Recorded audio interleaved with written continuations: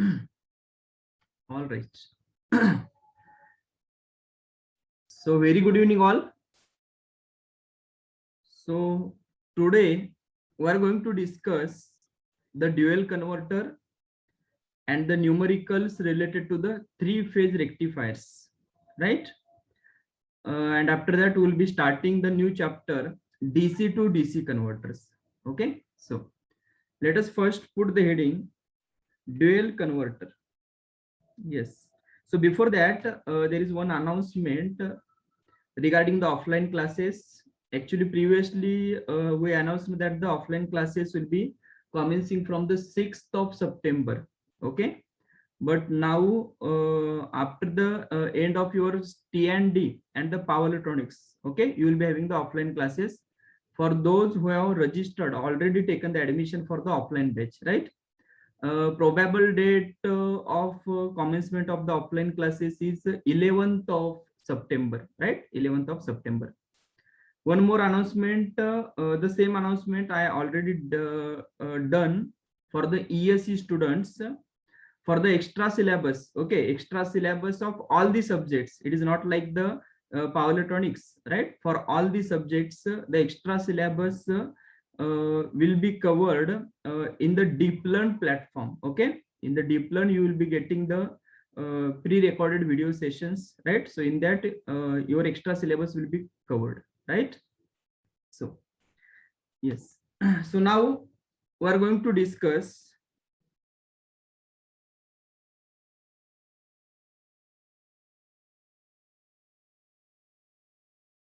what about for online students to hear class. Those who have already taken the admission for online, okay, they will be having the regular online batch, right? For ESC extra syllabus doubts, they will be organizing the doubt sessions, right? So don't worry about the doubts. No, no, there is a yeah, no chance of getting offline classes cancelled. Okay, they will provide you the Deep Learn login and those things, right? Okay, okay. So yes, so now let us discuss the dual converter. Okay, dual converter.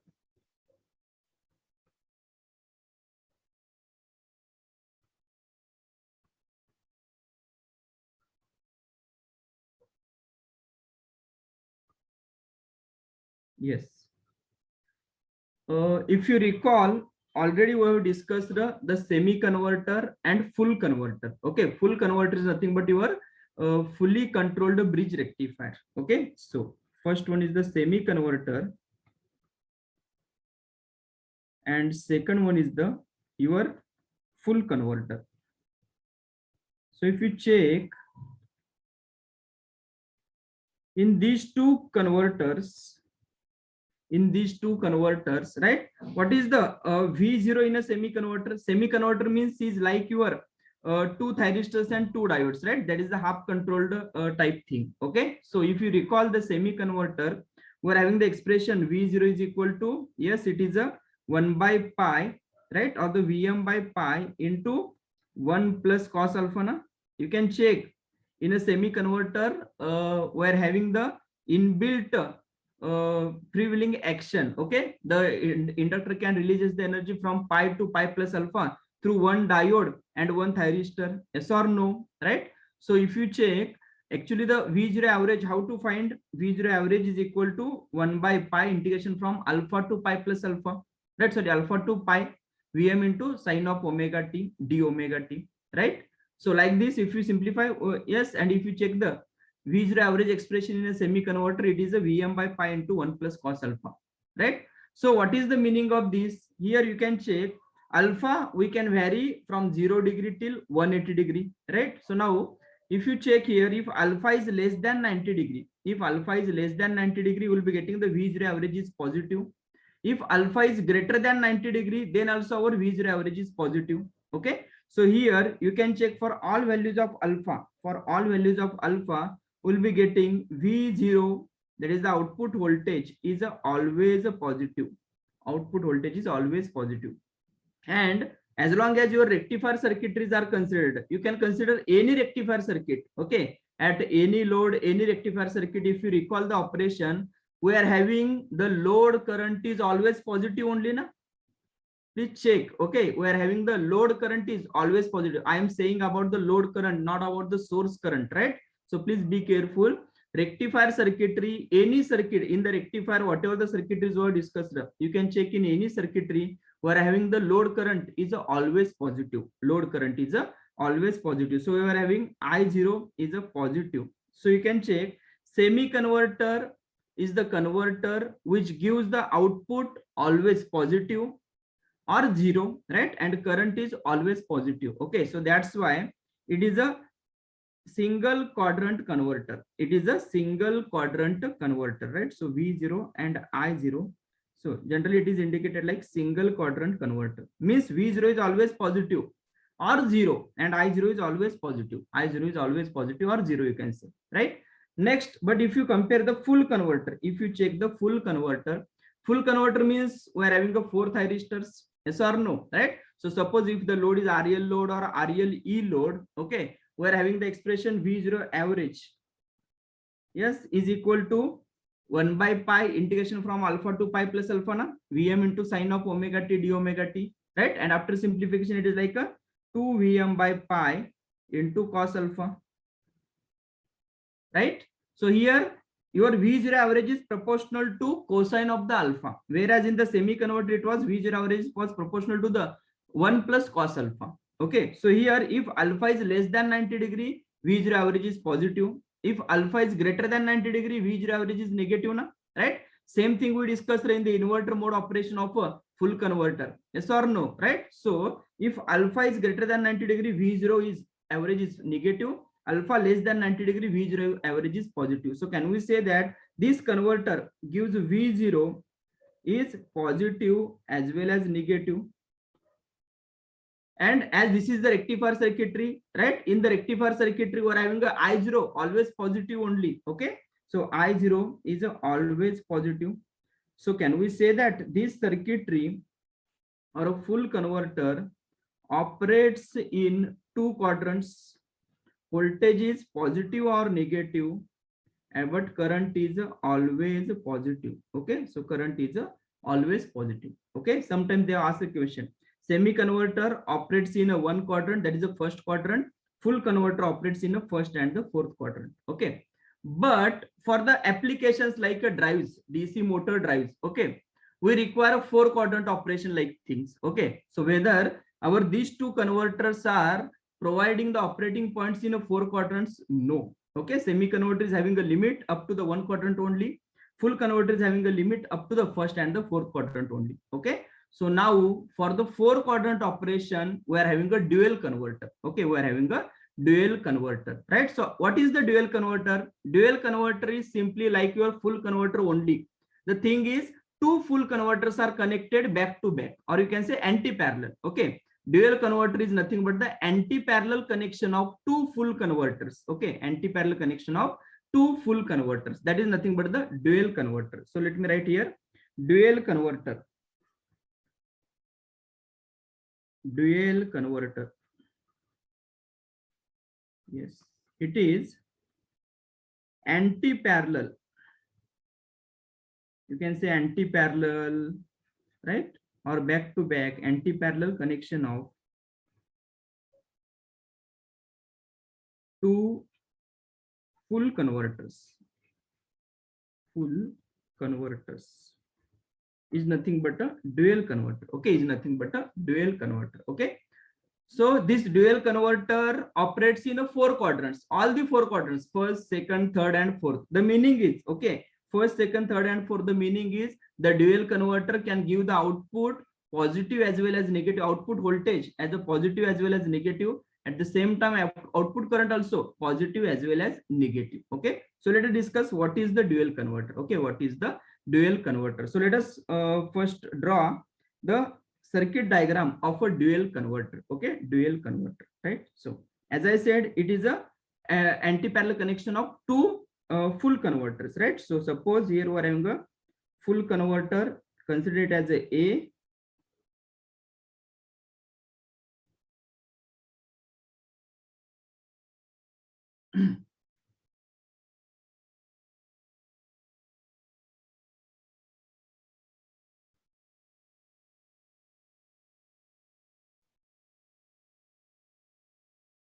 okay, so across this we'll be having a single phase supply, right?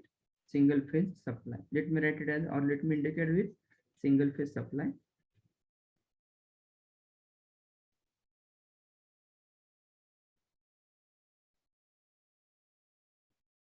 Right, suppose this is T1 dash, T2 dash, T3 dash, T4 dash. Okay, next between these 2 points we'll be having a load. Suppose the load is a RLE. Okay, RLE. This is your load voltage and the load current here, it is I0, right? Next, the second dual converter will be connected here.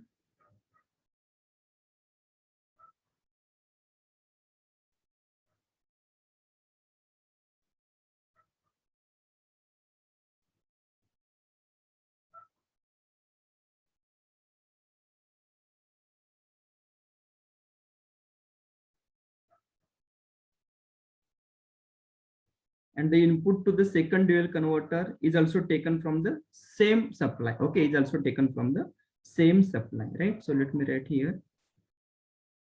Yes.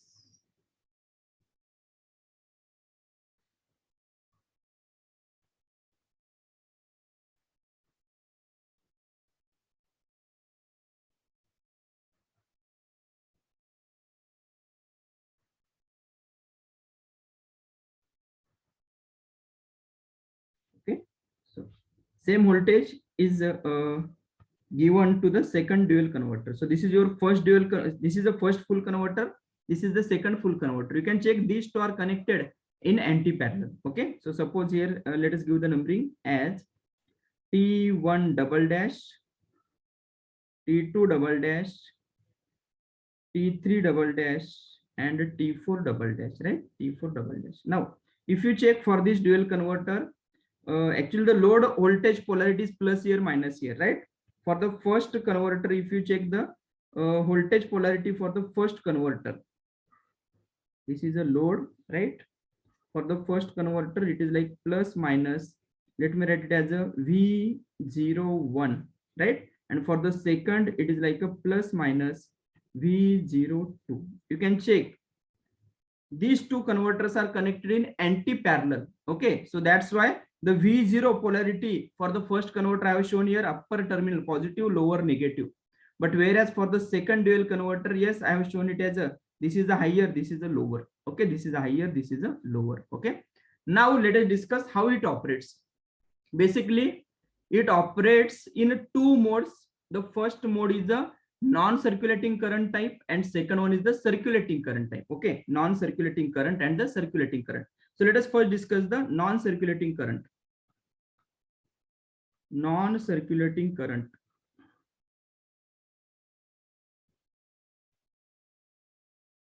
Okay, non-circulating current type. Okay. Okay. So in the non-circulating current type, the same circuit diagram will be having. Okay, but here both the converters, okay, we are not going to operate simultaneously. Okay, means out of these two, what will happen? One will be operating and second one will be at the rest position. Okay, and at the second case, the second one will be operated and the first one will be at the rest position. Now you can check. Suppose this is a converter A, this is a converter B. Okay, converter A and a converter B, right? Now suppose if I keep for this converter, okay, if I keep alpha less than 90 degree, if I keep alpha less than 90 degree, then what will happen? If alpha is less than 90 degree means V01 will be positive now, right? V01 is positive means V0 is positive. Can we say that? You can check the polarity of V0 and the polarity of V01, both are same or different? Both are same only. Are you getting the point, right? So now you can check here if I operate the first converter with a firing angle alpha less than 90 degree, then V01 will be positive, V0 is also positive. Okay, so we'll be getting V01 positive, V0 positive. Current direction you can check. Current will be circulating in the, yes, current will be circulating in the downward direction only. Yes or no? Right? Now suppose same thing. Suppose if I keep the converter B at the rest position, okay, and again if I for the converter A, if we increase the alpha greater than 90 degree, okay, if we increase the alpha greater than 90 degree, then what will happen? If alpha is greater than 90 degree means V01 will be negative, na? Yes or no? If V01 is negative, then can we say that V0 is also negative? Yes or no? Right? So let me write here first for convert non-circulating current type. Okay, so here for converter A, yes, if we operate for converter A, yes, if we operate with alpha less than 90 degree, alpha less than 90 degree, yes, we'll be getting V01, which is equal to V0, will be positive, na? V01 is equal to V0, that is a positive only. Yes or no? Right? Second thing, yes, if alpha is a greater than 90 degree, alpha is a greater than 90 degree, then V02 will be negative. V02 is equal, sorry, V01 is equal to V0, that will be the negative, na? You can check. If alpha is less than 90 degree, your V01, V0 both will be positive, right? Alpha greater than 90 degree, V01 and V0 both will be negative. Are you getting the point? Both will be negative. Now, as this is the rectifier, now this part is the rectifier only, right? So I0 will be always positive. So for this, we'll be getting a I0 is a positive only. Okay, I0 is a positive only, right? Now, here important thing, while operating that case, okay, I0 positive and V0 negative, then we need to operate like that regenerative braking type case we discussed now. We need to interchange the polarities of the EMF, right? Interchange the polarities of the EMF. So you can check here, voltage positive, current positive, quadrant of operation, first quadrant. Next, voltage negative, current positive, quadrant of operation, fourth quadrant. Okay, so by using this converter, we can achieve first quadrant operation and the fourth quadrant operation. Yes or no? First and fourth quadrant operation. Let me indicate here. Yes, first quadrant and fourth quadrant.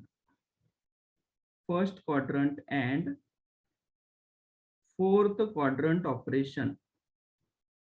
First and the fourth quadrant operation, right? This is the one thing.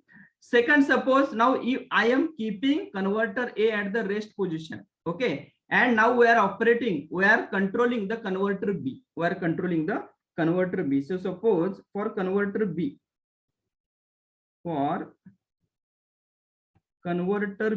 okay, so you can check here where having converter B is here, okay, it is connected in anti-parallel. So for this converter B, if I keep alpha less than 90 degree, then what about the V02? Can anyone? For the converter B, if we keep alpha less than 90 degree, then what will be the V02? Whether it will be positive or negative? V02 will be positive or negative? V02, not V0. I'm asking V02. Come on. V02 will be positive only. Please be careful. This is connected in anti-parallel, na? Yes or no? If alpha is less than 90 degree means it is like you can simply check, na? If supply voltage positive means what? It is plus here, minus here. Current will flow like this. Okay.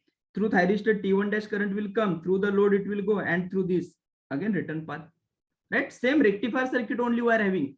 So if alpha is less than 90 degree, then V02 is positive. If V02 is positive, the meaning is what about the V0? If V02 is positive, what about the V0? Positive or negative? V0, come on. If V02 is positive, V0 will be negative, na? Right? V0 will be negative. So please try to understand for converter B what I am doing for alpha less than 90 degree. Okay, I am keeping alpha less than 90 degree. So V02, okay, is a positive. And what about the V0? And V0 is a negative. V0 is a negative. Okay, so now you can check if V0 to positive, V0 negative, what about the current that is flowing into the circuit, whether that current will be, that is current flowing through the load, whether that current will be upward or downward direction. Current will be in the upward direction na? Right? Because from here actually the you can check if we apply the alpha less than 90-degree, current will be coming through right T1 double dash, and through load it is flowing na. So current in the load will be in the upward direction only, right? Just like this converter only. Okay, converter A, it is connected like this. Converter B, wow, yes, connected anti-parallel. For alpha less than 90-degree means it is plus here, minus here. Okay, so current is coming out here, and like through the load, it will be moving in the upward direction. So what is I0 here? I0 is a negative. I0 is a negative. So we'll be getting I0 negative. I0 is a negative. This is the one thing. Next, suppose if alpha is greater than 90-degree. If alpha greater than 90-degree, V02 will be negative. If V02 negative, what about the V0? V0 means this voltage. V0 will be positive, na? V02 negative means V0 will be positive. Okay. And I0, you can check this converter is connected anti-parallel. Okay. So this converter will give you positive current. This converter will give the negative current. Okay. So here you will be having I0 is a negative only. So you can check voltage negative, current negative, right? Voltage positive, current negative. So which quadrant of operation? Voltage negative, current negative. Okay, voltage is also negative, current is also negative. Third quadrant operation, right? Voltage positive, current negative. Now voltage is positive, current is negative. That is the second quadrant operation. Yes or no, right? So by using this converter, that is a converter B, by controlling the converter B, right, we can operate, okay, circuit in yes, second and the third quadrant. Okay, second and the third quadrant. Let me write here second and third quadrant. Yes, by operating or by controlling converter B, yes, we can get quadrant 2 and quadrant 3 operation. Quadrant 3 operation, right? So like this we can get 4 quadrant operation. Okay, means I can control converter A by keeping the converter B at the rest. Second, I can control the converter B by keeping the converter A at the rest. Okay, this is the one method or one mode. Second mode, we are having a circulating current mode. Okay, if you check in this mode, it was like a our converters, okay, were operating at a one was operating, second was at the rest position. Okay, means non-simultaneous type thing. In the circulating current mode, we are going to control the converters simultaneously. Okay, means both the converters will be acting, both the converters will be working, both the converters will be controlled simultaneously. Okay, so what is the second? Let us discuss. Circulating current type.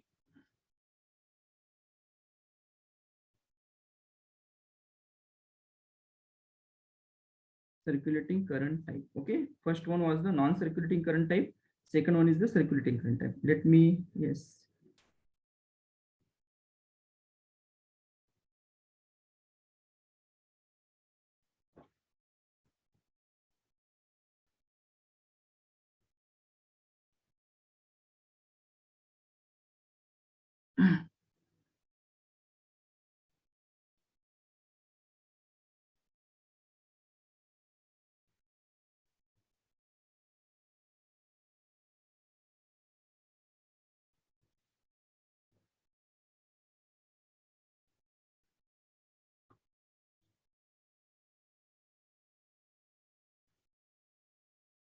right.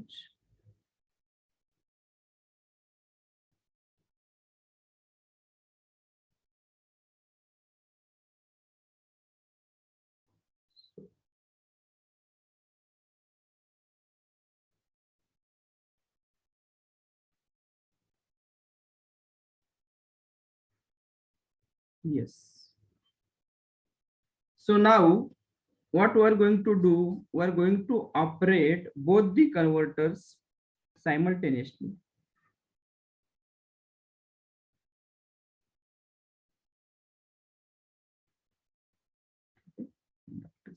Now, so simultaneously means you can check here. We know here polarity is plus minus, that is a V01. For the second converter, it is a plus here, minus here, it is a V02. So for this converter or for this circuit, can I write V0 is equal to V01, which is equal to minus V02? Yes or no? Right? So can I write V0 is equal to V01, which is equal to minus V02? Right? Now, what is a V01? That is the output of the first converter. We have discussed what is the output of the full converter. It is a 2 Vm by pi into cos alpha. Yes or no? So let me write it as 2 into Vm divided by pi into cos of alpha. This is your V01. That is the output of first converter. Okay, output of first converter. Okay, let me write it as equation A. Similarly, what is the V02? Yes, V02 is also same expression, na? Because V02 is the output of this converter only, right? So let me write it as V02 is equal to 2 Vm divided by pi into cos of alpha. So instead of alpha, let me write it as a alpha A here and a alpha B here, right? Alpha A and a alpha B. Alpha A is the firing angle of first converter, that is the converter A. Alpha B is the firing angle of the converter B. Alpha A, converter A, alpha B is the firing angle of the converter B. Now you can check from equation A, can we write V01 is equal to minus V02, right? Because we can check across the same terminals, we have given the notations like V01 and V02. So that's why I'm writing V0 is equal to V01, which is equal to minus V02, because the polarity for the V01 is, V02 is plus here, minus here, which is opposite to that of V01, na? Right? So that's why here I'm writing it as V02 is equal to Vm by pi into cos alpha. Okay. So now can we write? Yes, from equation A. So from A, can I write this equation A is equal to equation 1 is equal to equation 2? Because we know V01 is equal to what, where, or equation 1 is equal to minus equation 2. Yes or no? Right? So let me write it as V01 is this thing, that is a 2 Vm divided by pi into cos of alpha A, which is equal to minus V02, na? So it is minus 2 into Vm divided by pi into cos of alpha B. So here 2 Vm by pi, 2 Vm by pi cancel out. Can I shift this term to the left hand side? So it is like a cos alpha A plus cos of alpha B is equal to 0.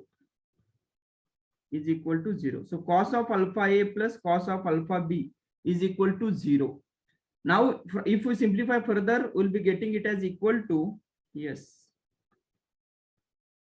we'll be getting it as equal to alpha A plus alpha B should be equal to 180 degree. Then and only then your cos alpha A plus cos alpha B will become 0. You can check. You can select alpha A is, let us consider it is a 30 degree. If alpha A is 30 degree, your alpha B is equal to 180 minus 30, that is a 150 degree.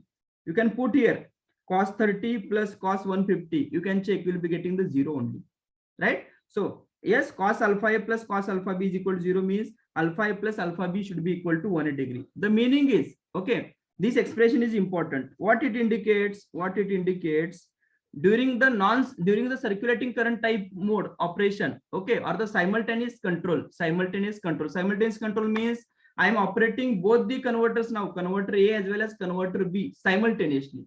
Okay, whereas in the previous case we discussed, in that case only one converter was acting, na, right? At that time second one was like a rest position, but here both the converters were going to control. Okay, so in order to fulfill the requirement of the load, what is the requirement of the load means, if voltage across load is plus here, minus here, the meaning is if we want to control these two converters, okay, so that voltage across the load, okay, should be equal to your V01, which is equal to minus V02. then we need to control the alpha A plus alpha B should be equal to 180 degree. The meaning is, if for one converter, if we are keeping the firing angle alpha less than 90 degree, then for second converter we need to keep firing angle alpha greater than 90 degree. You can check, if I select alpha A less than 90 degree, your alpha B, yes, it will be, yes, you will be getting it is a greater than 90 degree only, right? Alpha A you can select 60 degree, alpha B required is equal to 120 degree, right? If you select alpha A is equal to 30 degree, alpha B is equal to 150 degree. Means again you can check, if alpha B is less than 90 degree, then obviously your alpha A required is greater than a greater than a 90 degree. Okay, the meaning is, in the simultaneous control, okay, if one converter operates as a rectifier, then second converter need to operate, okay, in a inverter mode, because greater than 90 degree means what? It is like a inverter mode. Greater than 90 degree means it is like a inverter mode of operation. Okay, so please try to understand, if this alpha is less than 90 degree, second converter alpha should be greater than 90 degree, so that this condition alpha A plus alpha B is equal to 180 degree, right? This requirement, okay, will be getting satisfied. How we have derived this alpha A plus alpha B is 180 degree? You can check. We have written simple thing, V0 is equal to V01 is equal to minus V02.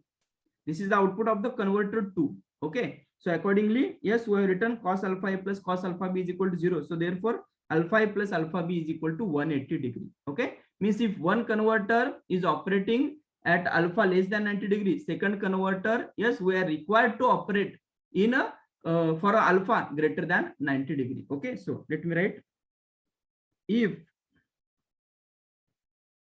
converter A operates as rectifier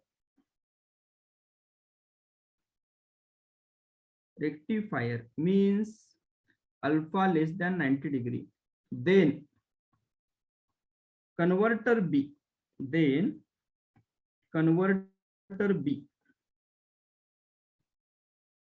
yes operates as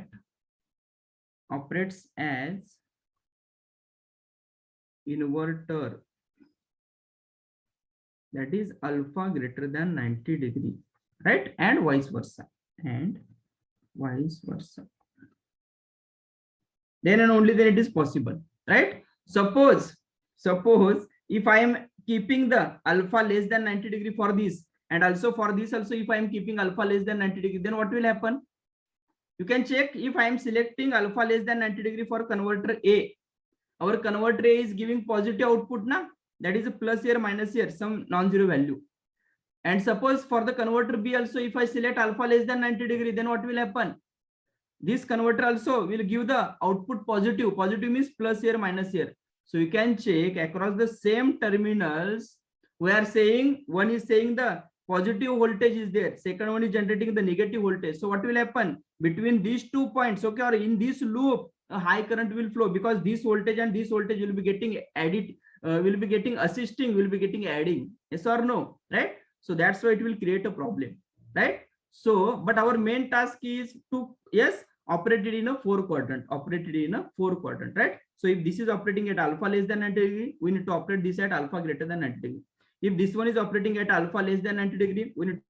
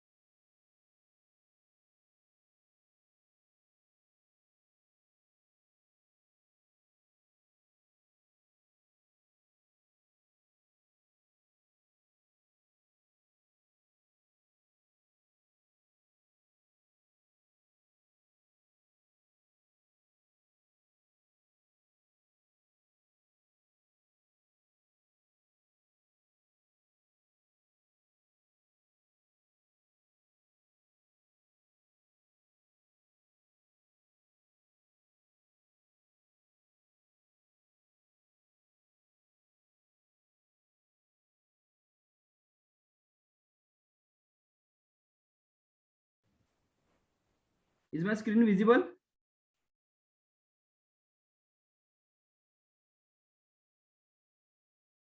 Yes. Okay, right. Yeah. So yes, so we need to operate the converter A and converter B in such a way that alpha A plus alpha B should be equal to 180 degree. Alpha A plus alpha B should be equal to 180 degree, right? Now suppose I am operating converter A at alpha less than 90 degree and converter B at alpha greater than 90 degree. Okay, then how will be the output? Let us discuss. Okay, how will be the output? Let us discuss. Suppose this is your Vs.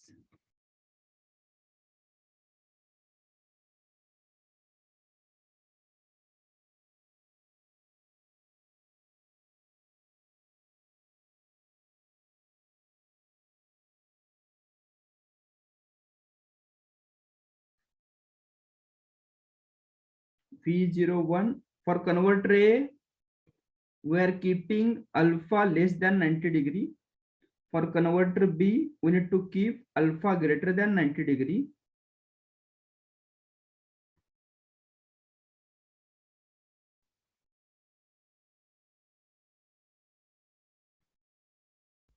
Right? So suppose if alpha is selected less than 90 degree for converter A. So how will the output? You can check. Consider continuous conduction. Output of the converter A will be like this. So no, we already discussed for RL load, full converter. Right? This is like your alpha A. This is a pi plus alpha A. Here it is a 2 pi, right? And here it is a 3 pi. So or no? Similarly, if this is alpha A for converter A, so what is the required alpha B value? 180 minus alpha A, na? Right? So you can check alpha A is less than 90 degree. If alpha A is less than 90 degree, what about the alpha B greater than 90 degree? Okay, so suppose I am selecting alpha B here. This is alpha B, pi plus alpha B, and this is 2 pi plus alpha B. So we'll be getting the output voltage like this.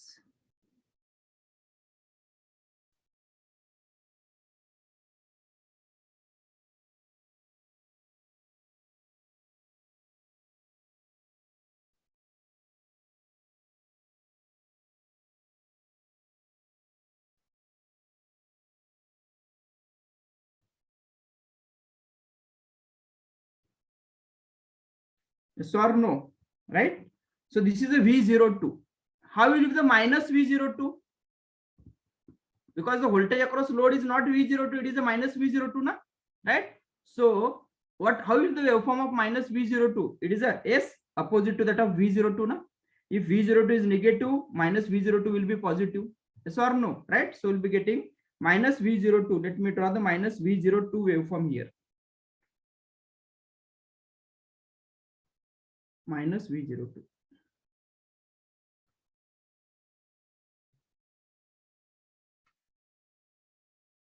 Yes.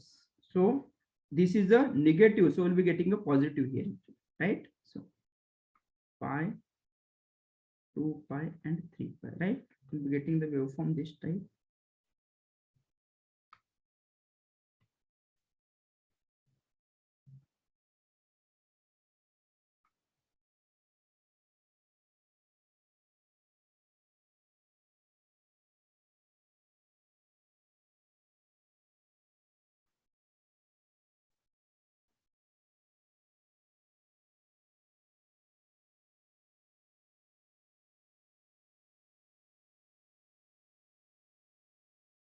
You can check. This is like your pi. Here it is a 2 pi, and here it is a 3 pi. This instant indicates your alpha B, pi plus alpha B. This is 2 pi plus alpha B, na? So yes, it is a negative here. So you can check minus V0 is a positive, right? After that, V02 is a positive here. So corresponding to that, minus V02 is a negative, right? Next, you can check V02 negative minus V02 is a positive, right? So this type of waveform will be getting. So now you can check the average value of minus V02 and average value of V01. Both will be same only, because we have written V0 is equal to V01 is equal to minus V02. Okay, even though V01 average and minus V02 average both will be same, you can check area under this positive and here area under this positive will be getting positive only. That is the same only. Okay, but if you check the instantaneous values of V01 and minus V02, instantaneous values I am saying, okay, instantaneous values means here V01 is negative, but whereas in this case starting period V01 V02 is positive now. So instantaneous values are different, instantaneous values are not same. Definitely your V01 average and minus V02 average both are same. Let me write V01 average and V02 average minus V02 average, okay, are same, but their instantaneous values are not same.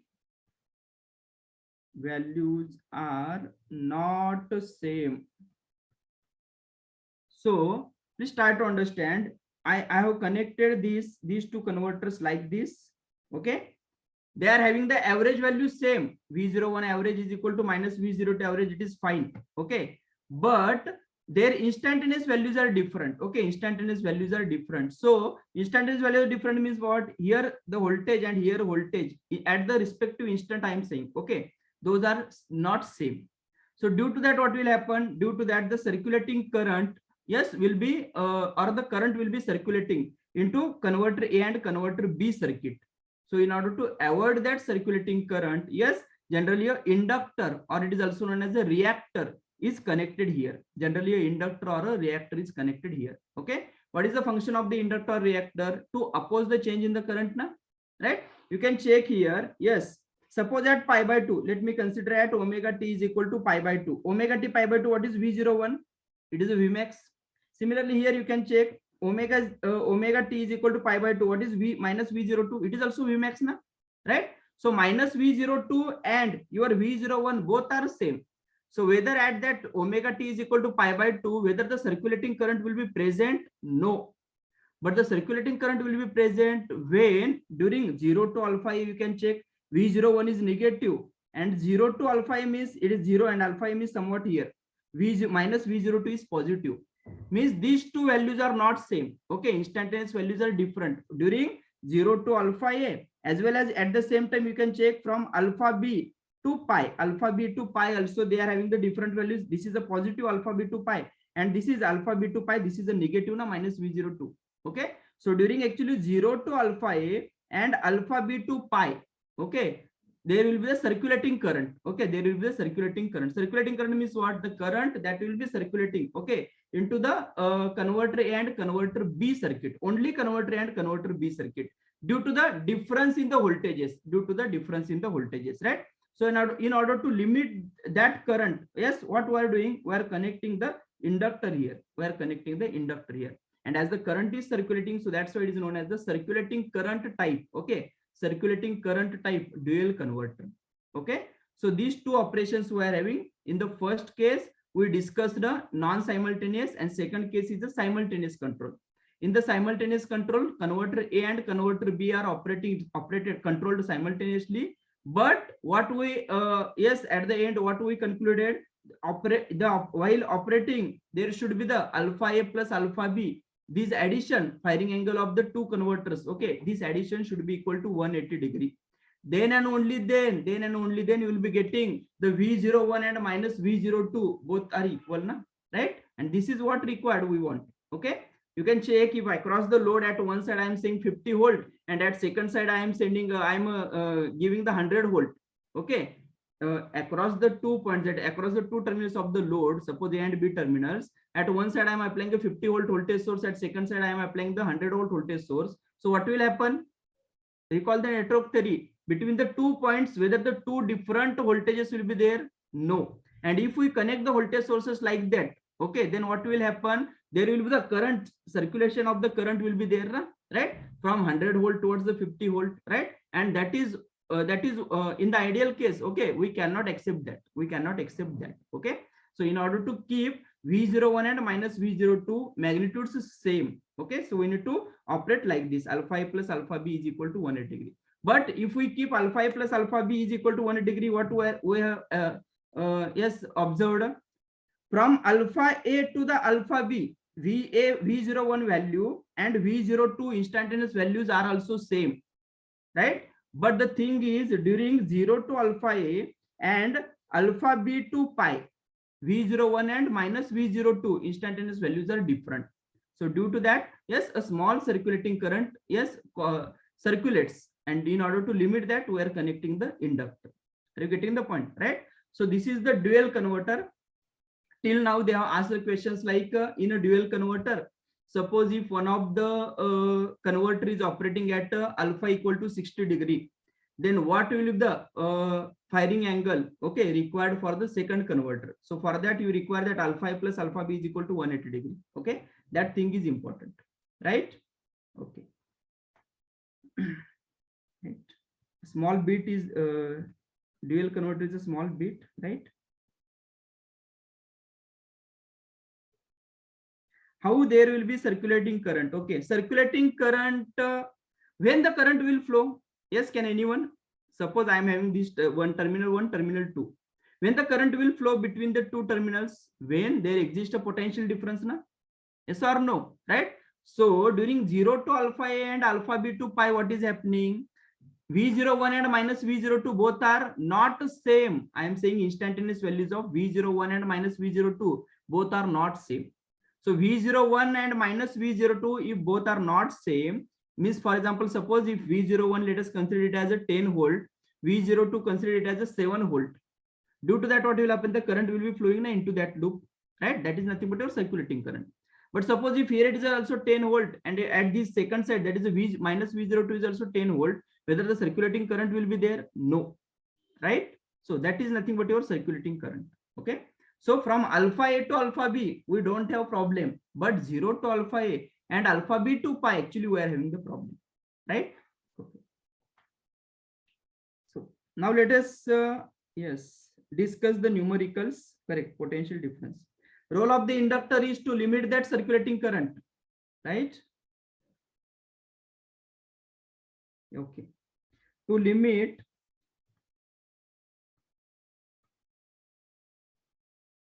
circulating current,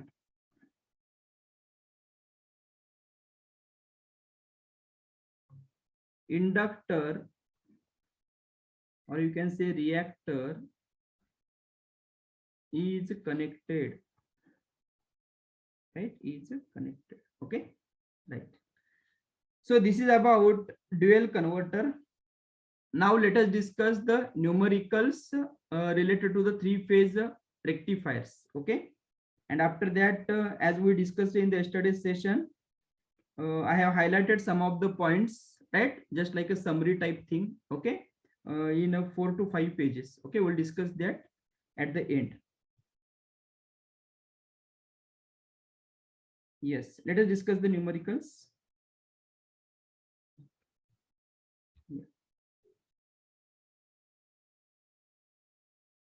A three-phase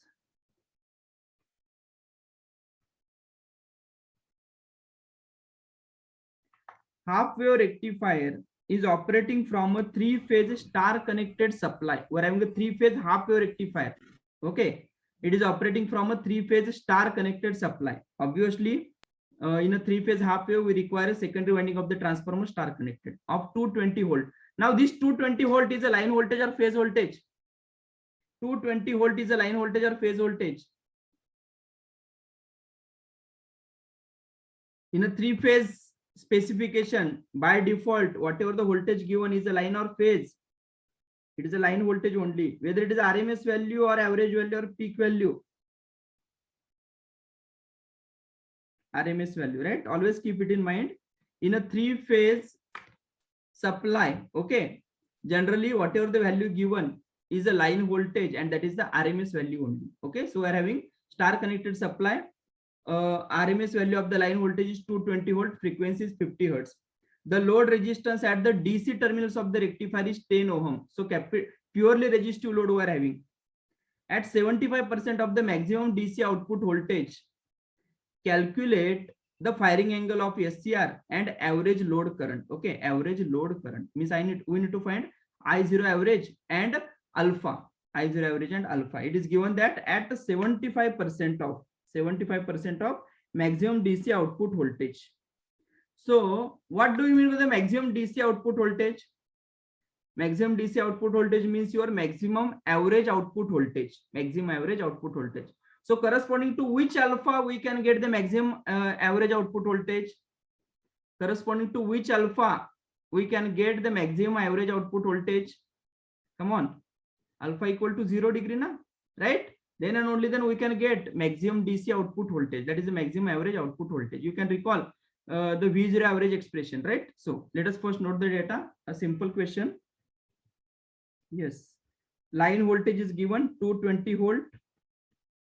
Frequency is given 50 hertz. Resistance load is 10 ohm. It is given that V0 average is equal to 75%. 75% means 75 by 100. So that is 0.75 into maximum DC output voltage. So let me write it as maximum V0 average. Okay. So V0 average is 0.75 into maximum V0 average. Okay. Next, calculate the firing angle alpha. First bit we need to find alpha, and in the second bit we need to find average load current. That is the I0 average, right? I0 average. Which converter we are having? We are having a 3-phase half wave rectifier. Okay, 3-phase half wave rectifier. 3-phase half wave rectifier. So let us first write the V0 average expression of 3-phase half wave rectifier. 3-phase half wave means it is like a 3-phase supply. In 3 lines we connected the 3 diodes, 3 thyristors. Okay, and 1 neutral point was there. Okay, and those 3 thyristors at the cathode side we connected, we short circuited cathode side, right? And then across that short circuited terminal and the neutral point we connected the load, right? So we are having a 3-phase half wave rectifier circuit. Okay, so for this circuit, if we recall, yes, the V0 average expression, yes, we are having it is 3 VML by 2 pi into cos alpha, right? V0 average is equal to 3 VML by 2 pi into cos alpha. Now VML means what? Maximum value of line voltage. Maximum value of line voltage, right? So from this, can we find the maximum V0 average? Maximum V0 average means alpha equal to 0 we need to put. Okay. Next, let me write maximum V0 average is equal to 3 VML divided by 2 pi into cos of 0 degree. Please try to understand this one. I am keeping alpha 0 degree here. If alpha is 0 degree, then output voltage will be maximum. So that's what is the maximum V0 average. Okay. So next, this can be written as 3 into what is VML? VL into root 2, line voltage into root 2. That is your peak value of the line voltage divided by 2 pi into cos 0. That is a 1. So it is a 3 into what is VL? They have given it as a 220 volt.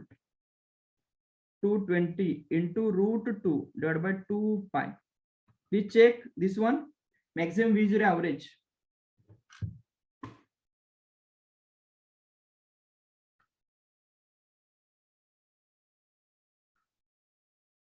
$148.55, right?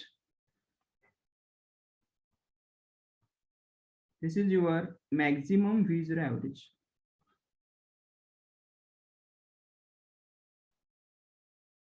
Now, if this is maximum V0 average, so what will be the 75% of this, right? That is the V0 average. So now V0 average is equal to, we have written 0.75 into maximum V0 average, right? So it is 0.75 into maximum V0 average. So you can check it is a 0.75 into 148.55. So if you check it is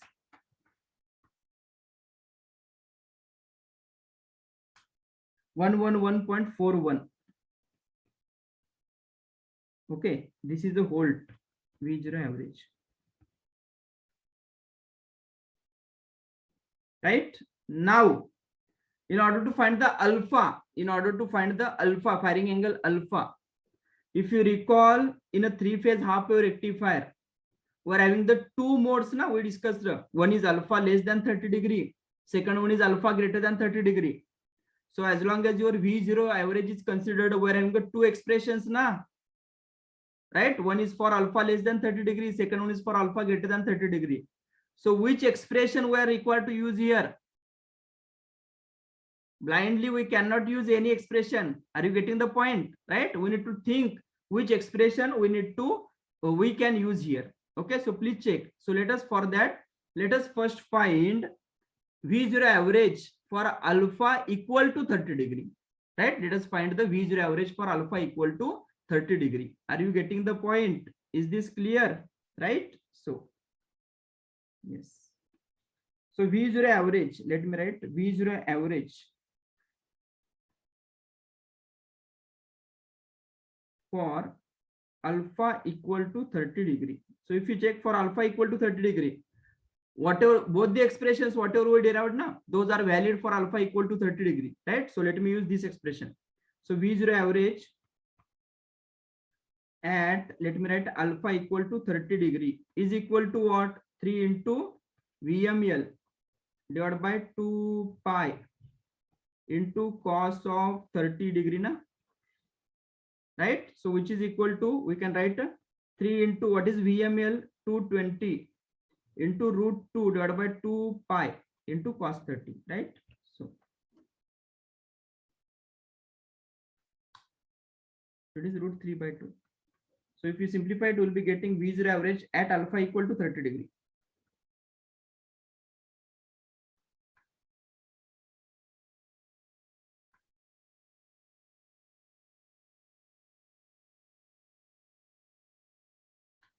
It is 181.93 na. So therefore V0 average at alpha equal to 30 degree is equal to 181.94 volt. This is your V0 average at alpha equal to 30 degree. Now if this is a for alpha equal to 30 degree, and what is your V0 average? It is a 111.41. So you can check here, V0 average 111.41 is less than that of V0 average at alpha equal to 30 degree na? Yes or no? Right, so let me write as V0 average is less than V0 average at alpha equal to 30 degree. So now from this statement, yes, my question is now which expression of alpha we need to use here for finding the alpha corresponding, which expression of V0 average we need to use here in order to find the V0 average, alpha, in order to find the alpha. We're having the two expressions, one is alpha less than 30, second one is alpha greater than 30. Yes or no? So you can check. We considered a maximum V0 average means alpha equal to 0 degree. Alpha 0 degree means your V0 average is maximum. As we go on increasing alpha, the alpha, your V0 average decreases. At alpha equal to 30 degree, whereas V0 average is 181.94. But our V0 average, that is 75% of maximum na, that is 111.41. That is even lesser than that of your V0 average at alpha equal to 30 degree. Means our alpha should be greater than 30 degree na. Is this very clear to all?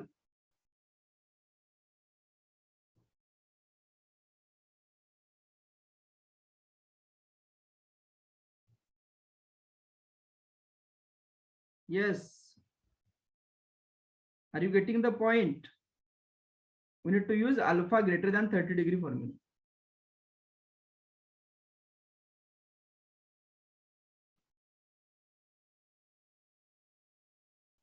Hello. Yes, please. Sir, actually, for alpha is equals to 30 degree, the maximum value is 128.65 because 3 VMP by 2 pi into 1 plus cos 30 degree plus alpha. Na? Which one you are saying? Sir, V0 average for alpha is equals to 30 degree. This one? Yes, sir. Okay, That, okay. This value is different. that is Okay. 128.65 actually. Yes, sir. Okay. 128. 65 volt. Okay. ठीक है 128.65 ना. Right? Let me Yes. see. 3 into 220 into root 2. Yes. It is a 4 pi. Na, that's right. Yes, 128.65. Correct. So now again the same. V0 average at alpha equal to 30 degrees 128.65. And our V0 average is 111.41. Na? So V0 average means this value, which is a 75% of maximum value, means this V0 average is less than your V0 average at alpha equal to 30 degree.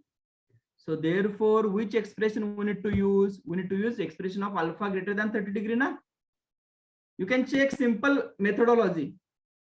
Alpha 0 degree means we are getting the maximum area, we are getting the maximum V0 average. As I am increasing alpha, I am increasing the alpha, our V0 average is decreasing. Na? You can check maximum V0 average, we got it is a 148.55. It is for alpha equal to 0 degree. From 0 degree till 0 degree till 30 degree, if we increase the alpha, then what we are getting? Alpha 30 degree, we are having the V0 average is the 128.65. Means from alpha is changing from 0 degree to 30 degree. Our V0 average is changing from 148.55 till 128.65. Now our task is to find the alpha corresponding to this value, na? And you can check whether this value is less than or greater than your V0 average at alpha equal to 30 degree. This value is a less than that of V0 average at alpha equal to 30 degree. Now alpha 30 degree, if we are having the V0 average is 128.65, and I want to find the alpha for a V0 average which is less than V0 average at alpha equal to 30 degree, then can we say that our alpha will be definitely greater than 30 degree? Yes or no? As your alpha increases, your V0 average go on decreasing. So for 30 degree, if this is the alpha, for 30 degree, if this is the alpha, then for 30 degree, if this is the V0 average, okay, then for the V0 average which is less than that of this V0 average, means our alpha should be greater than 30 degree. Please try to understand this one. We cannot use blindly any expression. No, we need to think whether our V0 average is less than that of V0 average at alpha equal to 30 degree or whether it is a greater than. Then and only then we can decide which expression we can use, right? So as V0 average is less than V0 average at alpha equal to 30 degree. So therefore alpha for V0 average, which is equal to 111.41. Let me write 111.41 volt. Okay, should be greater than 30 degree. Should be greater than 30 degree. So greater than 30 degree means we need to use the expression of V0 average which we derived for alpha greater than 30 degree. Na? So that expression we need to use here. Is this clear to all? Right? Okay. So therefore let me write. Yes. Okay. So for greater than 30 degree, what is V0 average we are having? So V0 average is equal to we are having 3 into Vm. This is a peak value of the phase voltage. Vm we wrote divided by 2 pi into it is like a 1 plus cos of pi by 6 plus alpha. Right? So we can check this Vm is we are having the peak value of the phase voltage, right? Peak value of phase voltage. So it is 3 into what is the peak value of phase voltage? Star connected over having na supply. So peak value of the phase voltage. So from line voltage we can find the phase voltage and into √2 we need to do. Okay. So line voltage is 220, or let me write 220 divided by √3 into √2 I am writing.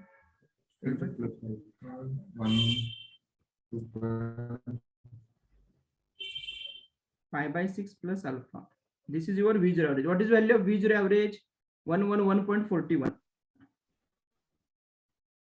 Is this clear? What I have done? VL by root 3 into root 2.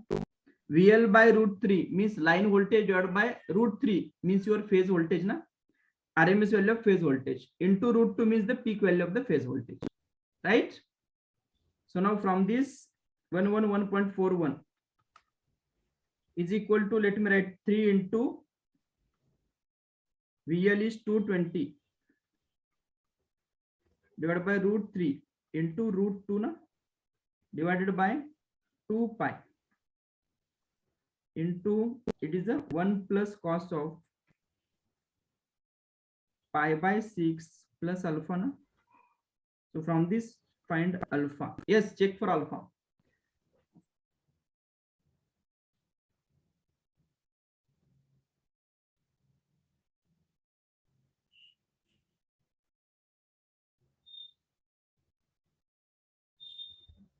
Yes, Dinesh, I will tell you, I will answer your question. Just a minute, right? 42.6 degree, right? 42.6 degree.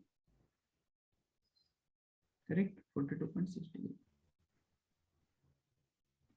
Yes.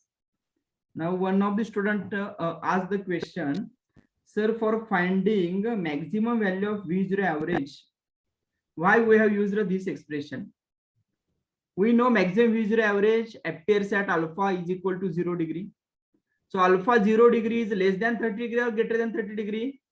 Less than 30 degree. So which expression we need to use? We need to use the expression of less than 30 degree, na? So that's why I have used this expression. Is this clear? Right? Okay.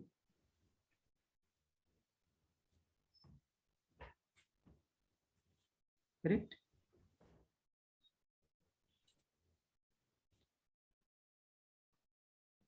Okay. So you can check 42.6 degree is the final answer, right? And second bit they asked for the I0 average. Okay, I0 average. Second bit.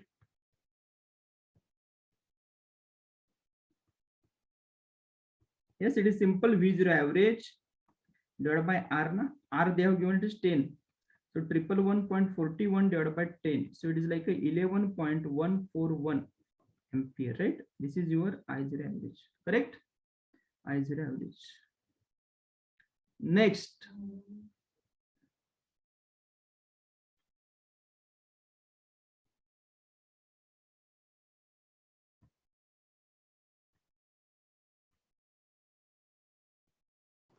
Sir, here why 220 by root 3, sir? It's actually VML, no, sir? We want VML. Now this VM is peak value of phase voltage. Okay, sir. Okay, sir. Okay. Right? Okay. So that's why I've taken divided by root, right? Okay. Next, let us discuss the next example. Once say alpha calculation, this is very simple. You need to multiply this 2 pi this side, shift this side. So multiply, calculate this term, divide it. Okay. 1 minus, sorry, that term minus 1 and take cos inverse and again minus pi by 6. Okay. So, okay. Next. Remaining doubts I will answer at the end of the session. So next example, yeah. A 3-pulse converter supplies from an ideal transformer. Okay, 3-pulse converter means it is a 3-phase 3-pulse. That is again 3-phase half wave. Okay, transformer from an ideal transformer, a load current I0 which is ripple free to RLFD load. RLFD load means RL load with the freewheeling diode. FD stands for freewheeling diode. Okay, which is ripple free to RLFD load means our load current I0 is equal to capital I0. The trigger angle is such that the freewheeling diode FD conducts each time for the same duration as each SCR. Please try to understand this statement. This is very important. Okay, the trigger angle is such that the freewheeling diode FD conducts each time for the same duration as each SCR. So suppose if T1 is if the T1 is in the on state, okay, is in a conduction mode for some particular duration, okay, then for the same duration after T1 the freewheeling diode will conduct. Again after freewheeling diode the T2 will conduct. After T2 again freewheeling diode. Next again T3, and after T3 again freewheeling diode. Please try to understand this. The RMS values of load current, SCR current and freewheeling diode current respectively are. Our task is to find the RMS values of load current, SCR current and freewheeling diode current. Okay, so let us find. So we're having, yes, 3-phase half wave controlled rectifier, right? So how is the circuit diagram? So it is like no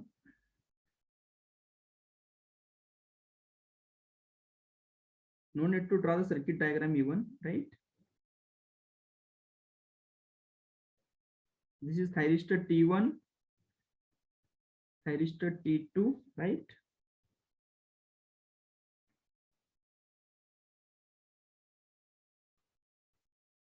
Thyristor T3, right? And here it is a load, RL load with a freewheeling diode.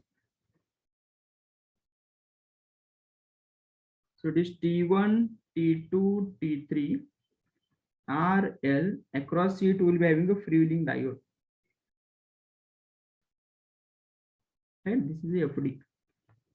So please read this statement carefully. The trigger angle is such that, that is the firing angle is such that, yes, such that the freewheeling diode FD conducts each time for the same duration as each SCR. For the same duration as each SCR means, suppose first T1 conducts, after T1 again freewheeling diode conducts.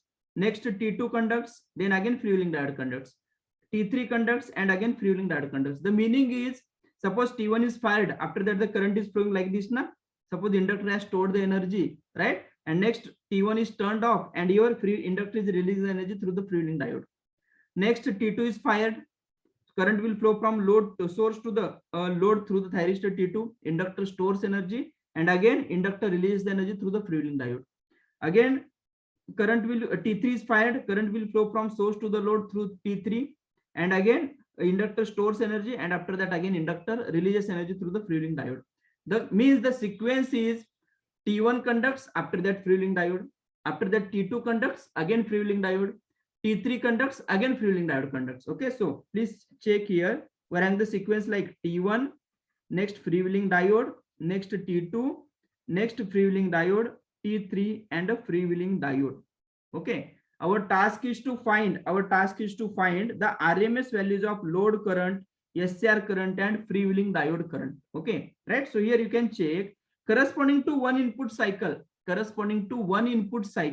yes, how many were having the sequence, how many times our devices are conducting.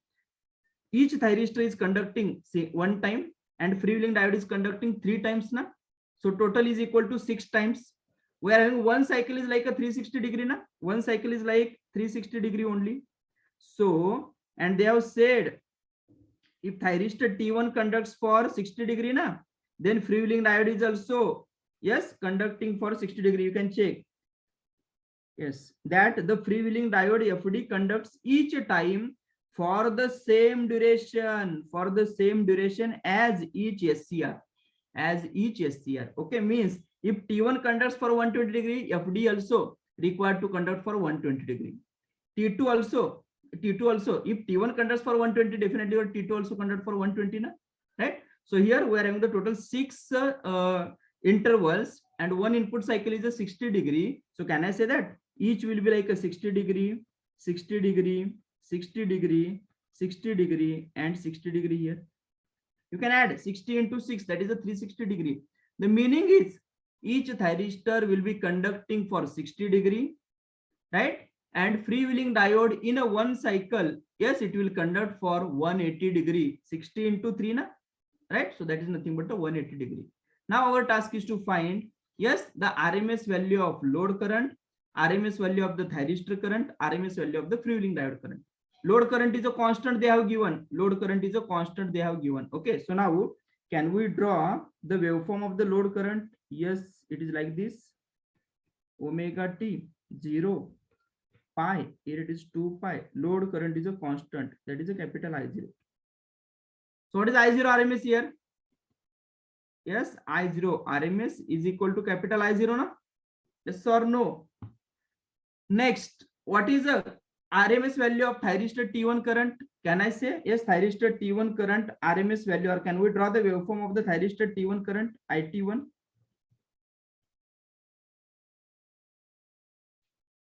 So thyristor T1 conducts only for 60 degree, na? Right? So 60 degree means it is like this. So only from till pi by 3, it is pi, and it is 2 pi, na? This is like your I0. This is like your I0. So only for this interval your thyristor T1 will conduct. Okay, right? Next you can check. So for this, can we find the IT1 RMS? Yes, IT1 RMS. I0, it is a constant current, na? So it is like you can simply find it either by using 1 by 2 pi integration from 0 to pi by 3 I0 square into d omega t to the power 1 by 2. Or you can put it at like this, I0 into under root pi by 3 divided by 2 pi, na? So you can check it is equal to pi will get cancelled, I0 by root 6. This is your IT1 RMS, right? Because it conducts for 60 degree only. Similarly, can we find the IFD waveform? Can we draw the waveform for IFD? IFD, freewheeling diode current. Yes, alternate freewheeling diode is conducting, na? So it is like pi by 3, 2 pi by 3, pi, 4 pi by 3, 5 pi by 3, and 2 pi, na? So the intervals or the freewheeling diode current will be like this. Here it is T1 conduct, freewheeling diode, T2 freewheeling diode, T3 freewheeling diode. Okay, what is this? Magnitude is I0. So can we find IFD RMS? IFD RMS. Either we can use the expression 1 by 2 pi, right, etc. Okay, so let me find it directly. So it is like a I0 into under root 180 by 360, na? So it is like a pi by 2 pi. So that will be like a I0 by root 2. So it is a IFD RMS.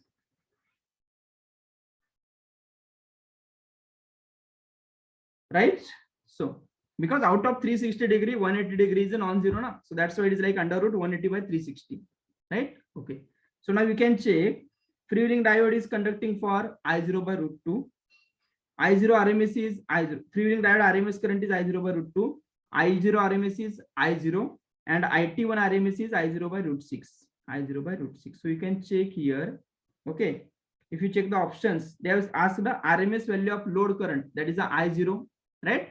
Next, SCR current, that is the I0 by root 6, and freewheeling diode current, that is the I0 by root 2. Okay. So if you check the options, which option will be correct? It is a 1:1 by root 6 raised to 1 by root 2. Okay, right? Is this clear?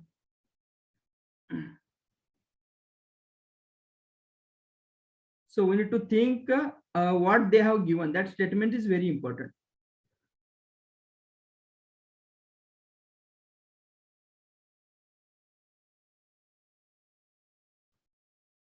Right? Okay. So this is about the second question. Let us discuss the next. Yes. A three-phase fully controlled rectifier is supplying power to a purely resistive load. The input to the bridge is 400 volt. Okay, we're having a three-phase fully controlled rectifier. It is supplying power to a purely resistive load. Input to the bridge is 400 volt. That is the line voltage. Frequency is 50 hertz.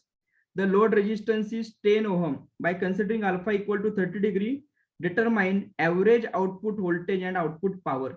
Okay, simple question. You can check here, three-phase fully controlled rectifier, that is a full wave controlled rectifier we're having, right? Three-phase full wave controlled rectifier. The input load is a purely resistive. R is given, it is a 10 ohm. input line voltage VL is equal to 400 volt, and the load resistance, yes, considering alpha equal to 30 degree, determine the average output voltage V0 average and output power, that is a P0 average. Yes, V0 average, we are having the direct expression. P0 average, yes, what is the P0 average here? Come on, what is the expression of P0 average? Purely resistive load we are having.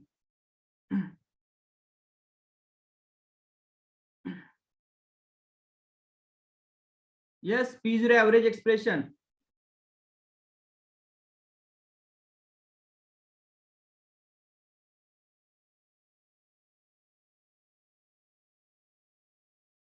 We are having purely resistive load. Why you are saying V0 average into I0 average? V0 RMS into I0 RMS, na?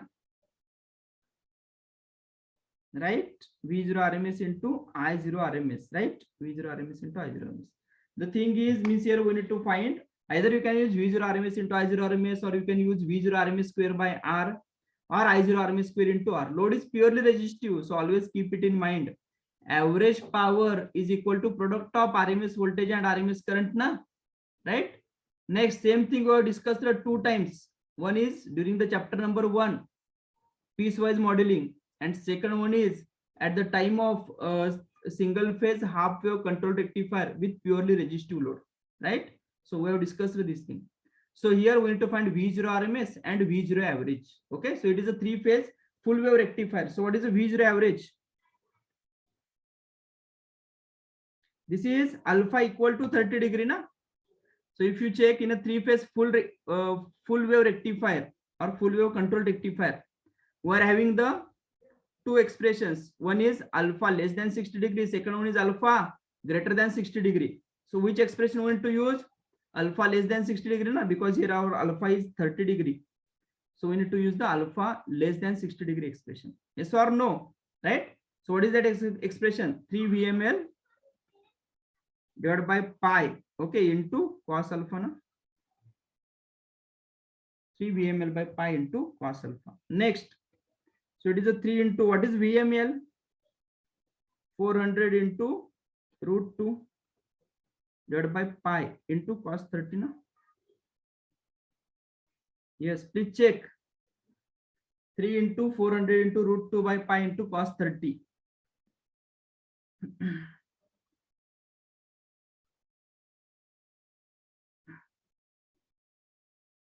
Yes, it is.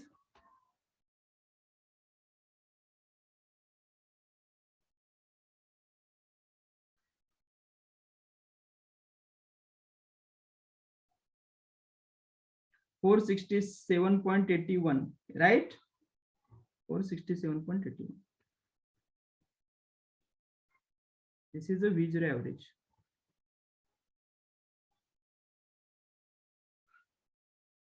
Next, we need to find the V0 RMS, right? In order to get the output power. Okay, so V0 RMS.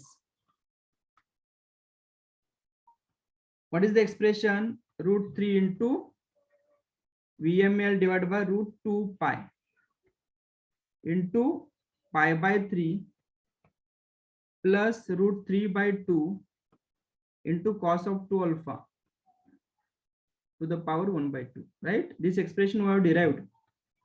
So it is root 3 into VML 400 into root 2 divided by root 2 pi into pi by 3 plus root 3 by 2 into cos of 2 alpha to the power 1 by 2, right? So this is equal to alpha is 30 degree, na? So 2 into 30.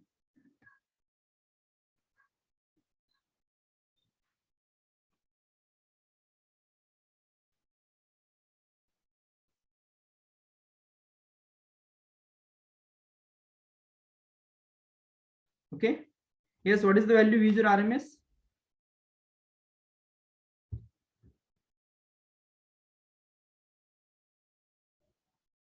475.6 na, 475.6 volt. So what is P0 average? Therefore P0 average, V0 RMS square divided by R na, 475.6 square divided by R is 10. Yes, please check. This will be 22.615 kilowatt na. Right. So can answer.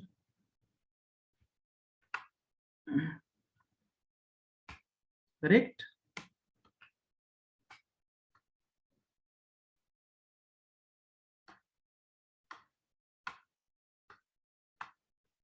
Yes, expressions you need to go through, right? We don't have alternative for how to memorize these expressions. Okay.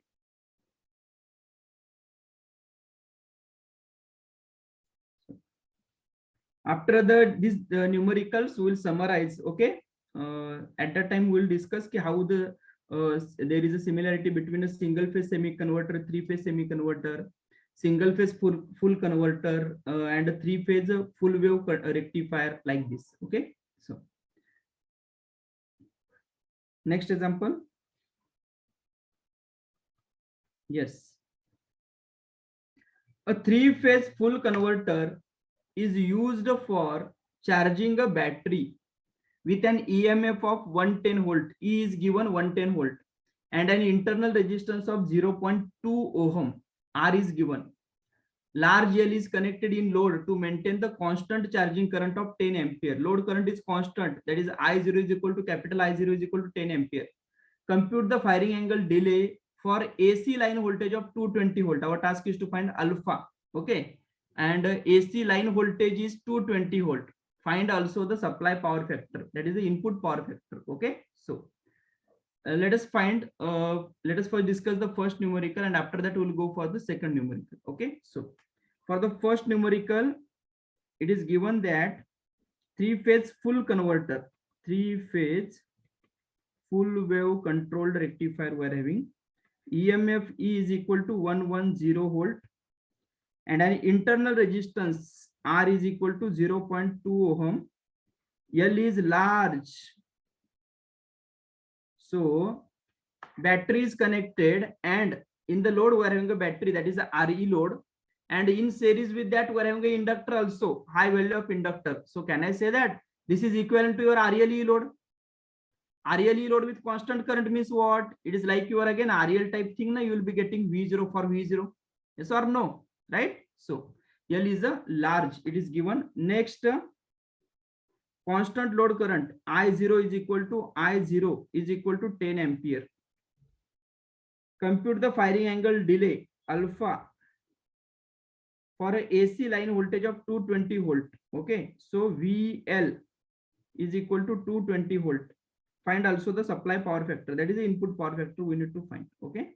This is for the first bit. Okay. First bit. Now, if you check here, we are having RLE load. Can I write V0 average is equal to I0 average into R plus E, because average voltage across inductor is 0 na, right? So can I write V0 average is equal to I0 average into R plus E, right? So for RE load. So now let me write it as V0 average is equal to I0 average into R plus E. Okay, which is equal to what is I0 average? I0 is constant na, 10 ampere. So I0 average is equal to 10 into what is the resistance they have given? It is a 0.2 plus E. It is a 110 na. So if you check, it is a 110 plus 2. So it is a 112 volt na. This is your V0 average. V0 average is 112 volt. Is this clear? Right? Now RLE load, right? RLE load with a highly inductive, right? Highly inductive. So in a three-phase full converter, we're having two expressions. One is alpha less than 60, second one is alpha greater than 60 for V0 average. Which expression we need to use here? Come on.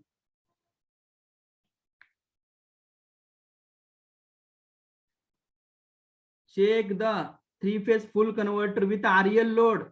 Three-phase full converter with REL load, whether we are having a discontinuous conduction for REL load, whether we are having a discontinuous conduction for REL load. Bhosle Pratik, how we can use any less than 60, yes or no, right? So because for REL load we are having only continuous conduction type thing, right? At the time of three-phase full converter discussion also, yes, we have written one statement. REL load where we are having only continuous conduction, so which expressions we need to use?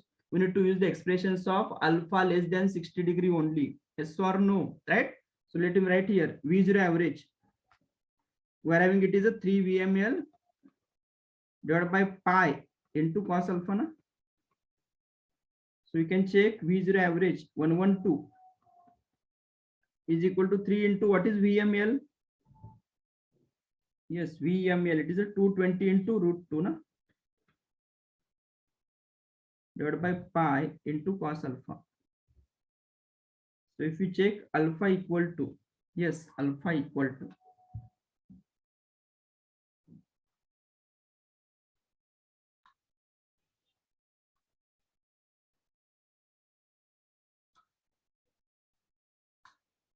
67.85 na?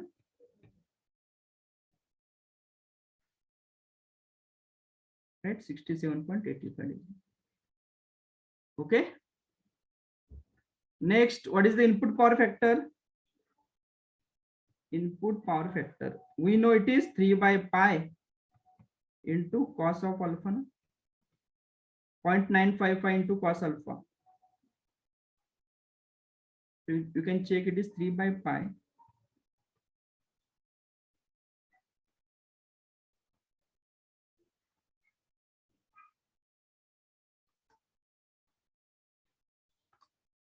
.36 na? Lagging, leading. Whether the power factor, input power factor will be lagging or leading.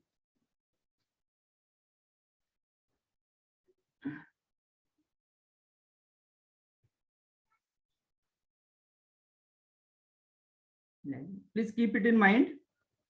In the rectifier, we are having only lagging power factor, because you can check for this circuit also IS1 waveform, okay, and your VS1 waveform.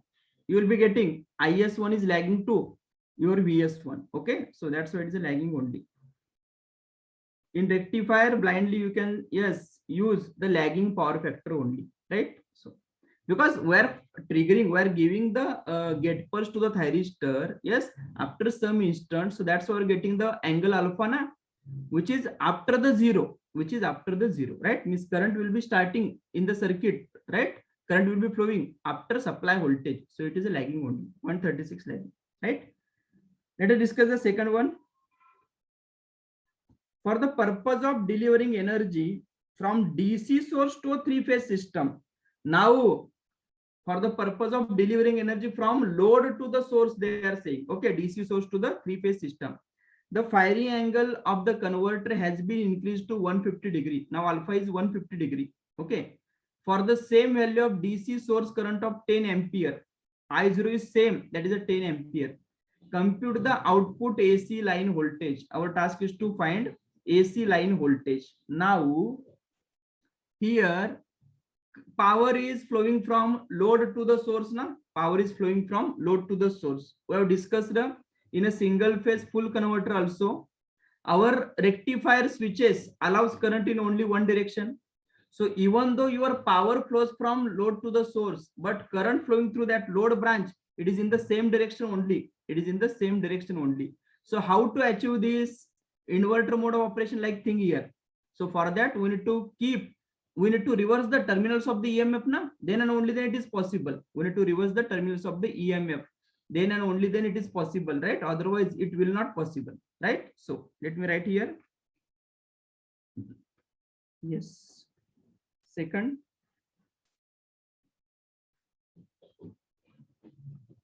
two,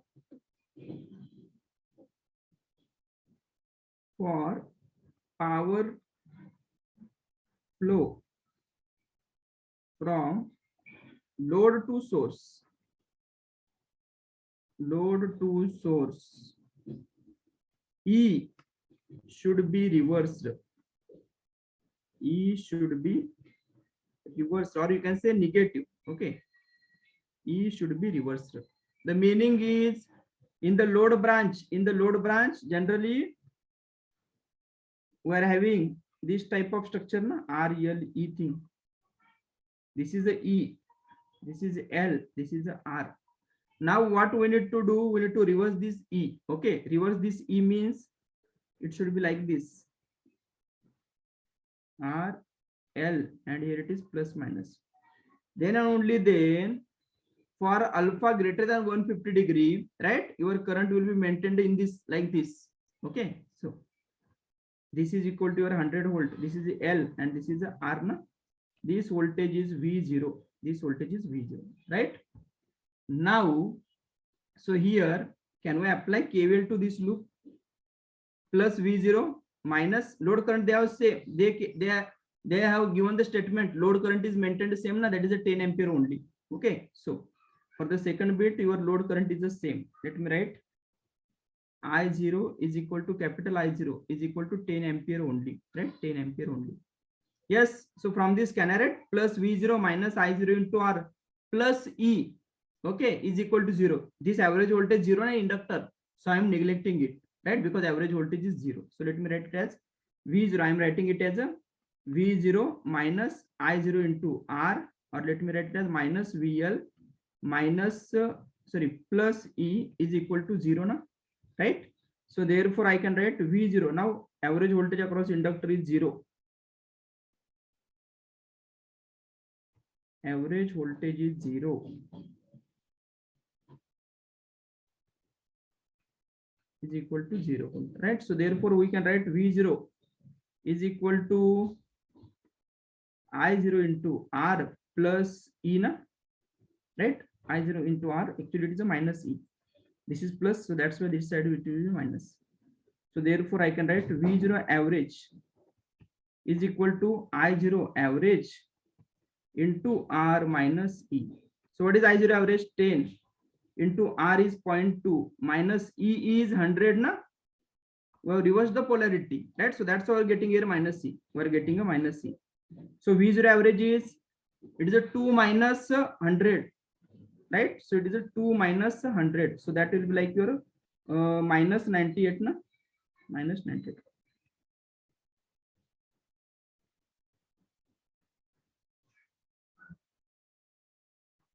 Yes.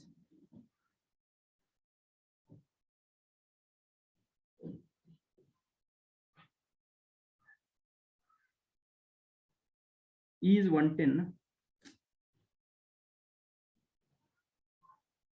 E is 110.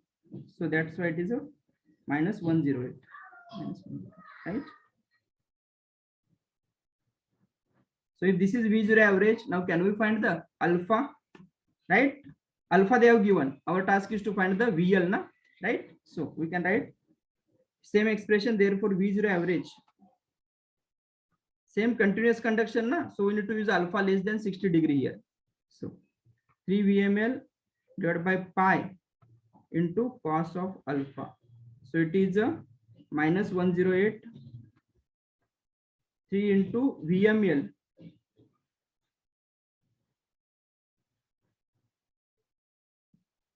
$220, na, it is, yes. 220 into root 2 divided by pi. No, we need to find it. Sorry. We need to find the line voltage into cos 150. So you can check from this, what is VML? We check here, they have given compute the output AC line voltage, means input side generally we say na, power is actually flowing from load to the source. Our task is to find the AC side line voltage. Okay, so that's why here I cannot put here VML is 220 root 2. We need to find it for this value of voltage and this value of firing angle.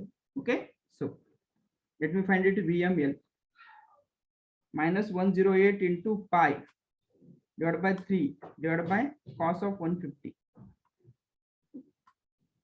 130.59, right? Volt. This is your VML. So what is VL? Peak value divided by √2, na? 130.59 divided by √2. 92.34, na?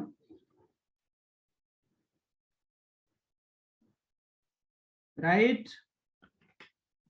92.34 volt.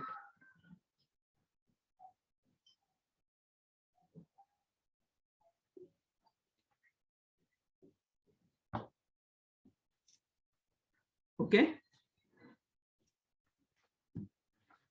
Next.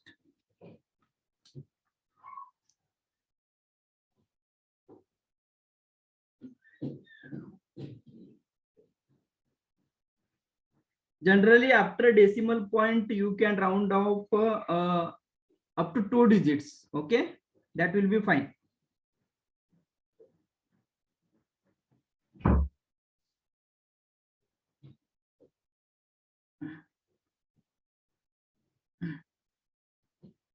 Yes, whether you are getting the voltage negative, please check once.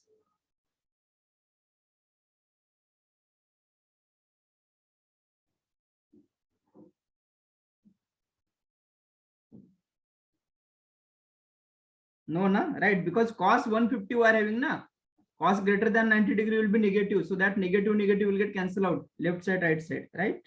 Okay. Yes, right? Okay. So this is your VL. Let us discuss the next numerical. Yes, this is a common data question. Means on the same data, they have asked the 2 questions. Okay. A solar energy installation utilizes a 3-phase bridge converter. Okay, we're having a 3-phase bridge converter here. This is a 3-phase bridge converter. This one, right? This is solar energy installation, right? To feed the energy into power system. So this is your power system, right? Next, and actually this is like your output of the solar energy. Okay, that is nothing but they have indicated with a battery, right? Next, power system through a transformer of 400 volts / 400. Yes, this is a transformer 1:1 ratio as shown below. The energy is collected in a bank of 400 volt, right? This battery bank is for energy is collected in 400 volt. Next, yes, battery, and is connected to converter through a large filter choke. This is a large filter choke, okay, of resistance 10 ohm. Its resistance is given, it is a 10 ohm. So please try to understand. Actually, this is battery.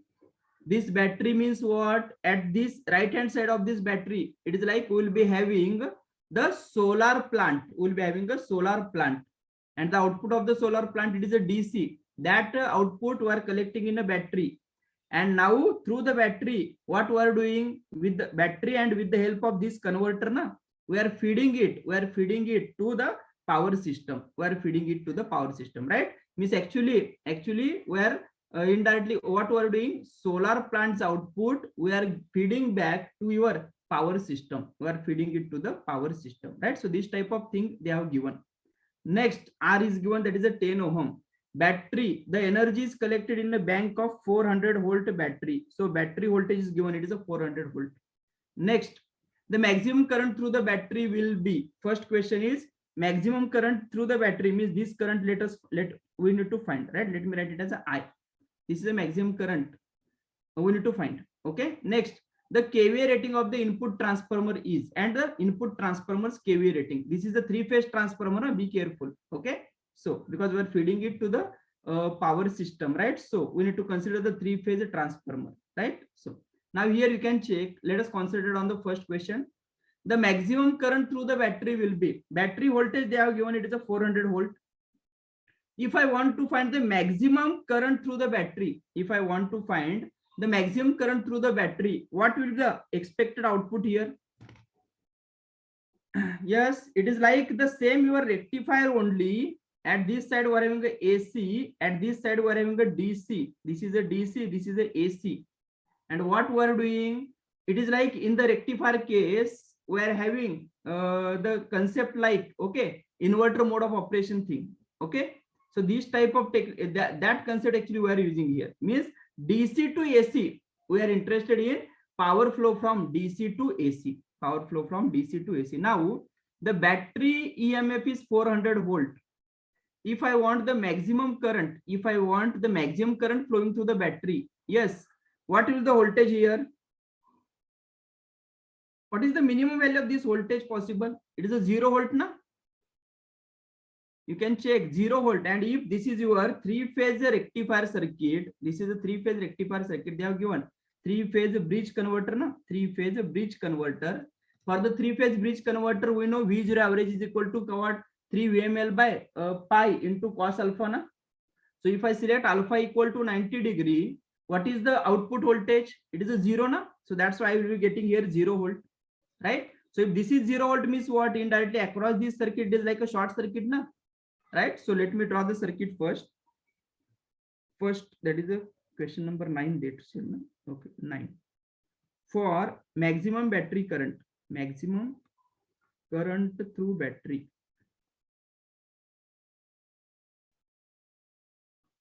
Through battery, right?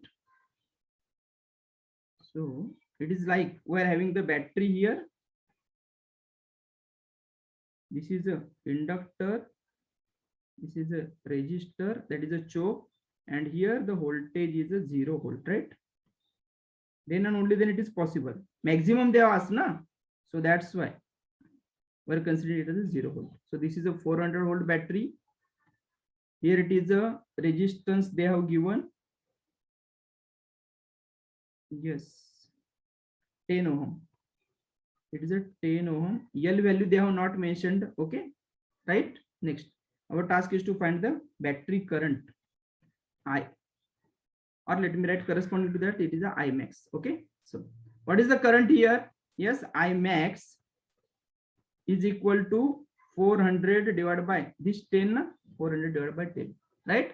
So it is equal to 40 ampere. It is a 40 ampere. So please try to understand here.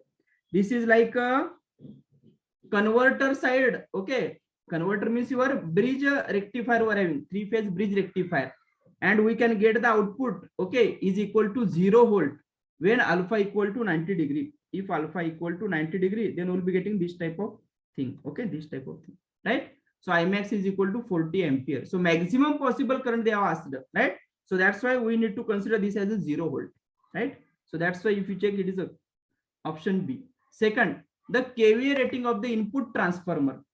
So this is a transformer we are having. Our task is to find the kVA rating. Our task is to find the kVA rating, right? So this is a 3-phase transformer. So what is the kVA rating? √3 into VL into IL. Okay, √3 into VL into IL, right? So now, yes, that voltage they have given, it is a 400 directly, right? Only thing is we need to find the IL, RMS value of the IL of the transformer, right? RMS value of the IL of the transformer. Yes. Sir, but the current direction in the converter is always from down to up. Actually, in this case, you assume that the current direction is from that up to down. It is not possible.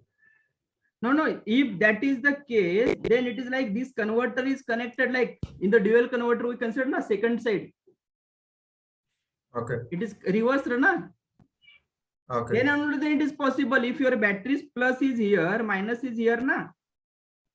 Whether the current will flow like this. We are interested in feeding power from here, this side to AC side, na? Sir, the figure shown in is for a single converter, sir. Upward direction shown, not single converter means that is only they have indicated that it is a rectifier bank. Right? Yes. Okay. If your battery polarity is plus here, minus here, definitely your this rectifier should be like this. Then only then it is possible. Okay. Otherwise, how you can feed the power from load to the source in this case? Okay. So, sir, otherwise battery polarity will be changed. Then in that case, it is possible. Either you can say it is plus here, minus here. Okay. Yes, sir. And Here keep it three. as it is. Otherwise, you can say this polarity and keep your rectifiers like this. Okay. Sir, we can get two type of current from for by polarity change. Another is at same polarity. Then from that two current, which is maximum current, we have to calculate. No. In both ways, you will be getting the same current. Same current. Maximum current will be same in both the ways you can get. In the if polarity will be changed after also. If polarity changed, na, then it is like your rectifier bank will be connected like this. Means for all the SCRs, anode at the lower side, cathode will be at the upper side. Okay. Right? Okay. So this is the peak value. Next thing is we need to find. Sir, Yes. sir, just one doubt, sir. This V naught average, if the output of this 3-bit converter, the V naught average is negative, then the overall potential difference will be more, no, sir. Then more current will flow. Where? At the end of this 3-phase bridge converter, Huh. if the output average voltage is negative, then in that case, like we'll get this 400 volt minus of minus this. But we are feeding the power from load to the source. If you are saying it is like polarity, like it is like plus here minus here, na? Yes, sir. Okay. But since it, they the asked, meaning, yes. but since they asked the maximum current, so how can they say whether we are saying supplying from load to source or source to load, sir? No. You can check. Na, they have mentioned the maximum current through the battery will be, and specifically they have mentioned here the solar energy installation to feed the energy into power system. Okay, sir. So we need to consider the actually current is flowing like this. Means actually your power flows from load to the source side only. Right? Yes, sir. Yes, sir. Next, KVA rating of the transformer. 10. Okay. KVA rating, or you can say VA rating of a transformer. Yes, if you check, it is equal to √3 into VL into IL. VL we know they have given directly 400 volt. Okay, that is the RMS value only. And this IL means what? RMS value of current flowing through the transformer winding. Okay, RMS value of current flowing through the transformer. Right, so you can check here. Transformer is connected to this here. Transformer is connected to rectifier side, na? Yes or no? If this is a three-phase transformer, can I say that in a three-phase transformer means circuit will be, let us consider this type of circuit will be having. Let me draw here.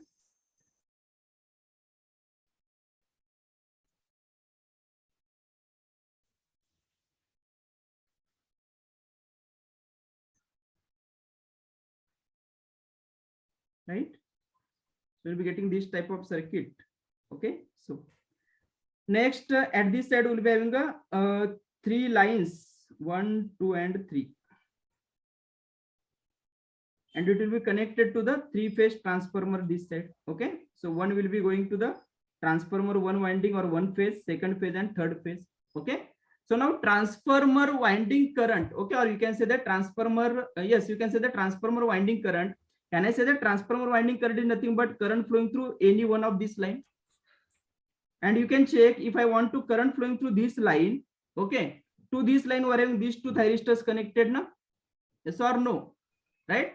So whatever we discussed in a three-phase in a case of three-phase rectifier, we have drawn one waveform for the source current. If you remember, right? IA waveform we drawn. Okay, and if you check in this circuit, we know each thyristor conducts for 120 degree, right? Out of that, for this line, if suppose two thyristors are connected, this will be in the on state for 120 degree. This will be in a conduction mode for 120 degree. So for total 240 degree, yes, the current flowing through this line will be non-zero, na? So how will be the current? Let me indicate it as a IA. So how will the IA current? Omega T 0. This is your IA. It is like a 120 degree non-zero. This is a 120 degree altogether. I am not writing here instance like alpha and those things. Okay, so 120 degree, and after that again 120 degree. In between it is a 0. So this is like a 2 pi, right? This value is like your I0, or what we have indicated here, that is a Imax. Okay, anything you can write, I0 or Imax.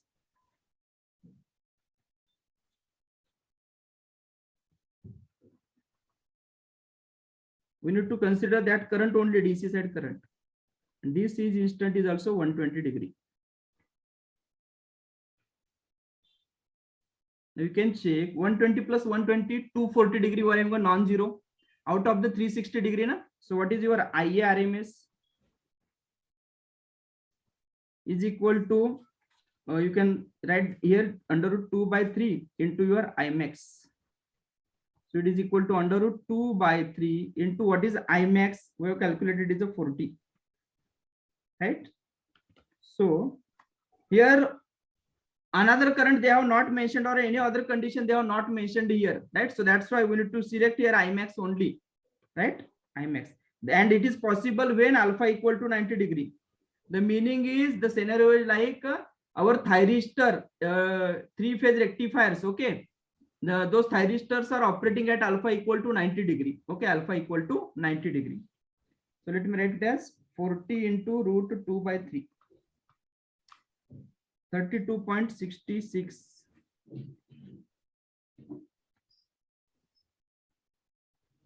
ampere. So what is KVA rating? Therefore, KVA rating is equal to root 3 into 400 into this thing, 32.66.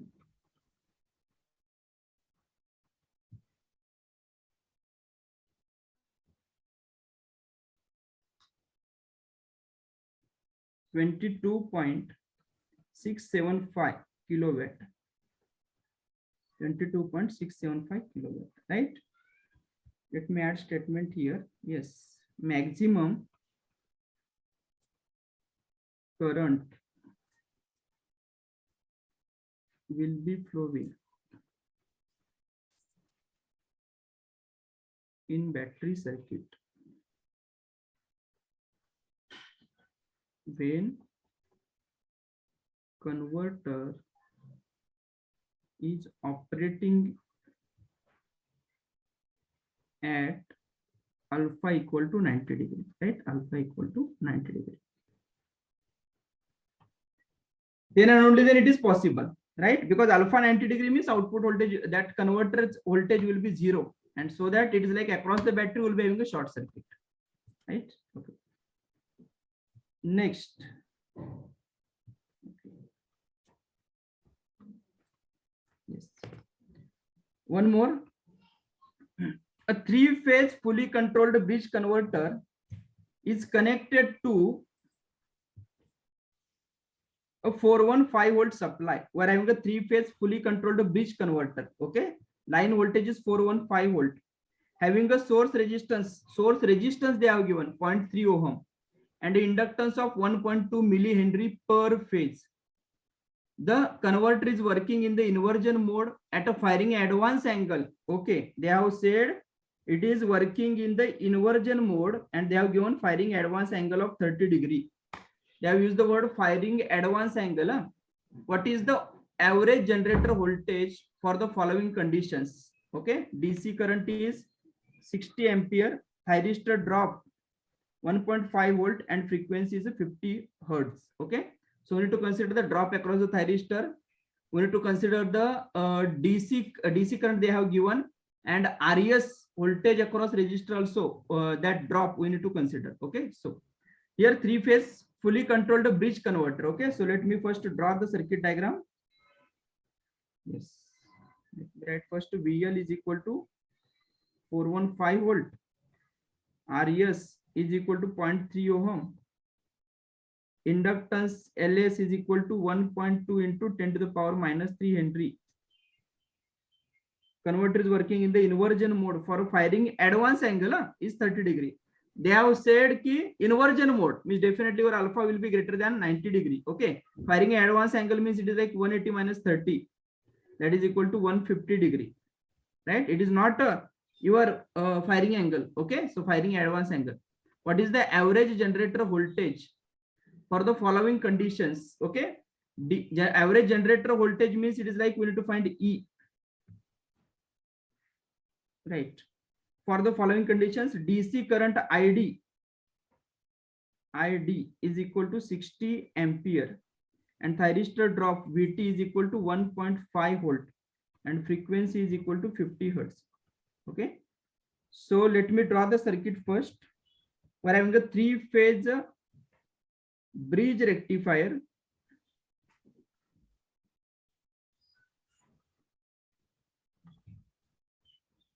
DC side current they have given constant, so it is like your highly inductive load type thing, but load resistance they have not given.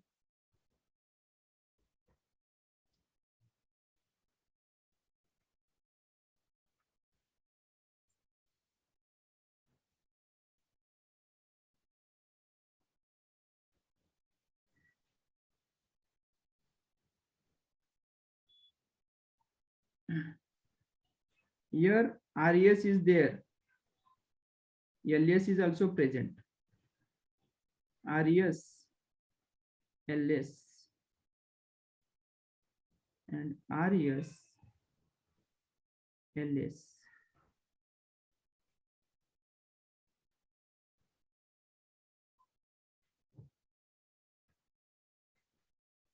Right? Let me write it as A, B and C, RES, LS. Okay, for all the 3 lines.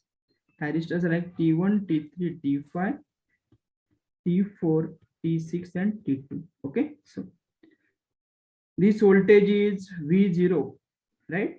This is a E, R and L. This current they have given, it is equal to 60 ampere. Na? This current is a 60 ampere they have given, right? So load current. Let me write it as a I0 is equal to ID is equal to 60 ampere, right? 60 ampere. Now, important thing, inversion mode means we need to reverse the E. We need to reverse the E.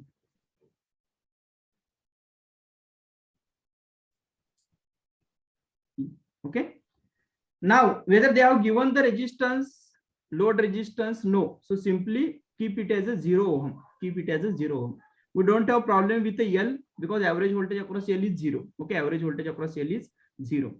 Now, here we're having a inductance, we're having a resistance. Okay, and if we recall the circuit operation, at a time 2 thyristors will be in a conduction mode. So therefore, in the circuit, okay, means whatever the output voltage till now we discussed, na, it was like your 3 VML by pi into cos alpha. That was in that case what we discussed in the 3 VML by pi into cos alpha. In that case, we assume that the thyristors are ideal. Okay, this inductance is 0 we considered, na, inductance is not present, resistance is also not present, that we considered. Okay, and that expression V0 average is equal to 3 VML by pi into cos alpha, that expression we got. But now if you check, if we are having a RES present, LS present, and as we know at a time 2 thyristors are in a conduction mode, so definitely there will be a drop across the thyristor also, na, that will be taking place, right? So here please try to understand. Yes, V0 average without LS, RES, VT, without LS, RES and VT. Yes, we are having the expression V0 average is equal to 3 VML divided by pi into cos alpha. Na? This is the expression we are having. This is the expression we are having. Okay. Now, if I want the V0 average expression, by considering all these elements, these 2 elements, and at the same time thyristor T1 drop, at the same time thyristor conduction drop. Okay, what will the V0 average? Yes, we know effect of source inductance. Okay, that is V0 average without the LS minus, generally we subtract with that drop, na. Okay, that is equal to your 3 into omega LS, okay, into I0 divided by pi, right? So please try to understand here. This is without effect of LS and those things. Okay, now let me write, by considering V0 average, let me write it as a dash, by considering LS, RS and VT. LS, RS and VT. Okay, so can I write? Therefore, V0 average dash. Instead of V0 average, now I am representing it with V0 average dash is equal to what? This term as it is. 3 VML divided by pi into cos alpha. Minus 6 FLS. I know. Minus 6 FL. 3 omega LS by divided by pi into By I0, right? This is the drop across LS, na, right? Drop due to the LS. Okay. Minus, you can check now at a time how many thyristors will be in a conduction mode. 1, 2. I need to draw drop due to V2, na, minus what I need to do is drop due to the RS. Drop across RS, na. So you can check here, right? So therefore V0 dash, V0 average dash is equal to 3 VML by pi into cos alpha as it is, minus 3 omega LS into I0 divided by pi minus, yes, what is the drop due to V2? At a time, 2 thyristors are in a conduction mode only. So you can check in this loop. If you check, current is flowing like this. Suppose T1 and T2 are in a conduction mode. So when the current is flowing like this, na, it is T2 drop across T2 will be taking place. Yes, drop across LS, that we already considered. Here RS drop also, and again C2A current will flow here, right? And next through T1. So you can check when the current is flowing like this in this loop. Okay, I am considering T1 and T2 are in a conduction mode. You can consider, okay, any thyristor, but we know at a time only 2 thyristor conducts, one from the upper group, second one is from the lower group. Okay, so when the current completes the loop, when the current completes this loop, in this loop you can check we're having a drop across T1, drop across T2, means a drop across 2 thyristors. Second thing, we're having a drop across resistor in this line and drop across resistor in this line also. So it is like a drop across RS. That should be that we need to take 2 times. Okay, so let me write it as, yes, this thing minus what? Drop due to VT, that is nothing but 2 into VT. Are you getting the point why I am writing 2 into VT, right? Because at a time only 2 thyristors will be in a conduction mode. Minus, okay, minus, yes, you can check drop due to the RS, okay. So what will the drop due to the RS? Current is here constant, na, they have given it as 60 ampere. So that constant current into RS, and again next due to this RS, suppose for T1, T2 I am saying RS and again this RS, okay. So it is like 2 times, 2 into RS into this current we indicated I0, na. Is this clear? So this is like your without any LS, VT and RS. Next I have added drop due to the LS. Next drop due to the VT, drop due to the RS. Okay, everything we need to consider. So is equal to, let me write it as a 3 into, what is VML? You can check here, 415, right, into root 2 divided by pi into cos alpha is 150 degree, which is equal to, sorry, minus, not equal to, this should be the minus 3 into omega 2 pi into frequency, that is 50 into LS. They have given the LS 1.2 millihenry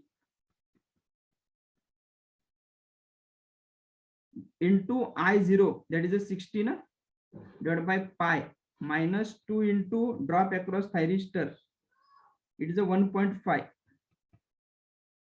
minus 2 into RS 0.3 into I0, na, into I0, right? I0 is 60 into 60. Now one more thing, this is operating in the inversion mode, So what is the V0 average here? Come on, what will the V0 average? Load resistor were neglected, it is a they have not given any value, so we consider it as a 0 ohm. Yes, what about the V0 here? You can check it is a minus E, na? Simply apply KVL here. Plus V0 plus E is equal to 0. So that should be equal to your minus E. So this should be equal to minus E, right? So therefore we can write minus E is equal to this thing. Okay.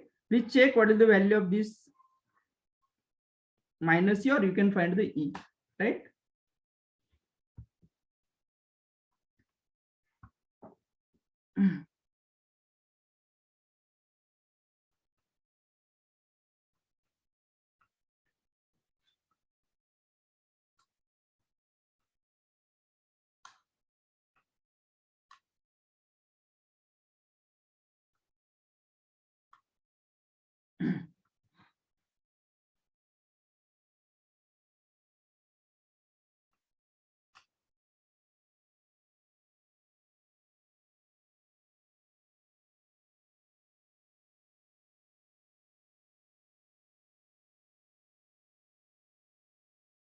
Yes, how much?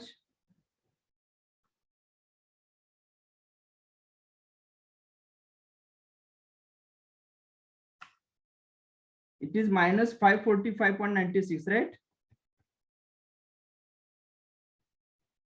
So therefore E is equal to 545.96 volt, right? That is the generator voltage they have asked.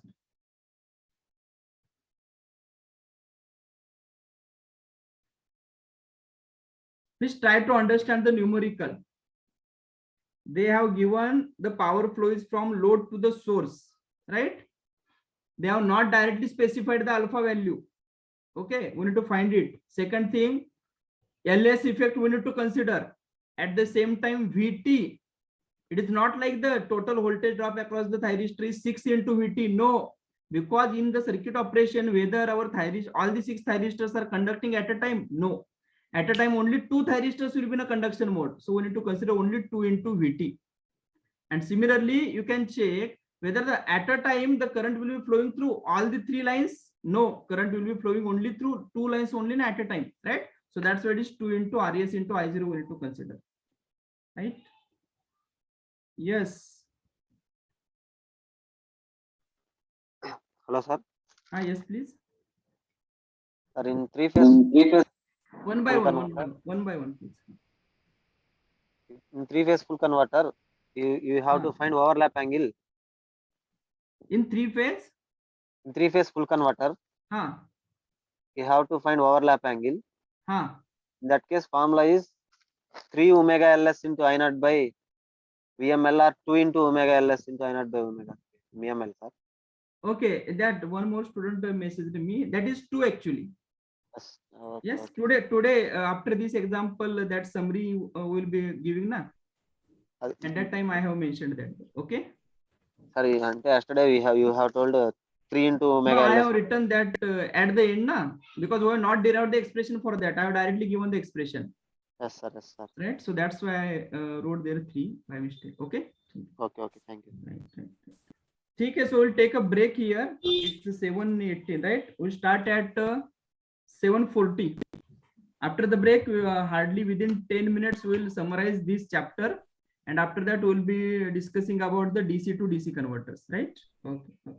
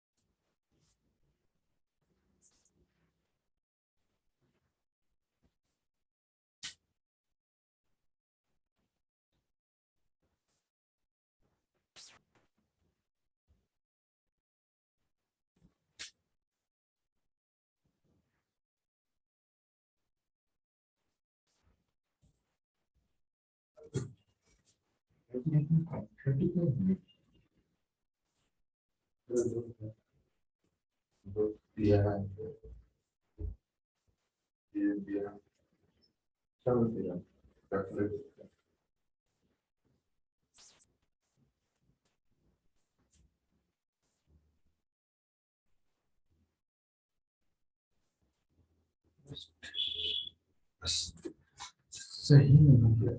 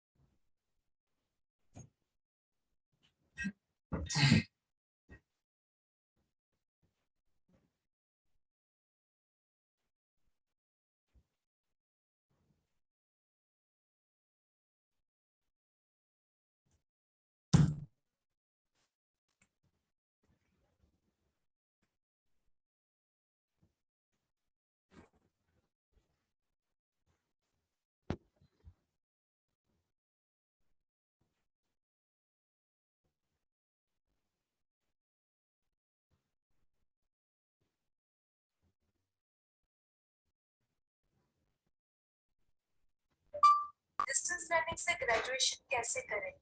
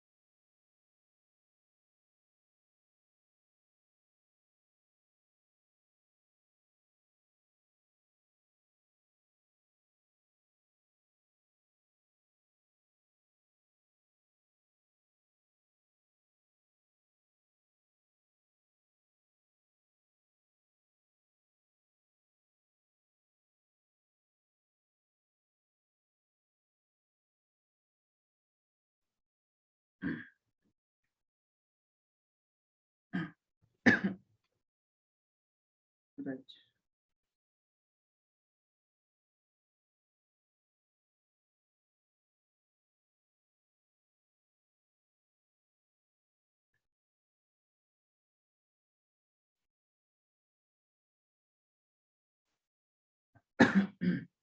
Okay, all right. So now let us summarize the second chapter. So for that, I tried to uh, bring all the formulas, okay, all the possible and most important where you might be having some confusion, right? So current and power expressions, some students are having the doubts or the confusion, like sir, for R load, RL load and RE load, okay, or at the same time REL E load, right? So what is the expression for the P0 average and I0 average? So here, for if the load is purely resistive, I0 average is equal to V0 average by R. That is a very straightforward equation, right? And the power P0 average is equal to V0 RMS into I0 RMS, right? Keep it in mind. If the load is purely resistive, then the average power is equal to V0 RMS into I0 RMS. Next, if the load is REL load and a constant load current, right, that is I0 is constant, then I0 average is equal to capital I0, which is equal to V0 average by R. Again, this I0 average is nothing but your I0 RMS also, okay, because constant load current means your average value and RMS value both will be same, okay. Next, P0 average is equal to V0 average into capital I0, that is a V0 average into I0 average. Next, RE load, if the battery charging circuit we are having, right? So I0 average is equal to V0 average minus E by R, right? Means voltage is equal to what we are having, I0 into R plus E na. So that's why current is equal to V0 minus E by R. So it is a V0 average minus E by R, because average value of E is E only. P0 average is equal to I0 RMS square into R. Now you are having, in the load we are having the resistor and the EMF. So power is equal to I0 RMS square into R plus E into I0 average, right? Plus E into I0 average. Okay. Next, if the load is REL E load and if the load current is constant, okay, then I0 average you can check. RE load I0 average and REL E load I0 average, it is having the same expression, right? Same expression. As well as P0 average also you can check. This P0 average and this P0 average both are same. Okay. Next, this is true if load is a constant. If load is a constant, right? Next, that is the load current is constant. Effect of source inductance LS. Okay. So single phase full wave rectifier. Cos of alpha plus mu is equal to cos alpha minus 2 omega ls upon Vm into I0. This expression we have derived, right? And V0 average 2 Vm by pi into cos alpha minus 2 omega ls by pi into I0. Okay. This is for single phase full wave rectifier, right? Similarly, single phase full wave diode rectifier if you are having, okay, because sometimes or they may ask the question, okay. For this we have derived, right? Now diode rectifier and control rectifier, what is the difference? In diode rectifier alpha is 0 na, right? So simply in this expression put alpha is 0 degree, you will be getting the diode rectifier expression. You can check here cos of alpha plus mu. So if we put alpha is 0, so it is a cos of 0 plus mu, so that will be your cos mu is equal to cos 0, cos alpha is 0, alpha means 0 na, so cos 0 means 1, so it is 1 minus 2 omega ls upon Vm into I0, right? Similarly, you can write for V0 average. Okay. Next, so three-phase full wave rectifier. Okay. So in the three-phase full wave rectifier, cos of alpha plus mu is equal to cos alpha minus 2 omega ls by VML into I0. Please correct this one. I think in the yesterday or a day before yesterday's session, I wrote this as a 3 actually. I have directly given this this expression. We have not derived it. Okay. So please correct it. Instead of 3, this should be 2. This should be 2. V0 average 3 ml by pi cos alpha minus 3 into omega ls upon pi into I0. Here it is 3, but here it is 2. Right? Here it is 3, here it is 2. Okay. Next. Single phase half wave rectifier. Okay. If we are having a single phase half wave rectifier, then yes, the expression means that you can check alpha plus mu cos alpha as it is. The thing is this term is changing. Okay. So you can develop a trick how to memorize this for half wave, for full wave, right? Like this. And here for single phase half wave diode rectifier, put alpha equal to 0, right? So if you are having a half wave diode rectifier, simply in this expression replace alpha is 0, alpha with a 0, right? And use this expression as it is. Okay. Next. Here I have summarized the single phase full wave rectifier, control rectifier, 3-phase full wave control rectifier, single phase semi converter, and 3-phase semi converter. Okay, so it is a single phase full converter, 3-phase full converter, single phase semi converter, and 3-phase semi converter. Okay. Next, so V0 average, this expression we have already derived. It is a 2 Vm by pi into cos alpha. So if you can check here, single phase full controlled and 3-phase full controlled, V0 average here it is 2 Vm by pi cos alpha. Here it is 3 VML by pi into cos alpha. Okay. So line voltage here and here same cos alpha divided by pi only. But the thing is here it is 2, here it is 3, right? And here it is a VML we're having, right? I0 IS RMS is a I0 in a single phase full converter. Okay, that is a source current. And whereas here it is at root 2 by 3 into I0. Input power factor, we have derived this expression. Okay, next THD. Now THD means what? Total harmonic distortion. Same THD we are going to discuss in an inverter case also. Actually the THD means what? Let me write here. Yes, THD, total harmonic distortion. Okay, it is equal to under root IS RMS square minus IS1 RMS square divided by IS1 RMS. This is actually THD. If you want percent, then it is into 100. We need to add. Okay, into 100. What it indicates? You can check under root IS RMS square means what? Total source current. Okay, total source current RMS value. From that, I am subtracting the fundamental source current RMS value. If you recall, in the source current, we are having a fundamental component and the other harmonics are also present now. So if I subtract source current RMS value from that, if I subtract the fundamental, then it is like remaining term will be like a addition of RMS values of all the harmonic currents now, right? So that's what is total harmonic distortion. Okay, so indirectly it gives the information about your harmonic contents in the waveform, right? And it is generally represented in a fraction of or in a percentage of fundamental RMS. Okay, fundamental component. Okay, so same IS we know, IS1 we have written for a number of circuits. Okay, so from that we can find the THD. We can find the THD by using this expression, this expression. As well as in the inverter also, we are having a performance parameters of the inverter, right? In that we are having a harmonic factor of nth harmonic. This percent THD is also we are going to discuss there. Okay, so same expression we are going to discuss there also, right? Next, 3-phase full converter. So this 48.43 actually I have calculated by using this expression. We are having IS RMS, IS1 RMS. Okay, so accordingly. Next, we have already done the Fourier series analysis of single phase full converter. 3-phase full converter, same output voltage 3 VML by pi into cos alpha. IS RMS root 2 by 3 into I0. Okay, and input power factor 3 by pi into cos alpha.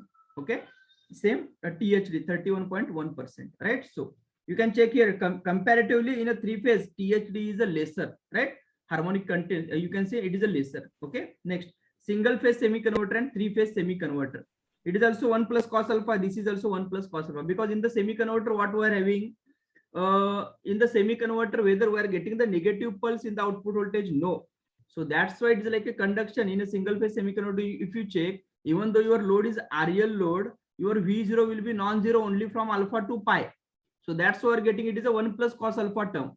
Whereas if you compare the single phase full converter, for the single phase full converter, if you check, if the load is RL is there, and for a continuous conduction, your conduction is from alpha to pi plus alpha, na? Right? So that's why we're getting it is proportional to cos alpha. It is proportional to 1 plus cos alpha. So from this we can say that this operates in, if alpha is less than 90 degree, your V0 average is positive. Greater than 90 degree, your V0 average is negative. Okay, so it operates in first and fourth. It operates in only first quadrant. Okay, single phase semi converter operates in only first quadrant, as well as your 3-phase also. Okay, so same IS RMS expression. Okay, so this input power factor, here it is under root 8 upon pi into pi minus alpha. Here it is under root 6, and remaining things are same. Okay, so now THD here. Now here in the case of single phase semi converter and 3-phase semi converter, THD depends on your firing angle alpha. Okay, so that's why it is in terms of firing angle alpha. Okay, so we have already derived the expression for Fourier series analysis of single phase semi converter. From that, check IS1 RMS. Okay, and from that you can write this THD. You can write the THD. Now one more thing, in a 3-phase semi converter, these expressions are for alpha greater than 60 degree, right? So for alpha less than 60 degree, yes, we are having this expression. Okay, so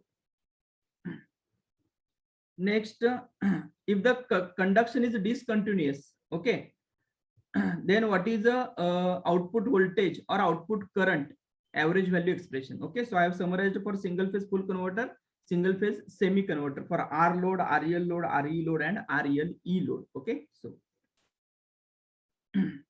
next, three phase half wave control rectifier, three phase full wave control rectifier. Okay, so these two. Here it is 3 VML by 2 pi, 3 VML by pi. Okay, cos alpha, same thing. Less than 60, greater than 60, because here we are having a boundary condition is alpha 30, whereas here boundary condition is alpha is equal to 60 degree. Okay, so V0 RMS here, and here it is V0 RMS, right? You can check more or less both are having some similarity. Okay, so same for R load greater than 30, greater than 60. Okay, so right. So these are some of the formula, right? I have clubbed. Sir, Yes, sir, my doubt is in RL load, this power calculation, sir. REL load. Power calculation. Okay. Sir, the thing is, in RL load for continuous conduction, we have taken it as V0 average into I0. Correct. And generally, for anything, we can calculate the power as V0 RMS into I0 RMS. Generally in thing means what? Sir, like general expression, usually when we calculate power, like any loss in power, loss in resistor or something, you usually go with RMS quantities. Sir. No, for resistive we go with RMS quantity. Please try to understand. The thing is, let me explain this.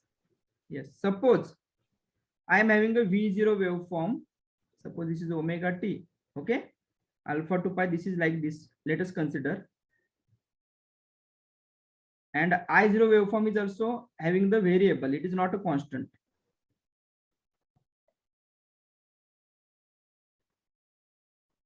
If both are variable, sinusoidal, this should be sinusoidal. If both are variable, right? Yes, sir. So how to find your P0? You can check here 0. Here it is pi na. Alpha, it is a pi plus alpha. And here it is 2 pi. This is also pi plus alpha, and here it is 2 pi. Okay. So if I want to find the P0 average, simply I need to take the multiplication of these two waveforms. Yes or no? Yes, sir. Now you can check it is. So if I take the multiplication, can I say that whatever the waveform I will be getting from 0 to pi, same will be repeating from pi to 2 pi? Yes, sir. So it is like 1 by pi. Okay. Yes, integration sir. from 0 to pi V0 into I0 into d omega t. Yes, sir. Now in this case, whether V0 and I0 out of these two, whether any one is constant? No. No. So simply I need to multiply this. I need to replace V0 with Vm sin omega t. Alpha to pi, sorry. This is alpha to pi, na? Oh, yes, sir. And into I0 expression, whatever it might be, Vm into sin of omega t divided by R. By R. Oh, yes, sir. If you simplify it, you will be getting it as V0 RMS into I0 RMS. Yes, sir. This is in this case. Okay. If I suppose if your load current is constant, second thing I am representing, suppose this is omega t 0 V0 alpha pi. Suppose this is pi plus alpha and 2 pi.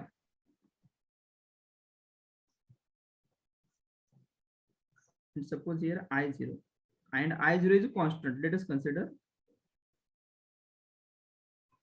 So now if I want to take the P0 average, what I need to do? P0 average is equal to, again, if you take the multiplication, na, it is like 0 to alpha 0 only, alpha to pi non-zero. Yes, sir. Pi to pi plus alpha 0, and again same repeat. So it is like 1 by pi integration from alpha to pi, na? Yes, sir. V0 into I0 into d omega t. So what we need now further, I0 is a constant, na? Yes, sir. So can I write it as I0 into 1 by pi integration from alpha to pi into V0 into d omega t? Yes, sir. So what this term indicates? That it's the average. V0 average, na? Yeah. Okay, sir. That's why I am writing it as a V0 average into I0. Okay, sir. So any one of the quantities is constant, then we Yes, go for yes. average. Correct, Okay, correct. Very good. If any one of the quantity, that is either V0 or I0, if any one is constant, then use the formula V0 average into I0. If both are changing, then yes, we need to go for V0 RMS into I0 RMS. But In that also, if your load is RE, na, Yes, in the sir. RE we are having a resistor and a EMF combination, na. Yes, sir. Out of that, EMF is a constant. Yes. So for finding the EMF power, we need to write E into I0 average. Average. Okay, Right? sir. Ah, yes, And sir. for register, you can directly write V0 RMS into that register, right? V0 RMS square by R, right? Or I0 RMS square into R, that thing. Thank you, sir. Okay, right. Okay, so this is about the rectifiers. Now let us discuss the next chapter, DC to DC converters, right? Yeah. So comparatively easy chapter, DC to DC converters. So what is DC to DC converter? Basically, it is a static circuit. Definitely in power electronics, all our converters, right? Whatever we are having, all these are the static converters only, na? Because whether the moving or the rotating part is there, no, right? So it is a static circuitry that converts fixed DC to variable DC. Okay, fixed DC to variable DC. So it is a static circuit that converts fixed DC to variable DC. Fixed DC to variable DC. Okay, fixed DC to variable DC. Right? Now, where we are using these DC to DC converters, right? We are using, suppose for the inverter is a DC to AC converter, na? Right? And for the inverter, we require a constant DC voltage, right? So in that case, in order to give the input to the inverter, we are using a DC to DC converters, right? To give input to inverter. Next, we are using it for DC motor speed control or DC motor drives, you can say. We are using it in a battery charging for battery chargers or battery charging circuit. Next, for solar power based controllers, okay, etc. Right? So these are some of the applications of DC to DC converters, right? So now, as here input is DC, here input is the DC, right? So definitely here, if we use the SCR, na, we need to go for the forced commutation. Yes or no? If you recall the previous circuitry, it was a rectifier. It was a AC to DC converter, right? So as the input was AC, so if we use the SCR, definitely our SCR was turning off due to the natural commutation. Okay, that was the advantage actually. But here input is a DC. So if we use the SCR, then we need to go for the forced commutation technique. So that's why generally in this circuitry, okay, the SCR is not preferred. SCR is not used. Okay, so if SCR is not used, then which switches or which devices generally we use? The devices we use are power BJT, power MOSFET, IGBT, and if in the high power applications like a GTO, okay, like a GTO we are using. Okay, so please keep it in mind. As long as your DC to DC converter is considered, specifically we are using the transistor group switches. Transistor group means your BJT, MOSFET, IGBT. Okay, we are using. Okay, so these are your transistor group switches. Okay, so generally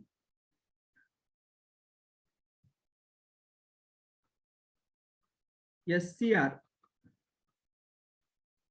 is not preferred for DC to DC converter.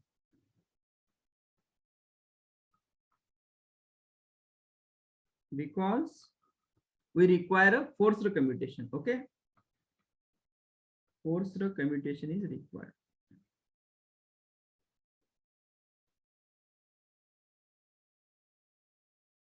So which switches we are using? Yes, power BJT, IGBT, MOSFET, right?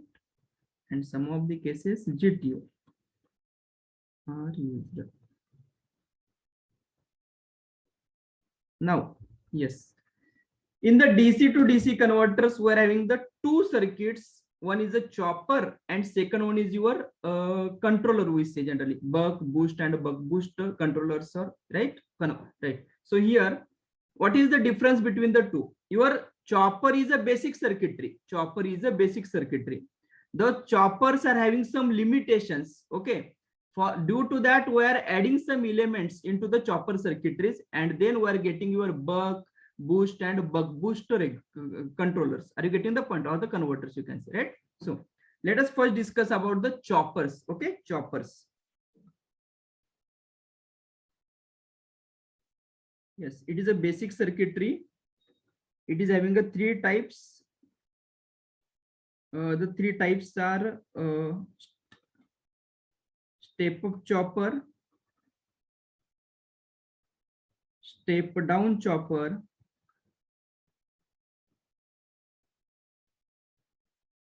and third one is a step up, step down chopper.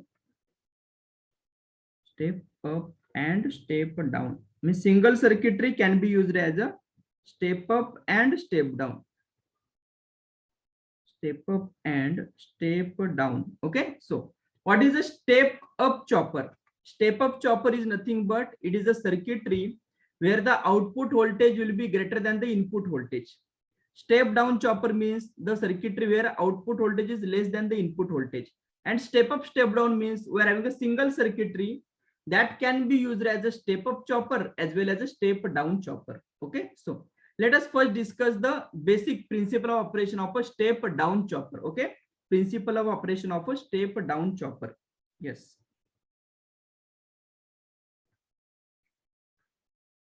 Principle of operation of step down chopper.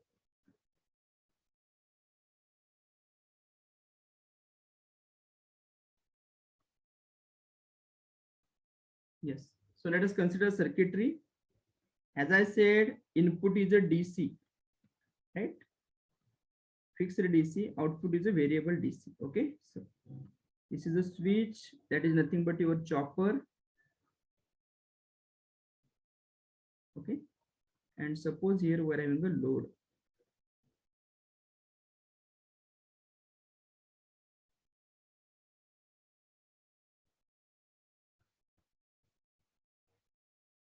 Voltage across load is V0. Current through the load is I0.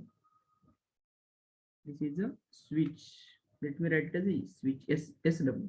This switch is nothing but your chopper only. Okay, because it is when switch is connected, it is like a supply will be when the switch is on, supply will be connected to the load. When switch is off, supply will be disconnected from the load. Okay, means what? For some part, this switch is causing for some time interval, the supply will be connected to the load, and after that it will be disconnected. Okay, again connected, again disconnected, again connected, again disconnected. Okay, so this type will happen. Here it is a diode D. Now the load, it may be anything. Okay, so for in order to understand the circuit operation, let us consider the load is a R load. Let me tell you, if the load is R load, this diode will not be having any functioning. This diode will not be having any functioning. But if the load is RL, definitely this diode will be having a functioning, right? So because inductor releases the energy and those things. Okay, so in order to understand the principle of operation, let us consider the load is a purely resistive. Okay, load is a purely resistive. So suppose or consider purely resistive load, R load. Okay, consider R load. Now here this switch, right? Let us consider time t is equal to 0 to t1. The switch is in a on state. Okay, t is equal to 0 to t1, switch is in a on state. So for t is equal to 0 to t1,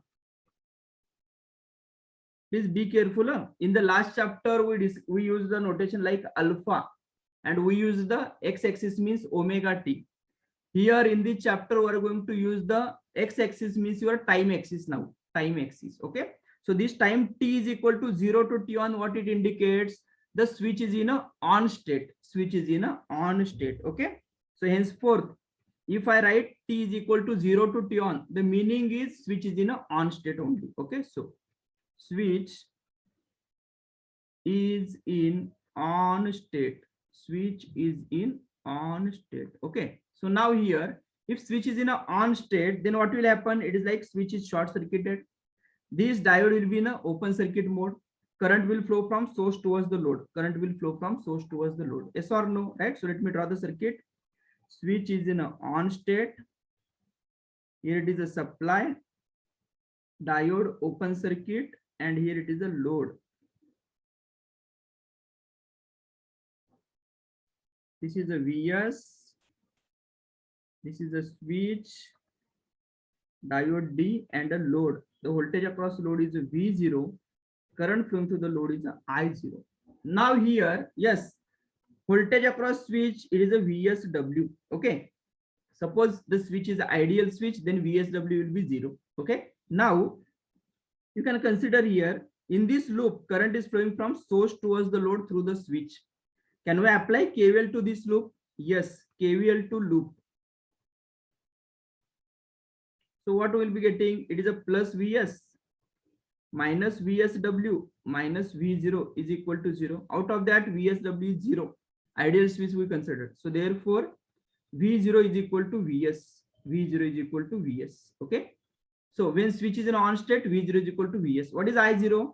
I0 is equal to V0 by R. That is equal to VS by R. If the load is a resistive, right? Then and only then it will be true. Okay. Next.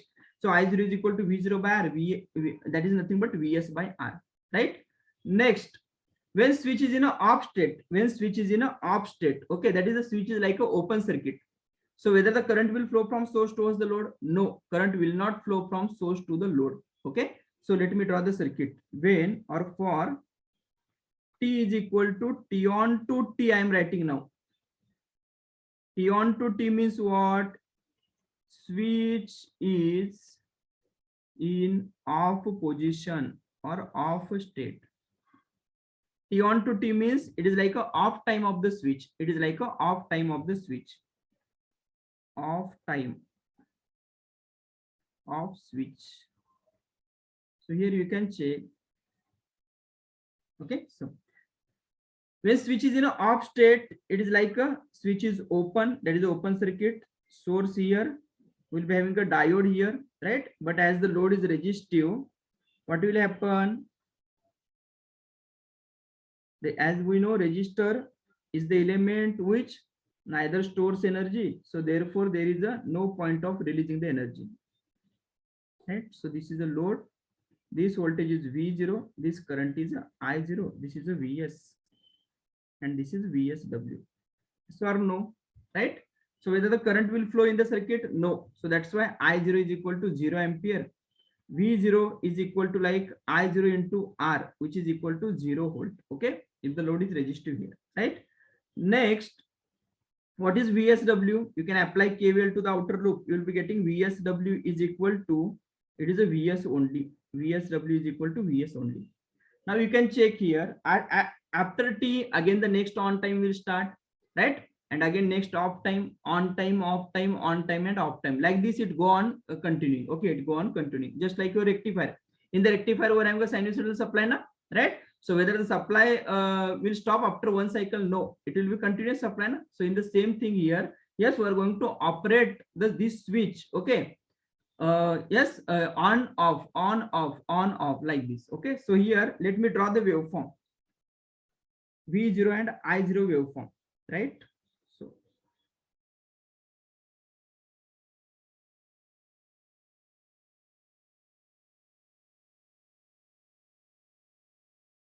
yes, 0 to T on and T on to T. After this, again, we will be having the T plus T on. And next to 2T. Let me show here.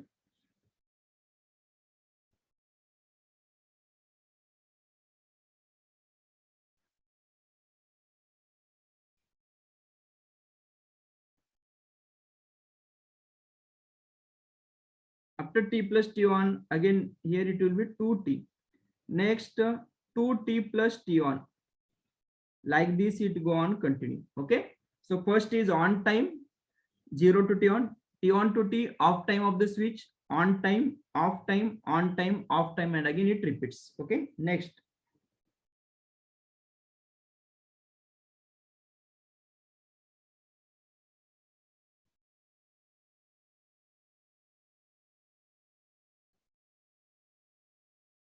So it is like T on, T, same T plus T on, 2T and 2T plus T on, right? So you can check when switch is in a on state, what is the V0? V0 is equal to Vs. Yes or no? V0 is equal to Vs. So here voltage V0 is equal to Vs. This is having a magnitude of Vs, right? What about the I0? I0 is equal to Vs by R, right? So Vs is constant. So that's why Vs by R will be again constant. So this value will be Vs by R. This is Vs by R. This is the Vs. Okay. Next, during off time of the switch, if you check off time of the switch, V0 0. Okay. I0 is also 0. The meaning is, yes, at the end of on time, the current, voltage and current both will be 0. Voltage and current both will be 0. For the next on time, again it will be non-zero. Again it will be non-zero. Next, again 0, non-zero, and again 0. So it go on continuing. Okay. So same non-zero current during the on time, 0 current during the off time, again non-zero current, and again 0 current, right? Same magnitude. This is Vs only, and this is Vs by R only, right? Now you can observe here V0 and I0 waveform. Okay, here you can get during on time it is constant current, constant voltage, no problem. But at the end of the on time, that is at T on, the voltage is suddenly decreasing to 0, right? Current is also suddenly decreasing to the 0. And after that, we are having again 0 voltage, 0 current. Here again non-zero voltage, 0 voltage, non-zero voltage, 0 voltage. Okay. Definitely by controlling your on time value and total time T value, that is a switch frequency and switch on time. Okay, by varying, we can vary the output voltage magnitude.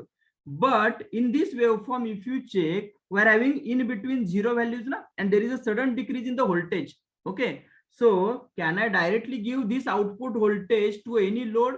No. If I directly give this output voltage or this current to any load, okay, definitely current will depend on the nature of the load, that thing. Okay, but this voltage, if I give directly to the load, what will happen? It will degrade your load performance. Are you getting the point, right? So that's why generally what we are doing, instead of using these basic circuitries, okay, we are connecting the element which opposes, because here it is a sudden change in the voltage now. So we are connecting the element which opposes the sudden change in the voltage, that is nothing but capacitor, right, across the load terminals. And we are connecting the element which opposes the sudden change in the current, that is nothing but the inductor, okay, in series, right? So we are adding two elements. One is a capacitor which is connected across the load. Second one is the inductor. Okay, that will be connected in series, okay, in the circuit that will be present. Okay, so please try to understand. So after changing or after adding these two elements, inductor and the capacitor, okay, then this basic circuitries are renamed as this, specifically the step down chopper is renamed as buck converter. Okay, buck converter. Okay, we'll discuss it buck boost and buck boost later on. Okay, let us first focus here. Okay, so what is the drawback of this or the limitation of this circuitry is, like here it is sudden drop in a voltage, sudden drop in a current, and for some time interval it is a 0. Okay, some time interval is a 0. Okay, but if we connect na capacitor, then definitely we will not get this type of sudden change. Okay, somewhere we will be getting the waveform like this. Let me draw here also.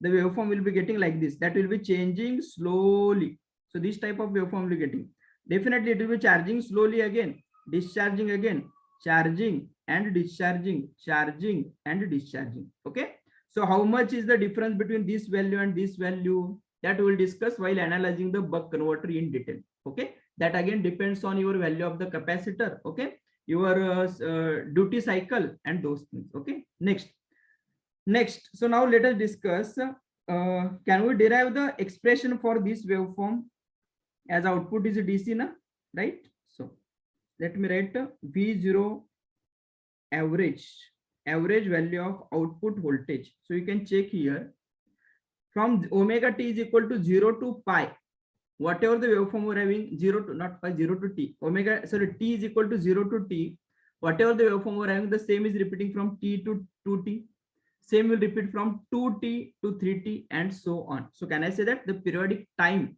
is nothing but the t, right? Time corresponding to one cycle, that is a t. Okay, so capital T, so it is like a 1 by t. Integration from, during 1 by t you can check, we're having the two sub intervals, one is a 0 to t on, second one is a t on to t. During 0 to t on it is a vs, and t on to t it is a 0 na. So can I write it as integration from 0 to t on, it is a vs into dt, plus integration from t on to t, it is a 0 into dt. Yes or no? So further you can check, integration of this 0 will be 0 only. So further we can write it is equal to 1 by t into vs is a constant into integration of dt, 1 dt, so that is a t only. Okay, so that can be written as t on minus 0.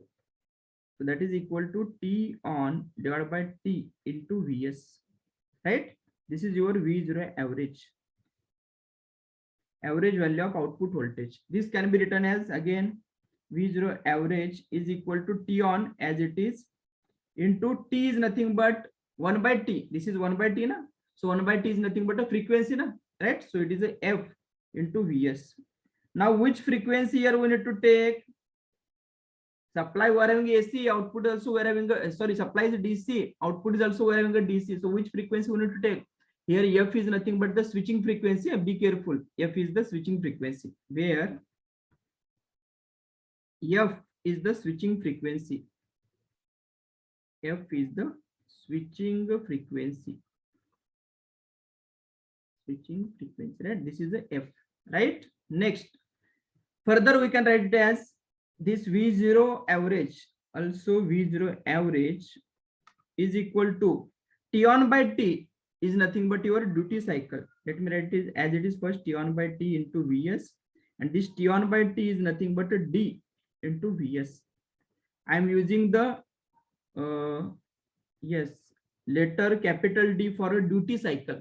In some of the books they have given like a alpha also, in some of the books they have given like a k also. Okay, any notation you can use, right? But throughout this topic, okay, we are going to discuss, we are going to consider it as a capital D only.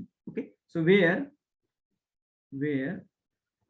capital D is equal to t on by t is nothing but a duty cycle of chopper. Duty cycle of chopper, or it is also known as a switch. Duty cycle of chopper or duty cycle of the switch, right? Anything you can consider.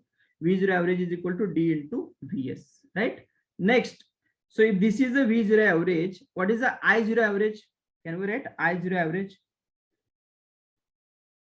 Either by from this waveform also we can find I0 average. Okay, so it is equal to 1 by t, same thing, integration from 0 to t on, it is a Vs by R, okay, into dt, which is equal to you can write it as a Vs by R into t on by t. This can be written as a d into Vs divided by R, right? D into Vs by R. So again it is d into Vs means V0 average na, so I can write it as V0 average by R only, V0 average by R, right? So this is your I0 average. Next, V0 RMS. V0 RMS. How to find the RMS value of this waveform? Yes. Again, same thing, 1 by t integration from 0 to t on Vs square, na? Right? 1 by t integration from 0 to t on, it is a Vs square into dt to the power 1 by 2, square root of mean of squared value. So we can simplify it as under root t on by t into Vs. What is t on by t? It is a duty cycle. So let me write as under root d into Vs. This is your V0 RMS. V0 RMS is equal to under root d. Okay, it is equal to under root d. Right? Next, now my question is your V0 average is d into Vs. Okay, and d V0 RMS is root d into Vs. So which value will be greater? Whether V0 average will be greater or V0 RMS will be greater? V0 average is D into Vs we are having, and V0 RMS is root D into Vs we are having. Which value will be greater, RMS or average?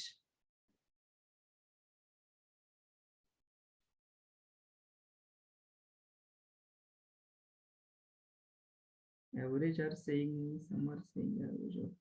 Okay. Please check the value of D, whether D will be greater than 1 or less than 1. What is D we are having? It is T on by T. T on means which time? This much time is T on. T means this full time is a T, na? So your T on is less than T, na? T on is less than T. So D is always less than 1. Yes or no? Please check. Let me write here. I'm writing here. Yes. As T on is always less than T. So therefore D is always less than 1. Right? D is always less than 1. So if D is less than 1, now tell me which value will be greater, RMS or average? Less than 1 means it is 0.5, 0.6, 0.7, 0.3, anything. Okay, 0.75. You can check under root 0.5 will be whether it is a less than 0.5 or greater than 0.5.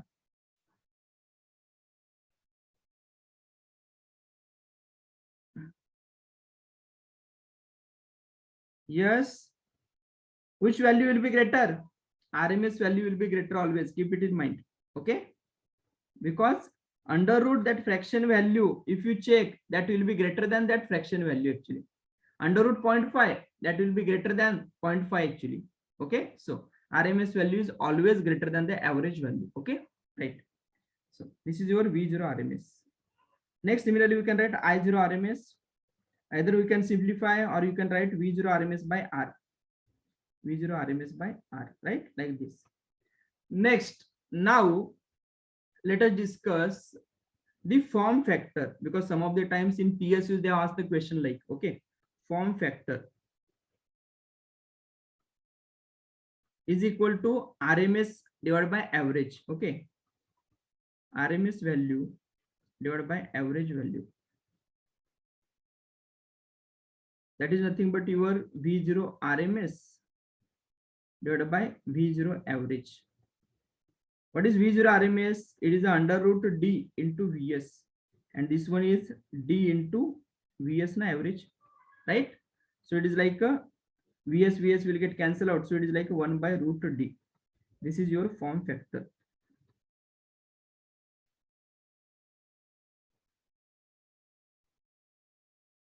Right? Next, ripple factor.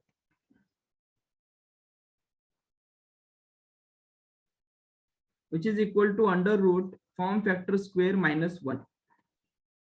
These are the general expressions in electrical science. Okay. So once you find the RMS value, average value, so from that you can find the form factor. Okay. And ripple factor also. So it is 1 by root D square minus 1. Okay. So it is like we can write it as under root 1 minus D divided by D. Okay. So under root 1 minus D by D. That is your ripple factor, RF. No need to memorize. The simple thing is these are the basics, form factor. Okay. And your ripple factor. Okay. These two expressions. Next, now suppose how to control the output voltage. Okay. How to control the output voltage, right? So for that, let us consider this expression. We're having this expression or this expression you can consider. Okay. So now as, let me indicate control techniques.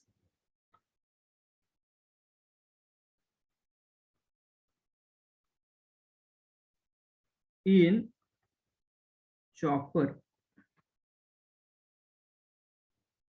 So basically in chopper, there are two control techniques. One is the pulse width modulation technique and second one is the frequency modulation, pulse width modulation and frequency modulation. So before that, yes, we have written V0 average is equal to D into Vs.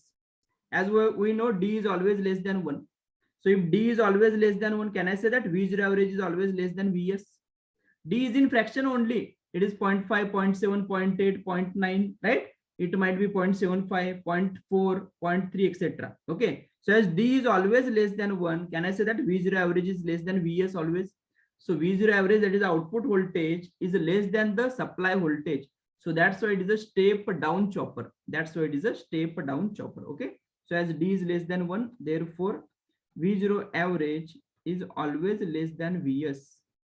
So therefore it is a step down chopper. Step down chopper. That is output voltage is less than the input voltage. Output voltage is less than the input voltage, right? Next, control techniques in chopper. Okay, control techniques in chopper. So we're having the two control techniques, as I said. First one is a pulse width modulation technique. Pulse width modulation control, and second one is the frequency control, the frequency modulation. Okay, so what is a pulse width modulation? Please try to understand. We're having V0 average is equal to what? T on by T na into Vs, which is equal to T on into frequency F into Vs na. So here I can vary the output voltage. I can control the output voltage by controlling the on time na, right? So in this pulse width modulation technique, what we are going to do? We are going to vary this T on by keeping the frequency constant. Means switching frequency I am keeping constant. The meaning is I am keeping total time T constant, because total time frequency is nothing but what? 1 by T na we have written. Okay, 1 by T means F na, right? So here in a pulse width modulation control, what we are going to do? We are going to vary the on time and we are going to keep the frequency constant. Okay, so that's what is the pulse width modulation na. So on time we are varying means what? We are varying the pulse width. We are varying the pulse width. Okay. So in this control or in this technique, the on time, let me write as on time is varied and switching frequency kept constant. Switching frequency kept constant. Kept constant, right? So please try to understand here.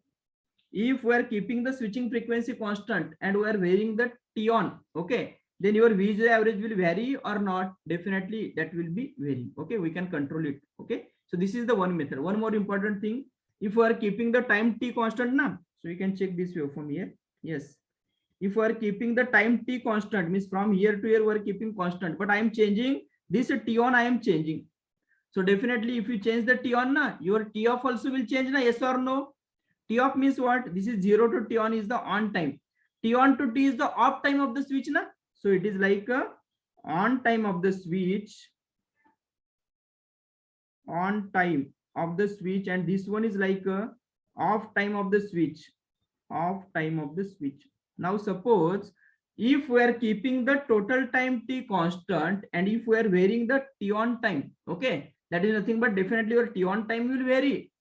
At the same time, your off time is also varying na. If I increase the T on time, your off time will decrease, right? So because T is constant, okay? So like this. So here we are changing the T on actually specifically. So ultimately, indirectly your T off is also changing, right? Second, we are having the frequency modulation, okay? Frequency modulation.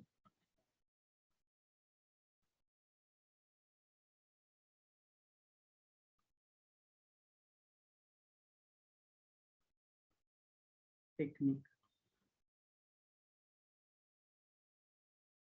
So in this, what we are doing, we are changing the frequency by keeping, T on constant. Okay, so let me write it again. V0 average is equal to T on into F into Vs. So we are keeping this constant and this we are changing. Okay, so in this technique,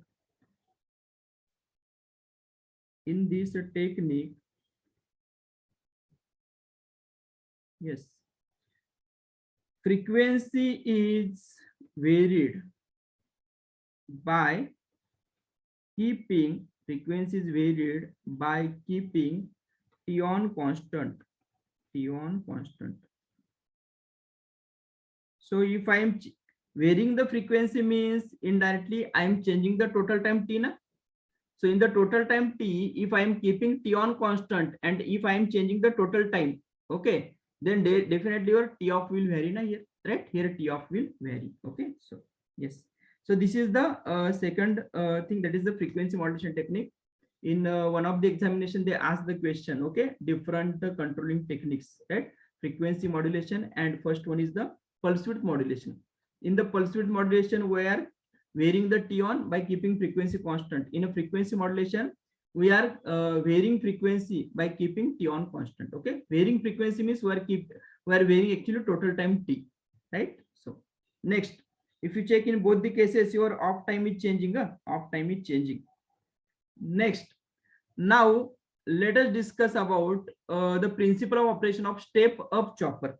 Principle of operation of step up chopper.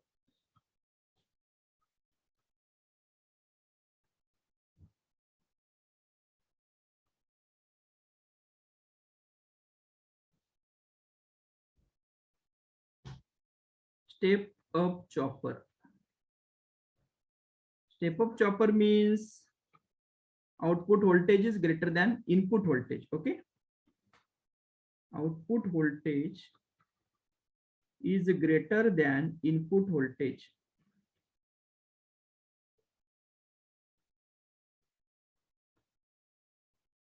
Input voltage, right? So circuit diagram, step up chopper.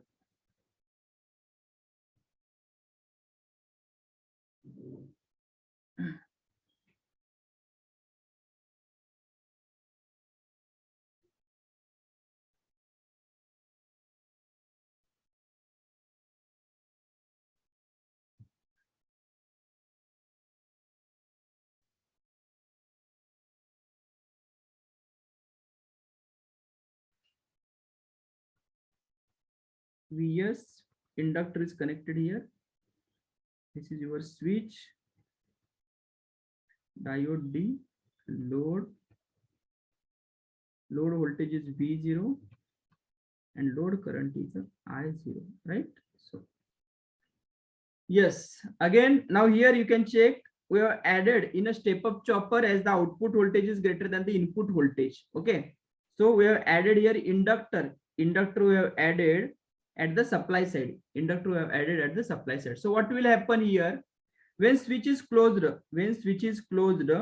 yes, the current will be flowing into this loop. Current will be flowing into this loop. So it is like inductor go on storing the energy. Inductor go on storing the energy. Let me indicate this as a IL.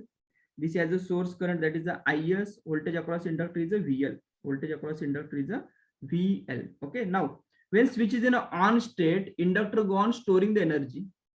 When switch is in an off state, inductor will release the energy. And as we know, when inductor releases energy, actually the polarity of the voltage across inductor, okay, polarity of the voltage across inductor, it reverses na. So you can check, when inductor stores energy, the polarity will be plus here, minus here. When switch is off, inductor opposes the change in the current so that inductor releases the energy. So when inductor releases the energy, the polarity will be here it is plus, here it is minus. So you can check supply voltage and inductor voltage. These two will be getting added, and these two voltages, okay, this addition will be appearing across the load. So that's why we're getting the output voltage greater than the input voltage. We're getting the output voltage greater than the input voltage. Is this clear? Right? So let me write here. Yes. So here, yes, when switch is on, when switch SW is on state, switch SW is on state, so circuit will be like this. Yes, switch is on. Okay, so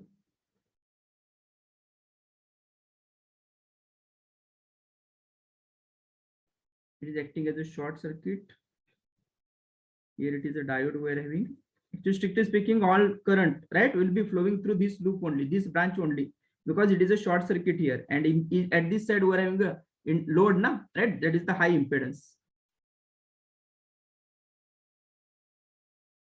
So this is the V0,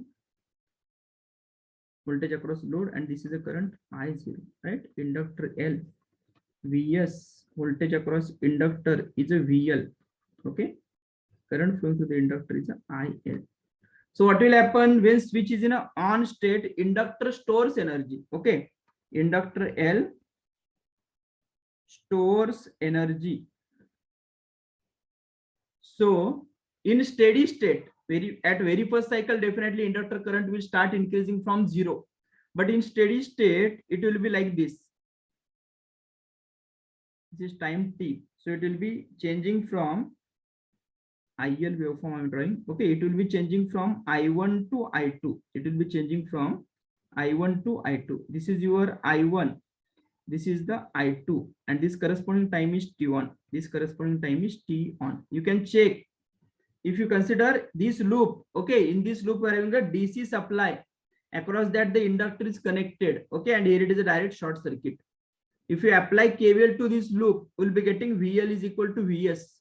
Okay, let me write here. Yes, if we connect, so before this discussion, let us have some discussion on the basics, right? If DC is connected, or DC voltage, you can write DC voltage is connected across inductor, then what will happen? You can check here DC voltage, and suppose we have connected across the inductor. This is a, let me write it as a VDC L. So definitely current will be flowing into this loop. Okay, current will be flowing into this loop. So inductor will go on storing the energy. It is a VL.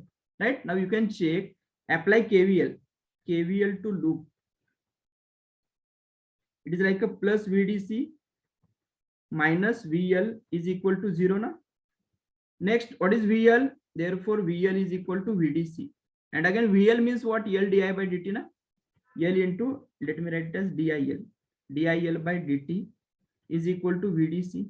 Yes or no? Right, so therefore can I write it as DIL by dt is equal to VDC by L. What it indicates? DIL by dt means rate of change of current, okay, with respect to time. Okay, and that current is IL, means current flowing through the inductor. So rate of change of current that is flowing through the inductor with respect to time is equal to VDC by L. L is the, it is the element constant, that is the inductance of that inductor, that is the L, it is a constant. VDC is also our DC supply, so it is also constant. So can I say that DIL by dt is a constant? What that indicates? DIL by dt is constant means it is like your inductor current is increasing linearly. Are you getting the point? Okay, so how is the waveform of your IL? IL waveform will be like this: 0t. It will be changing from, at t is equal to 0, definitely it will be 0 now, because initially inductor current is 0. Okay, after that it will be having this type of nature, that is a straight line. It will be straight line. Okay, and this slope is like your VDC by L. This slope is like your VDC by L. That is a constant. Okay, so what it indicates? Suppose if I connect the inductor across a DC supply for infinite time, then how much current will flow? For infinite time means at t is equal to infinity. At t is equal to infinity, yes, what is the current? IL is equal to infinite now, because it will be increasing only. Right? So this is the thing when inductor is connected across a DC supply for high time. But if you check in our case, we are connecting it corresponding to only for on time, that is very small time, t on time. So that's why current will increase for a short time. Current will increase by short amount. Are you getting the point? It will not reach to the infinity, because we are not closing this switch for an infinite time. We are closing this switch only for corresponding to 0 to t on time. Okay, 0 to t on time, that is on time. T is equal to 0 to t on. Are you getting the point? Right? So generally, as long as your network is considered, okay, so in the network you might be having the conclusions like inductor we cannot connect across the DC supply. Okay, but here the thing is we are having this on time is a very small. Okay, so for small time we can connect it. Okay, so that's why inductor is storing the energy. Very first time, for the very first cycle, if you check, okay, very first cycle means very first switching cycle I am saying, means initially it is like a switch was in a off state only. Inductor was not storing any, inductor has not stored any energy before that. Okay, so for the first time when I am closing the switch, definitely it will start from 0. But in a steady state operation, it will be like this: I1 to I2, I2 to I1, I1 to I2, I2 to I1, like this. Okay, so this is the IL. So it is like inductor is storing the energy. So now here, can we apply KVL to this loop? Yes, KVL to loop. KVL to loop 1. Let me write loop 1. So it is like plus Vs minus VL is equal to 0. So what it indicates? VL is equal to Vs. VL is equal to Vs. Okay, this is during on time. This is during on time.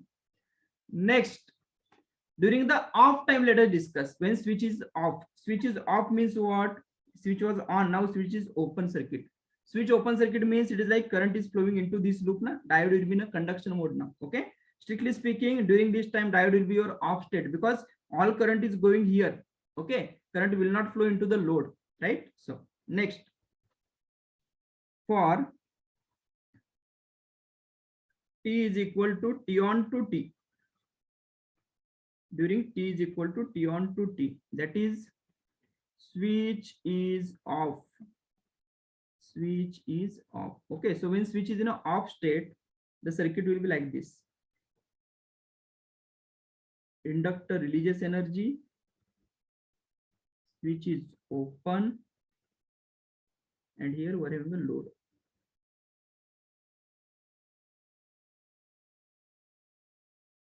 This voltage is V0. Okay. This current is I0. This is L. Voltage across inductor polarity I am not changing. I am keeping it as it is. Right. But definitely I will be getting this as a negative. So this is Vs. Okay. So this is IL. Next. So now here, yes, you can check. It will be like inductor will release the energy. So definitely current flow through the inductor will be decreasing. Current flowing through the inductor will be decreasing. So IL waveform will be getting like this. Again, DC supply is there now. So that's why it is a linearly decreasing. During 0 to T on, it was like increasing. So like I1 to I2. And in steady state operation, again during off time, it will come back to the I1 position. Okay, that is I1 value. This is till T. Okay, this is again I1. So it is like increasing, decreasing, again increasing for next on time, again decreases, again increases, again decreases, like this thing, like that thing we will be getting. Okay, so now let us discuss during this off time, can I apply KVL to this loop? Yes, KVL to loop. If you check, it is a plus Vs minus VL minus V0 is equal to 0 now. So therefore, VL is equal to, we can write it as a Vs minus V0. Vs minus V0. This is the VL. This is the VL. Okay. Next, now we are having the voltage across inductor during the off time, voltage across inductor during the on time, right? We know average voltage across inductor is 0 now. Average voltage across the inductor is 0. So can I write as average voltage across inductor is a 0. Inductor is a 0, right? Average voltage across inductor is 0 because inductor stores energy and again it releases energy, stores energy and again releases energy. And we know when stores energy, the polarity will be like a plus minus, left side plus, right side minus. Okay, and when releases energy, it is like or VL is positive when stores energy, and when it releases energy, VL is like a negative. Okay, so now average voltage across inductor is 0. So it is like a average voltage means 1 by T over a time T now we are having, over time 0 to T we are having. Okay, so it is like a 1 by T integration from 0 to T VL into dt. We can write it as a 0. What this expression indicates? Average voltage across inductor. Now in that, can I write it as 1 by T into integration from 0 to T on, it is a VL into dt plus integration from T on to T.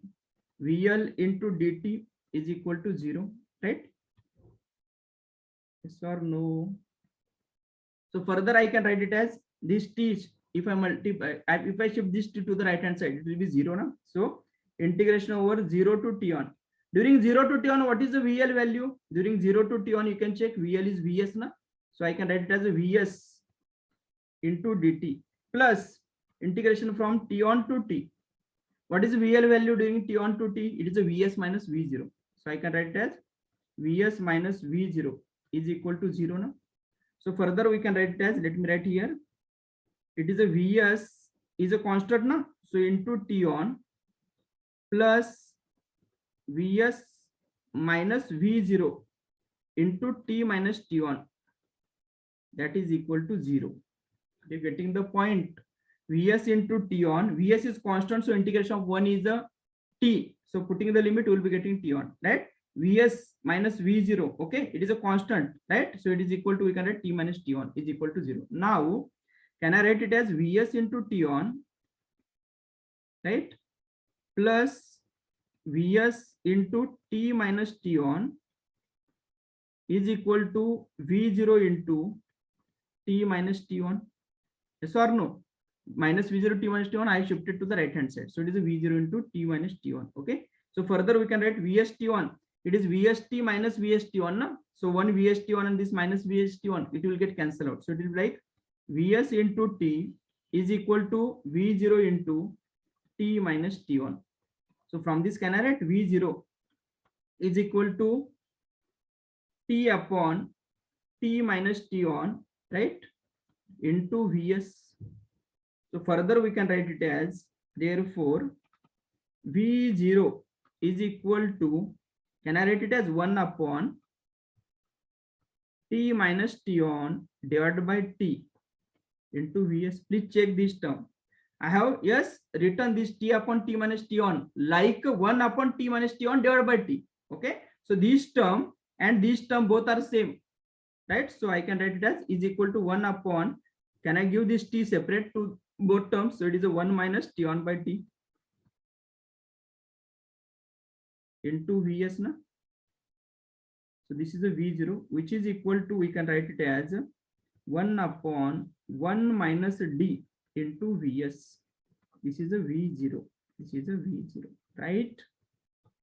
So you can check here. This is the V0, that is the output voltage expression. That is nothing but your V0 average. V0 average, that is the average value of a load voltage. Now you can check here. It is a 1 upon 1 minus D. So you suppose you, as we know, D is less than 1, na? D is less than 1. You can consider any value of D.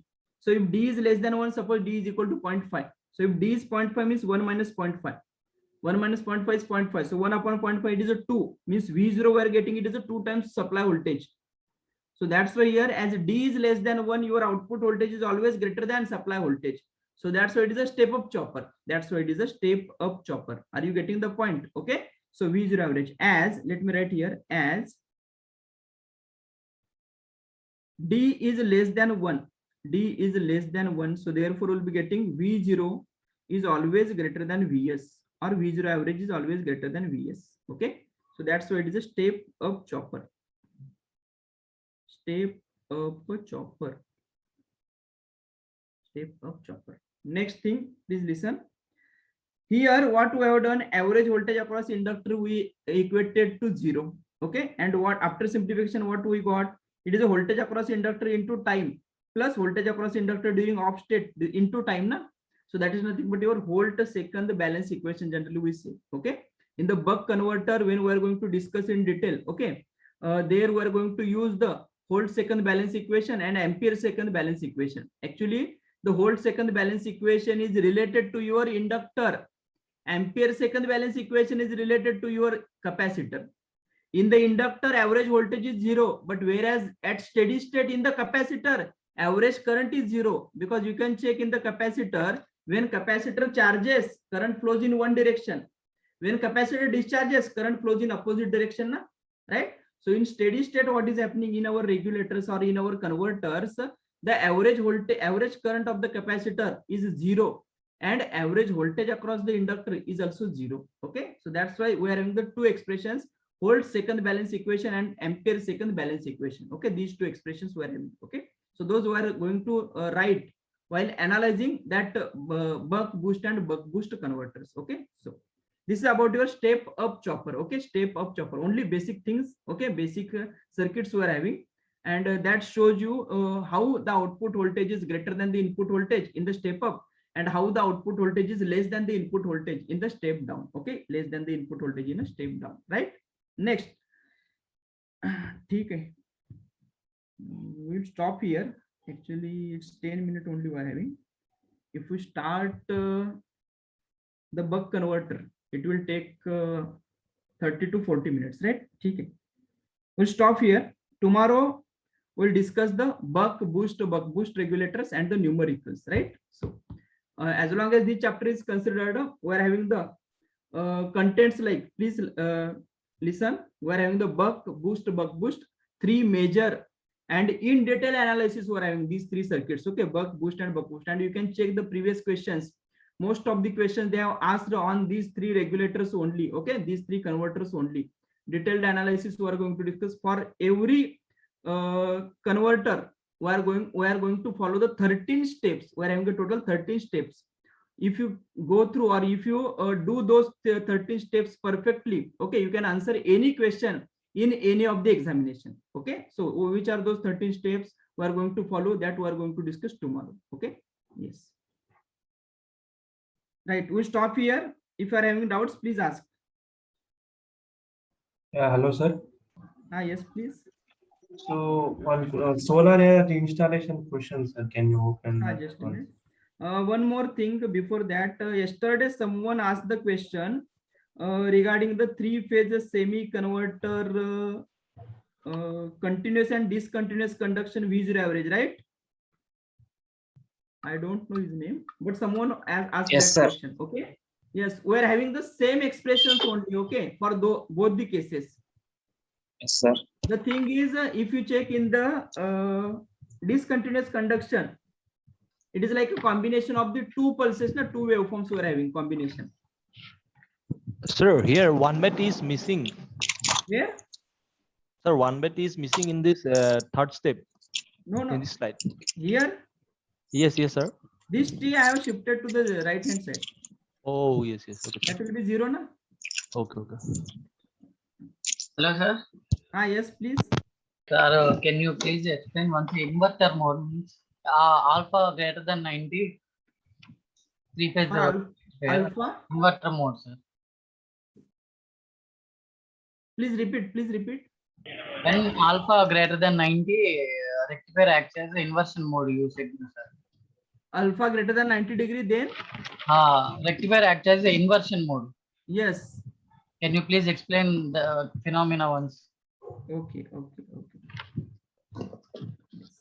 Alpha greater than 90 degree, na?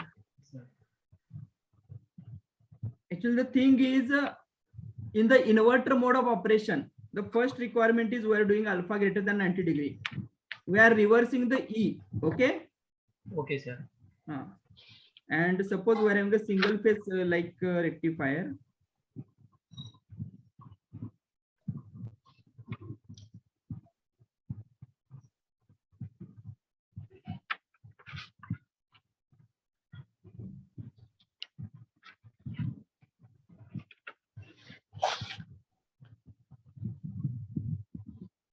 Right, this is a VS we are having. Yes, sir. T1, T2, T3, T4. And in the load, definitely there should be the RLE load, means active kind of load. E should be there. And this E is reversed, be careful. Otherwise, your power will not flow from load towards the source. Sir, only RL mode, inverting operating mode is not possible, sir. Only RL? Yes, sir. No, not possible. Because the thing is, you can check if alpha is greater than 90 degree, na? Yes, sir. We are getting V0 average negative. Yes, sir. Yes or no? For this converter, what is V0 average? For continuous conduction, if you check, it is 2 Vm by pi into cos alpha. Yes, sir. So if alpha is greater than 90 degrees, V0 average is negative. Yes, sir. Right? Yes, sir. So if V0 average is negative, means what? Actually, the voltage across output voltage of the inverter, this rectifier will be negative, means let us consider, for example, suppose it is a minus 200 volt. Let me consider. Okay. Yes, The meaning is this voltage is actually polarity having like this plus minus, and it is this voltage is 200 volt. Yes, sir. So now what is happening here? The current is flowing. Current will not change. Current direction will be in the same direction only, Yes, sir. because our switches will not allow the reverse current. Whether our switches will allow the reverse current? No. No. So that's why current direction should be same. Now the thing is, what is happening here? The current is positive and voltage is negative. So what is the load power? Deliver. Yes, that is a V0 average into, if I0 is constant, then it is V0 average into capital I0. Yes, sir. Your V0 average is negative, na? So it is a negative. So P0 average negative, meaning is your power, your load is not consuming the power. It is supplying the power. Equivalent to the source, sir.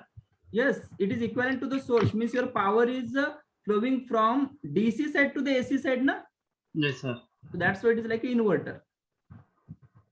Okay, sir. If the E polarity of the battery is reversed, what happens? Then for some time, then we can say for some time it will supply the power, but altogether if you check overall operation, okay, your V0 will be you can say for altogether operation, we cannot say ki for large time our load is supplying power to the source, because the thing is we are interested in keeping the current direction in a downward only in this branch. Yes, sir. If we keep the E as it is now, then what will happen? Drops. Yes, drop will be taking place, and this E will be opposing that current. Yes, sir. Then it For should long not time, act it as a will not. source. For long time, it will not supply the power, right? Yes, sir. Yes. Yeah, hello, sir. Yes, So please. that solar energy installation questions. Okay. Solar energy installation question. Yes, KVA rating, that one. KVA rating, na? Yes, sir. Here it is. Yes, sir.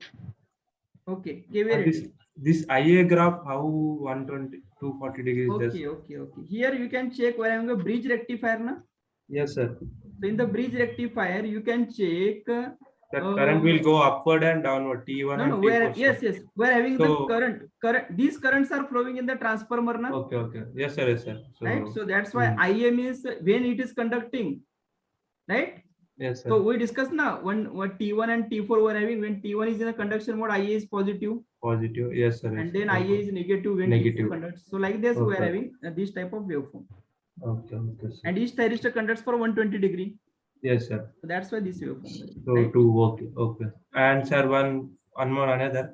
So Yes. RL load is for continuous conduction we use, no, sir. Generally. RL load. RL load gives continuous conduction. Yeah. So, but sir, in semi-converter, when alpha is greater than 60 degrees, we are getting discontinuous conduction, no, sir, where freewheeling diode is also there. Okay. Discontinuous conduction in that case means your V0 is 0. Yes, sir. V0 is 0. I0 you can check. I0 is your flowing there na, through the freewheeling diode. Yes, sir. So it will be continuous. Yeah, we can say it is a continuous, but in terms of your voltage, load voltage, it is a discontinuous. Oh, we will check in terms of this current. Generally, we check in terms of the current only. Okay. So here, there actually we need to use the words like alpha, I think, less than 60, greater than 60, right? So there is a difference in the voltage waveform. Okay. Sir, one Okay. basic doubt regarding inductor, sir. Yes, please. If we want to supply a constant voltage source to the inductor, only inductor, Okay. then di by dt is positive, means 1 amp to the increasing to the 10 amps. Yes, please. DI/dt positive, it is okay. Positive means increasing slope. Yes. Slope is positive, that is increasing. Yes, sir. For Yes, slope is negative, means decreasing slope. The both cases are inductor will develop the same polarity of the voltage, sir. No. The thing is, I am representing the voltage across inductor polarity same, positive, negative. Yes, sir. But you can check when we are keeping the same polarity. When inductor is storing the energy, I am getting VL positive. Yes, sir. But when slope is negative, na, when inductor releases the energy, Yes, sir. at that time what I am getting VL is negative. Yes, sir. So VL negative, the meaning is it is like we can represent like a reversal polarity, na? Okay, sir. Even though in this case also you can check step up chopper. Yes, we have represented this one. Just a minute. Yes. Here you can check when switch is off, means what? Slope is negative, inductor is releasing the energy. Yes, sir. Expectedly with this polarity our VL should be negative na. Yes, sir. So you can check here VL is equal to VS minus V0 na. Yes, sir. Means here V is step up chopper where so output voltage is greater than the input voltage. Yes, sir. So this difference will be negative na. Yes, sir. Yes, so that's why VL here is negative, and in this case you can check in this case 0 to T on. Actually inductor is storing the energy, slope is positive, so VL should be positive, so you can check VL is plus VS we are having, that is a positive. Once if inductor it reaches the peaks value, after that suddenly the voltage positive means increasing rate will be decreased. It releases the energy, sir.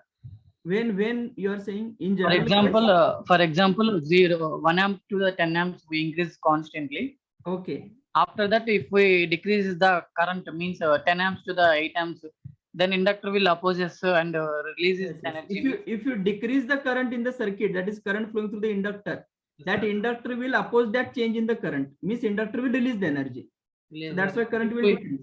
Sir, if we keep on increasing more than 10, If 11, we keep 12. on increasing the supply voltage, means if we are keeping that constant voltage for long time, yes, sir. then it is like at the end your inductor will be acting as a short circuit. From network theory, recall at T is equal to infinity, inductor acts as short circuit na. Actually, network I did not complete. Okay, okay. No, the thing is like at T is equal to 0, it is like inductor acts as open circuit. Okay, sir. And if I keep it for long time, okay, then it will be at T is equal to infinity, it acts as a short circuit. Okay, sir. Thank you. Right? Okay. So short circuit Hello, means sir. actually very high current will flow there. Okay, sir. But the thing here in our Hello, sir. circuit, we are keeping the short time here, na T on. Okay, sir. Right. Okay, okay. Yes. Hello, sir. Yes, please. Sir, Next. Sir, what is difference? I didn't get the difference between circulating and non-circulating current. The dual converter. Yes, sir. What is the basic difference between the two types? Okay, okay. The thing is, you can check when first we were operating the two converters, back-to-back wave connected or anti-parallel wave connected.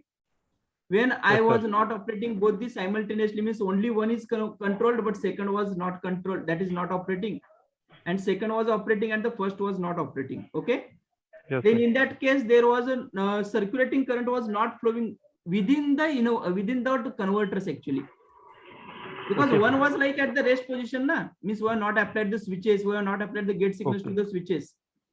So even if the gate signals are not applied to the switches, whether our second converter will be in a active mode, no, na. No, means A or B, only one is working. Only one is working. That is your first case, non-circulating. Okay. Second is a non-circulating, means no, why it is a current is circulating, because we are operating both the converters simultaneously. One is Yes, sir. operating at as a rectifier, second one is operating as a inverter, Yes, yes. right? We kept the voltage firing angles like alpha A plus alpha B is equal to 180 degree.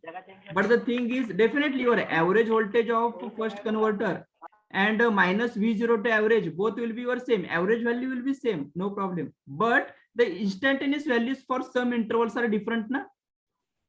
Yes, sir. So that's why the current will be circulating within the converters again, Okay. right? And That's why it is a circulating current, right? yes, sir. And in the question we have seen that the RLE, that V is equals to I into RA plus E.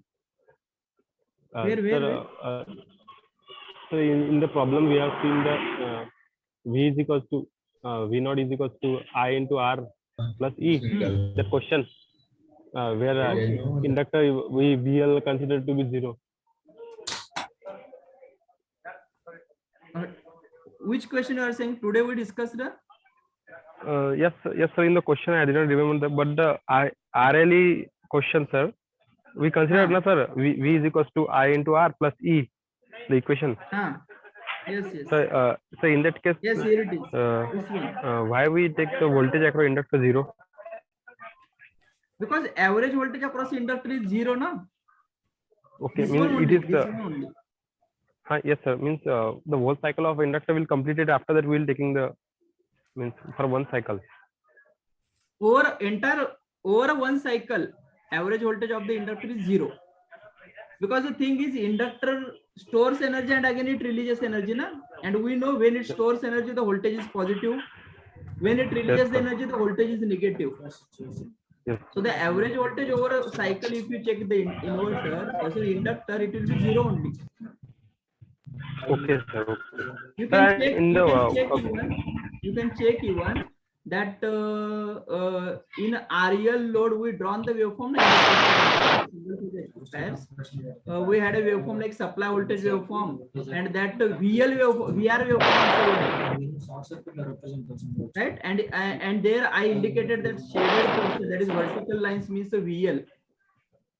Please go Yes, through sir. that and you can check the area under that when VS is greater than VR, right? That shaded area, and when VS is less than VR, that shaded area, you'll be getting the equal area, right? Yes, sir. Okay.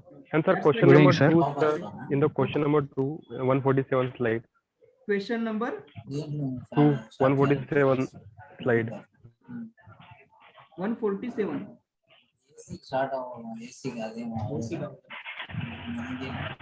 Slide number 147. 147 is a blank. I think different. Just a minute. Let me Before that. This is our first question. Okay. This is second question, right? Yes or no? Yes, sir. In this, Sir, indeed, how do we calculate, sir, this last step of IT RMS? IT1 RMS. Directly in the This one, na?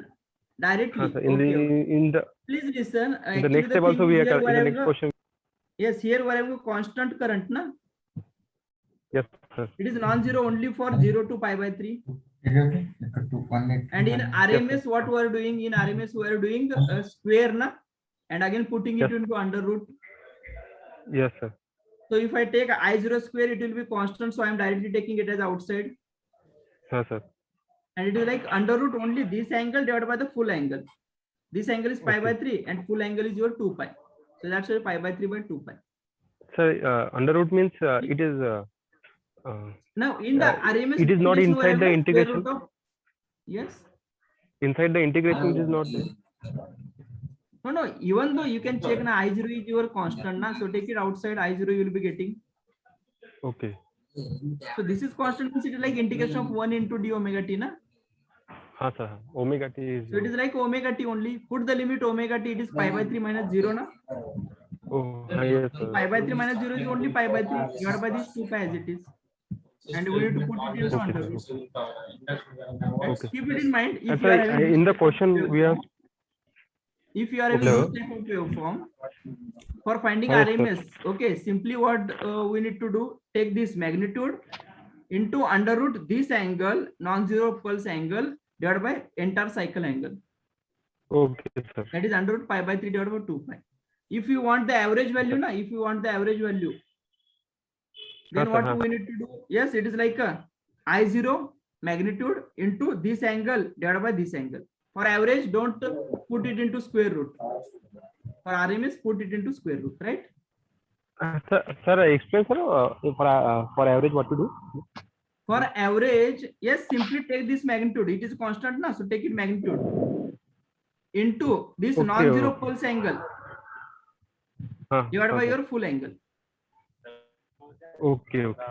So it is just like your No, no. area and this pulse divided by the this full cycle angle. Okay, Yes, sir. Yes. I0 into pi by 3 divided by 2 pi. Okay. And sir, in the question we have seen the last E reverse. So it is given in the question, sir. I didn't get that. It is given in the question that E is reverse.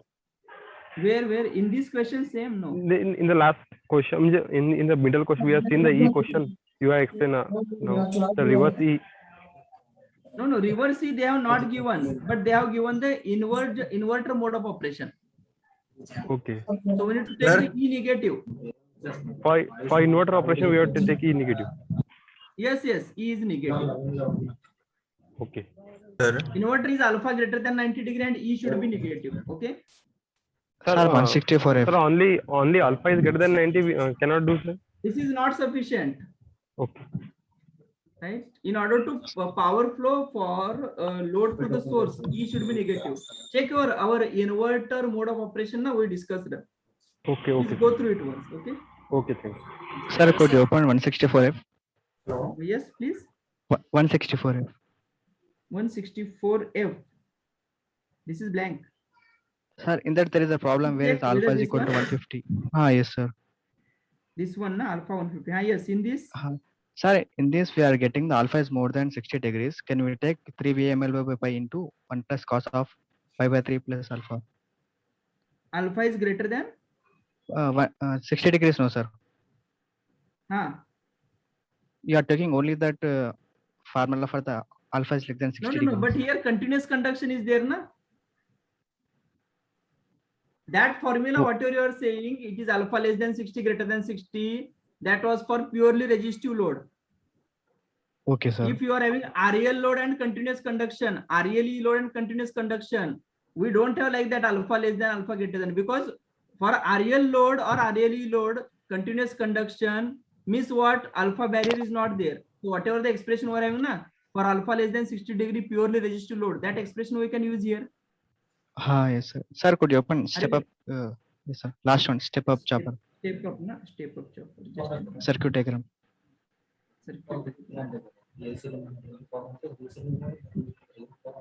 Huh. Sir, in this where the inductor will be discharged, sir, from the door or a source, In this, through which inductor will be release the energy. through the outer loop.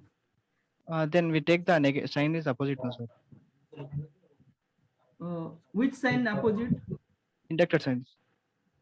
No, I am keeping the inductor sign same only. That's why I'm saying, that's what I'm saying. Throughout the power electronics, we are not going to reverse the polarity of the voltage across inductor. But by keeping the same polarity, if we are getting, when inductor stores energy VL positive, then when inductor releases energy, if VL is negative, the meaning is the polarity is reversed, na? Yes, sir. So same thing here, just now I explained. During switch is off state means inductor releases the energy. Yes or no? Yes, sir. So now in this case, you can check. I have kept the same polarity only. I have not reversed the polarity. But the thing is, we are getting here VL is negative, na? VS is VS minus V0.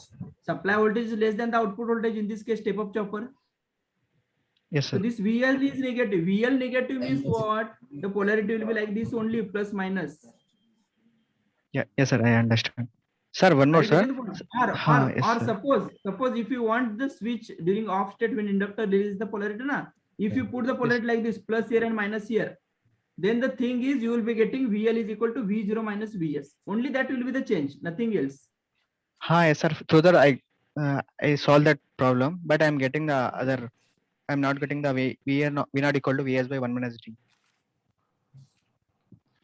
You have tried this one? Yes, sir. I tried in this. Polarity, with this polarity? Yes, sir. No, somewhere you might have done mistake. Please check expression, plus VS plus VL. Yes, sir. Here instead of minus, here it should be plus VL. Yes, sir. Because it is minus to plus, na, plus VL. Minus V0 is equal to 0. Yes, sir. I got VL equal to V naught minus VS, no, sir. That you have got. Then here, please check in this. Okay. In this I got wrong. Then in this, what you have done, please listen. In this, what you have done, you have taken it is plus VL dt as it is, na? Yes, sir. No, Minus then VS. in that case, what you need to do, if you reverse the polarity, na, then in that Minus case, VS. you need to indicate voltage across inductor during on time is equal to voltage across inductor during off time. Means this term, okay? Here we need to Minus. write minus actually. Then and only then that will be that will give you this expression.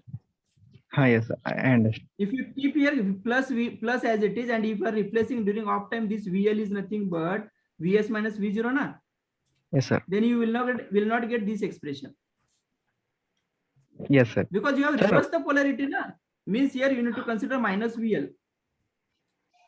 Yes, sir. I understand. Then I you got, will sir. be getting this. Please check once. Okay. Okay, sir. Sir, what is the mean of the ripple free load, sir. I not understand that meaning. What is the meaning of ripple Ripple free? free. Yes, sir. Ripple free, the meaning is suppose in the case of rectifier, for example, okay, Hi, or any ripple free rectifier. DC, ripple free DC. The meaning is in the output, rectifier output we are getting, it is a pulsating type thing. Yes or no? Pulsating we are getting na. But if we want expected, ideally we want the constant. If you get the constant waveform na, then it will be like a ripple free. Okay, sir. Are you getting the point? Generally, generally in some of the numericals they have used the word, the load current is ripple free constant na. Hi, sir. The meaning is the load current is not changing, it is a flat constant, that is a constant DC type thing. Okay, sir. One doubt in that, sir. For the single phase semi converter, is there no, sir? We are getting the IS as a Cauchy wave, no, sir. In that, Yes, yes. in that, if we get the ripple free load, means we can got the square wave, no, sir. If we mention that term. No, no, no, no, no, no. Ripple free source current. You mean load to current, say? sir. Load current, ripple free load. No, in a semi converter, we consider the constant load only. That is constant I0 is capital I0 means your ripple free current only. Due to that, we got this IS is your Cauchy square wave. Hi, sir. If your load current is not constant na, then your IS is also, you will not get that constant pulse. Okay, Right? That then is we got the check sine for- waveform. check for purely resistive load. In the case of purely resistive, whether we are having a load current is constant, no. Load current is changing na. Yes, sir. So in that case, for a purely resistive load, please draw the supply current waveform. You will understand that waveform will be your supply current waveform will not be constant, right? Okay, sir. In a source Sir, current, in- what we are getting, that is a Cauchy square wave, and that Cauchy square wave is also having the in between the constant value na, flat. Hi, That sir. is due to your load current is constant, right? Hi, sir. In line commutated converter, Huh. Sir, we are sending the power from load to source, no, sir. Huh. In that, reactive power will be sent from the source to load. In that case, your reactive power. Okay. There is a more than So- 2-5 questions are there, sir, based on reactive power. Okay. But whether in the previous questions, Not yes, sir. In some previous question also, in it workbook depends also, sir. actually. It depends on the given conditions. Okay. Sir, normally it's given the only line commutated converter means alpha is more than 90, E is reverse correlative, no, sir. In that condition, Yes. the load is from the load to source. We are sending the power. Your real power is flowing from load to source. That is correct. Yes, sir. But Then reactive reactive power power, from reactive source to power load, is sir. flowing from source to load only. Is it correct, sir? Right? Yes. From source to load, only the reactive power will be sending. Yes. Because your load only consuming the reactive power, na? Yes, sir. Yes. Source is your like a constant, that voltage source. Load requires the reactive power.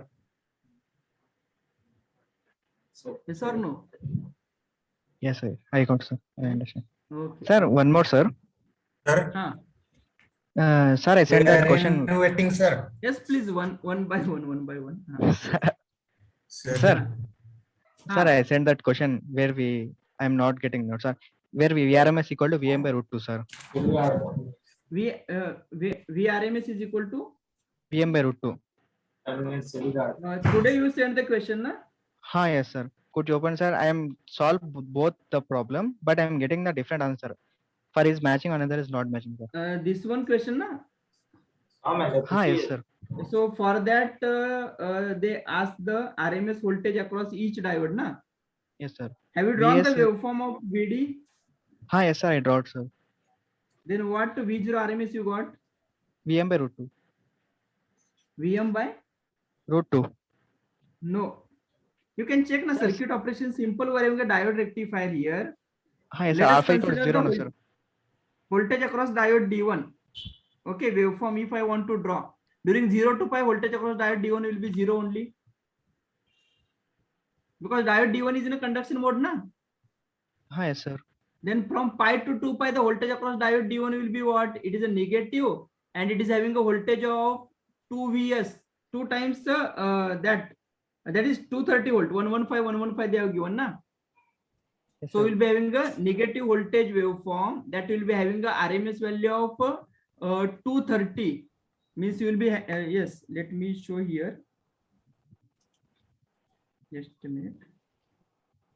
So for this circuit, if you want the waveform of VD1, I am drawing omega t 0. 0 to pi it will be 0. And from pi to 2 pi, this will be like this. Okay. Yes, sir. And it is having a peak value like 230 into root 2. We know na, out of the two diodes, if one diode is in a conduction mode, right? This type of circuit you are having, this is like a load here. Same, only thing is they have only changed the path. Yes, sir. So if this is in a on state, voltage across this will be voltage across the full secondary, na? That is 230 into root 2. Now you need to find the RMS value of this waveform.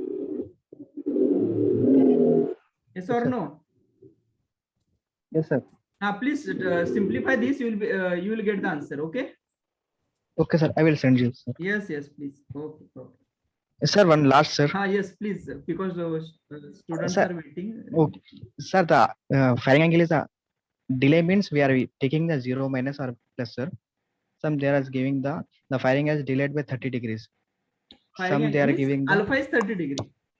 advance by 30 means 180 plus 30. Yeah, advance by 30 means prior to that. Means here, Yes, 180 plus 30. advance by 30 means that maximum value divided by that we need to do. Okay. Okay, sir. That's it. Advance Thank you, by sir. means just like maximum minus that whatever the angle they have advanced, na, that will be your alpha.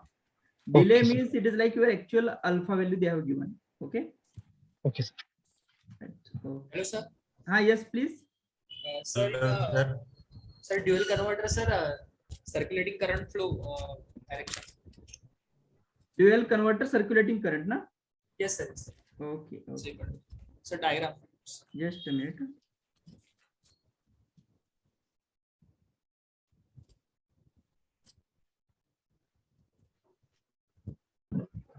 Yes.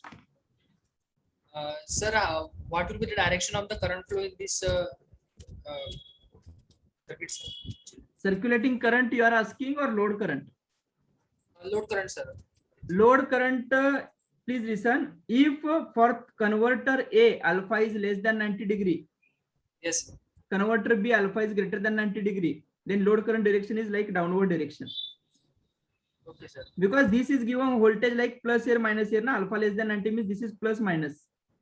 Yes, For this alpha greater than 90 degree means actually V0 to negative. V0 to negative means this will be plus, this will be minus. Right?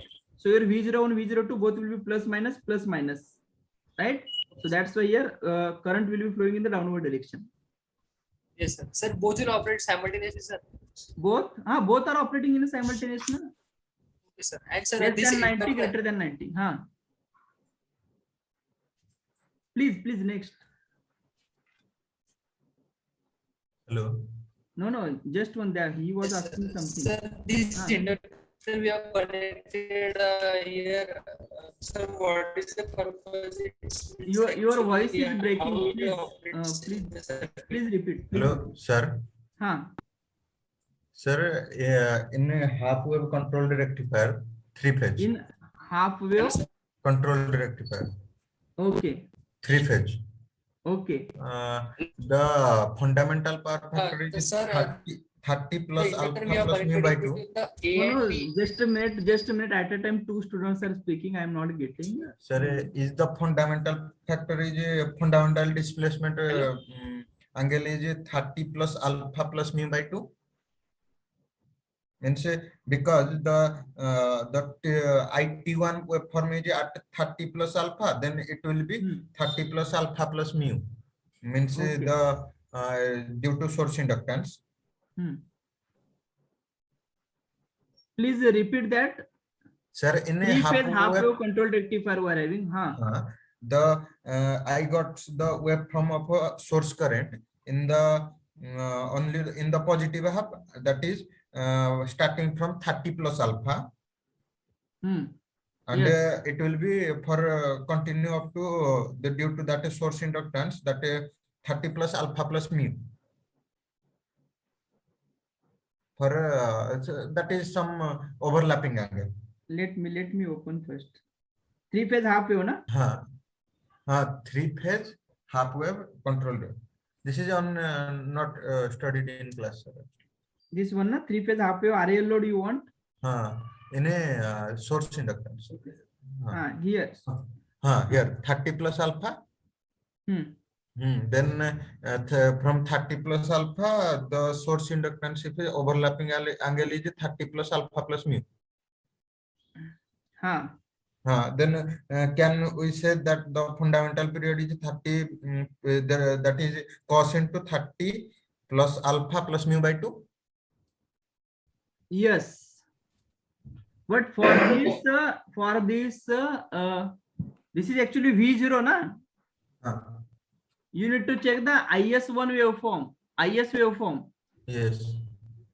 From V0 waveform, for we IT1, cannot, yes, sir. because you are talking about source voltage and source current. Yes. And here we are discussing the V0 waveform. Yes. So please check the IS waveform first. IS waveform actually following the thyristor current waveform, because it has no negative part. Because Okay. it has no negative part. Here it is not coming any negative part in the Correct. source current. Yes. Then means let's suppose in examination it asked that IS1 value, the like previous question we have done. IS1 RMS, then that fundamental power factor need to be known. Okay. But the thing is, if you check the input power factor expression, whatever you are finding, that is by using DPF into DF. Yes. That is used.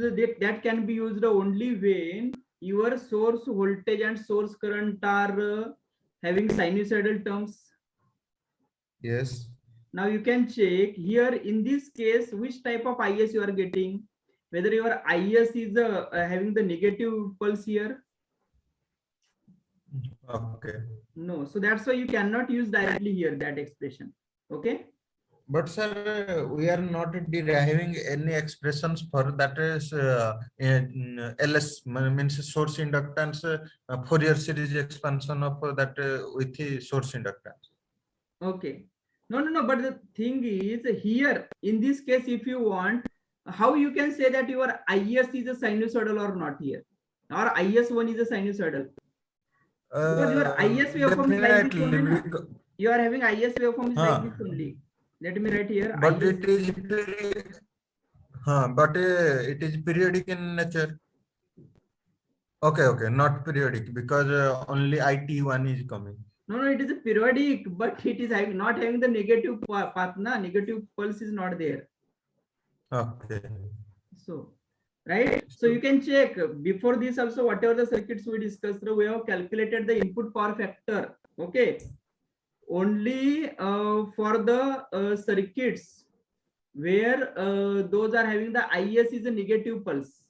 Okay, means in the Fourier. Okay. You cannot. Means And they will not ask you this question. Don't worry. Okay. Okay. Right. Hello, sir. Yes, please. Sir, in 156F, sir.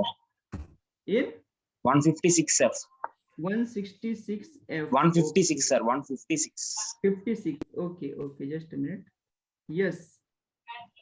Sir, you are saying this one, sir. RE battery load, sir. What before slide, sir? Once open before slide. Yes, Before sir. Slide. Yes, sir. 155. Before this example or this one? This one only, sir. Yes, in this one. Yes. Sir, for finding the I0 average, we are taking that rectifier voltage as 0, no, sir. I0 maximum. Yes. That question, sir. Okay, that question you want. Okay, okay. This one, huh? Sir, yes, sir. Sir, Hmm. here we are saying that when the rectifier voltage is 0, that angle we are taking as 90 degrees, you said, no, sir.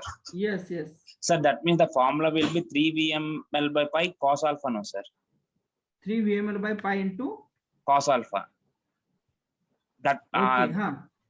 So? sir, I mean, in that case means for RLE load or for RL load, for RLE load, whenever the inductance value is high, we are not dealing with any alpha less than 60 and greater than 60. We are using the constant formula, sir. Same formula we are using.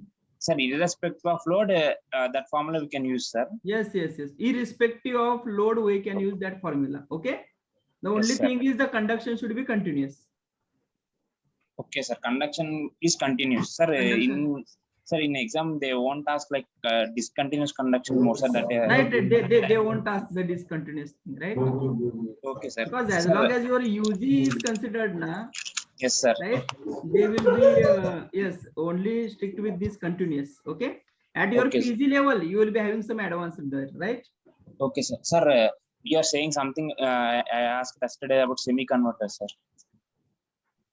Semi-converter, we are having the same expression, na? Same expression, same. Yes, sir. Both the cases, okay? Yes, Even sir. though in the discontinuous conduction, we are having in between 0 intervals. Yes, sir. Then also we are getting the same V0 average. So same formula we need to use. The Okay, thing is, you can check the area under that, whatever the for alpha.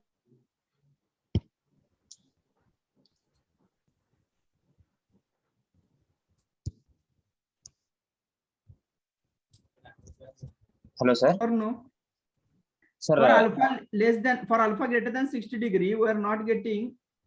Am I audible? yes, sir. Now we are audible, sir. Just a minute, just a minute. For alpha greater than 60 degree na, Yes, sir. we are getting the waveform like of only one pulse na. Yes, sir. Is this one only na? Yes, sir. Yes, sir. Right? It is like continuous type thing where VAC, VB, and here you can check if alpha. Yes, this thing here you can check. Right? Yes, sir. So it is like average value of this one and average value of this one. Both will be same only. Okay, sir. Irrespective of that zero Irrespective. conduction.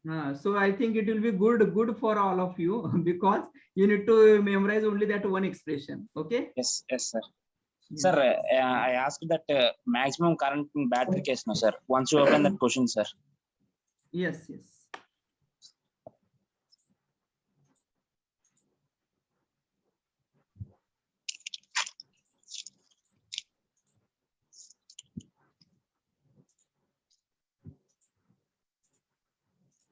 Yes, here it is.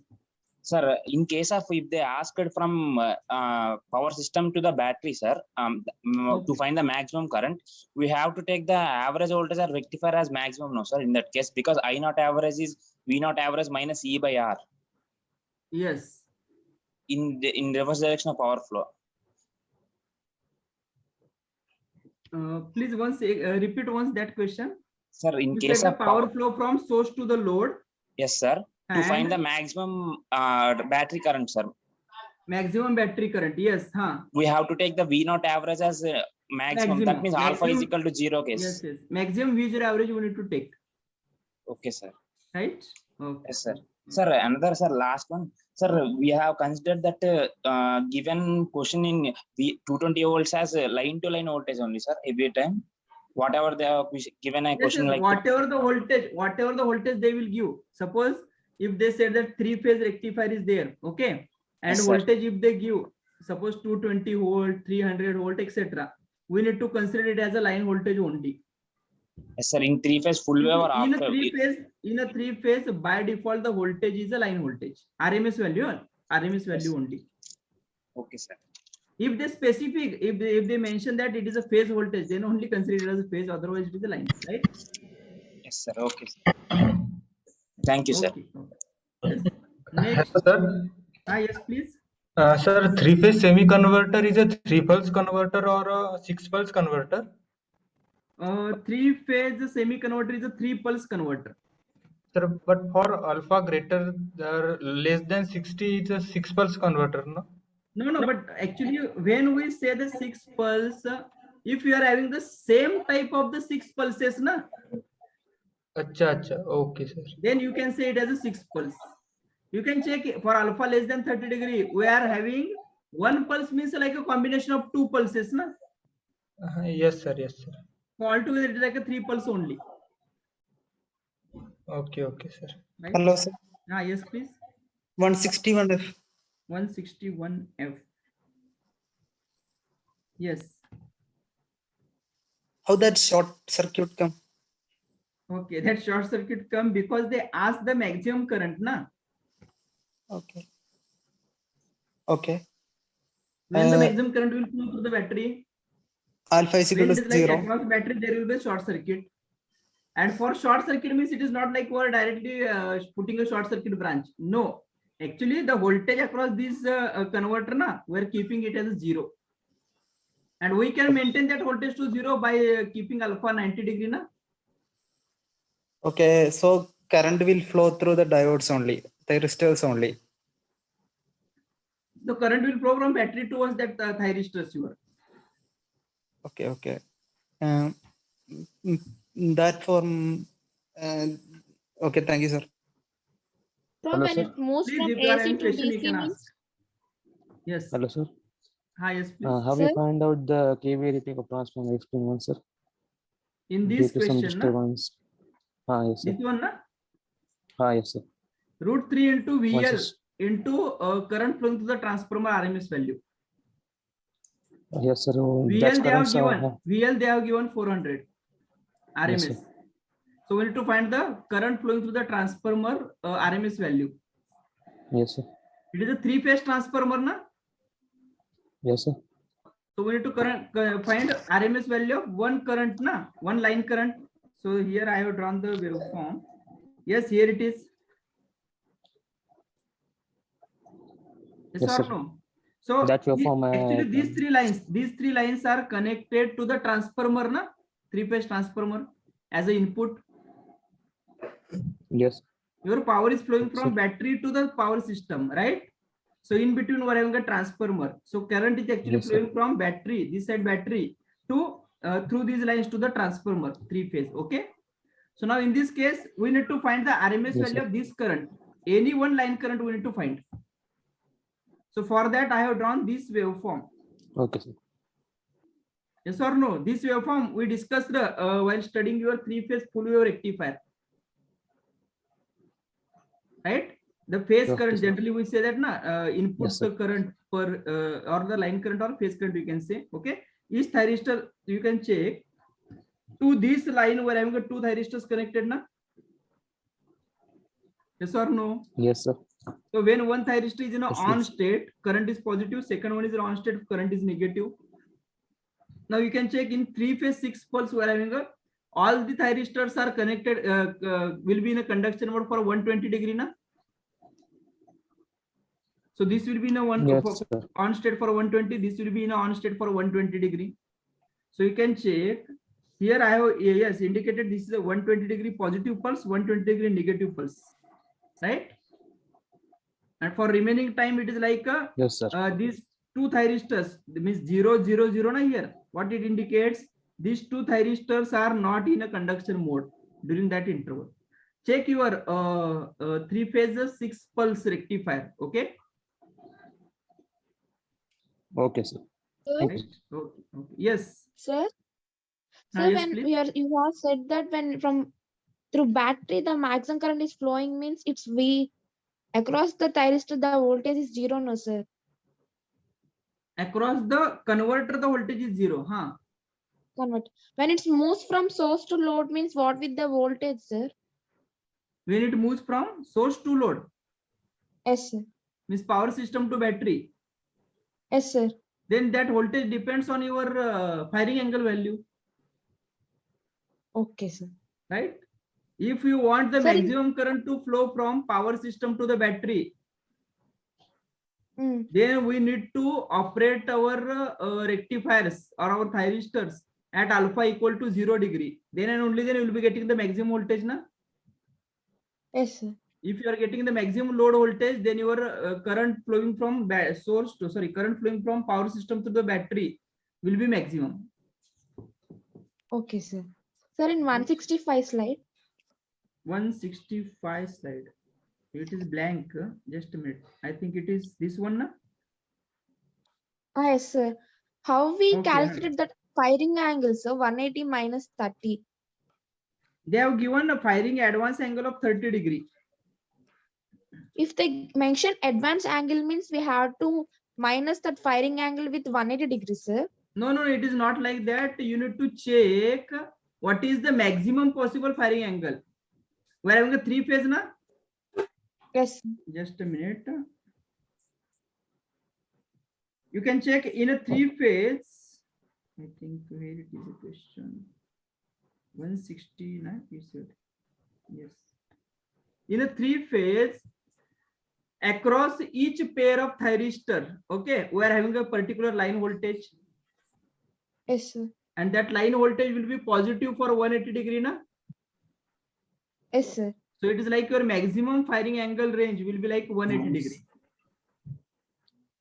Okay, sir. Right? Means you need to check key for how much time, maximum time our thyristor will be in a conduction mode. Okay. Okay, sir. Sir, in step down and step up, sir. Huh. They have said that 1 minute. What? If average voltage is less than Vs means it's step down, sir. Output average voltage is less than the supply voltage. It is a step down. In that case, the duty ratio is less than 1 or greater than 1, sir. Duty ratio less than 1. Duty ratio is For step always up, less than 1. If for step up and step down, the duty ratio will be less than 1 only, sir. No. In entire your chopper chapter or that DC to DC converter, duty ratio is always less than 1. Duty ratio means what is T1 by T, na? Yes, sir. So it is less than on time. Check. Your total time T means what? On time plus off time. Yes, sir. So whether your total time will be less than on time or it will be greater than on time? It's greater than on time. Na? Right? Yes, sir. Greater than on time. Total time T I am saying it is greater than on time, na? Yes, sir. Here you can check.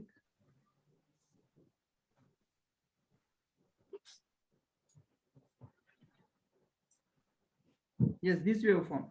Total time is from this point to this point. This is your total time T.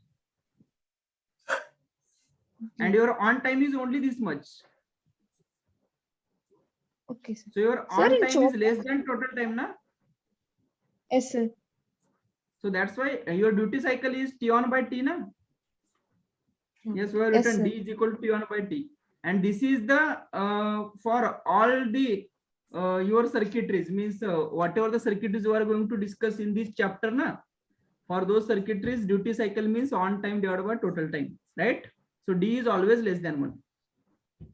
Okay, sir. Sir, in this current wave graph, why it's starting from certain value, sir? It's actually it will start from 0, no, sir. For very first cycle, it will start from 0. But in steady state, na, it will be having some maximum and minimum value. Okay, that you will understand while discussing the buck converter. Okay, tomorrow we will discuss. Means the thing is like suppose we are having a inductor, right? And initially it has not stored any energy. I am turning it on, okay, and the current flowing through the inductor is changing from 0 to, let us consider, 5 ampere. When it reaches the 5 ampere, then what I am doing? I am disconnecting it and I am connecting it across any load, you can say. So inductor releases the energy, means current will decrease from 5 ampere to lesser value, na? Yes, sir. Suppose it has reached to the 3 ampere. Then again I am connecting it to the supply. Then again current will increase or decrease? Increase. Inductor again starts storing the energy, na? Yes. So again it will move to from 3 to 5. At 5 ampere, what I am doing at 5 ampere? Again I am disconnecting and putting it across the load. So again current will decrease. So same thing is happening here. Same thing is happening here. You can check in this circuit. In this circuit, what is happening? Yes, in this circuit, When switch is in on state, inductor is storing the energy.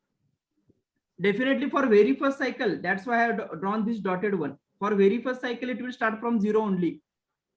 When the switch is closed, the inductor starts storing the energy, it will reach till I2. Again, when it reaches the I2, suppose corresponding to on time, it reaches the I2. Okay. After that, I am turning off the switch. When I turn off the switch, the circuit is like this, na? When I turn off the switch, the circuit is like this. Inductor releases the energy. So inductor current decreases till time t. Okay, that is first cycle. Inductor current reaches to from I2 to I1, it decreases. Okay. Again, when it reaches at this point, again we are turning on the switch. So when switch is turned on, means again current will what will yes, in the case of current will again increase now from here. So before reaching the 0 value, what I am doing, again we are turning it on. Means I am operating the switch in such a way that the inductor current is varying between I1 to I2 only. Okay. And how to means what to keep these values I1 and I2, that depends on us, na? Yes, sir. Yes, means I am turning on the switch, I am turning off the switch. When to turn on, when to turn off, that will be decided by myself. Okay. So if I want to vary the inductor current from 1 ampere to the 9 ampere and again 9 ampere to the 1 ampere, accordingly I will select that switching cycle. Right? Yes, sir. Okay. Okay. So my Yes, basic next, one please. doubt is, sir, Yes. when is thyristor in on state, the diode will be off or on, sir? Which thyristor? Sorry, switch, sir. When switch is in on state. Yes, sir. This your The diode diode is will- off state. Off state. When switch is off, the diode will be on, sir. Switch is off, diode will forward bias na, because inductor releases energy. So it is like this. Okay. When in step down condition, you have keep the diode in only open, no, sir. In the step down, actually we consider the load is purely resistive. Yes, sir. So if the load is resistive, you can check here.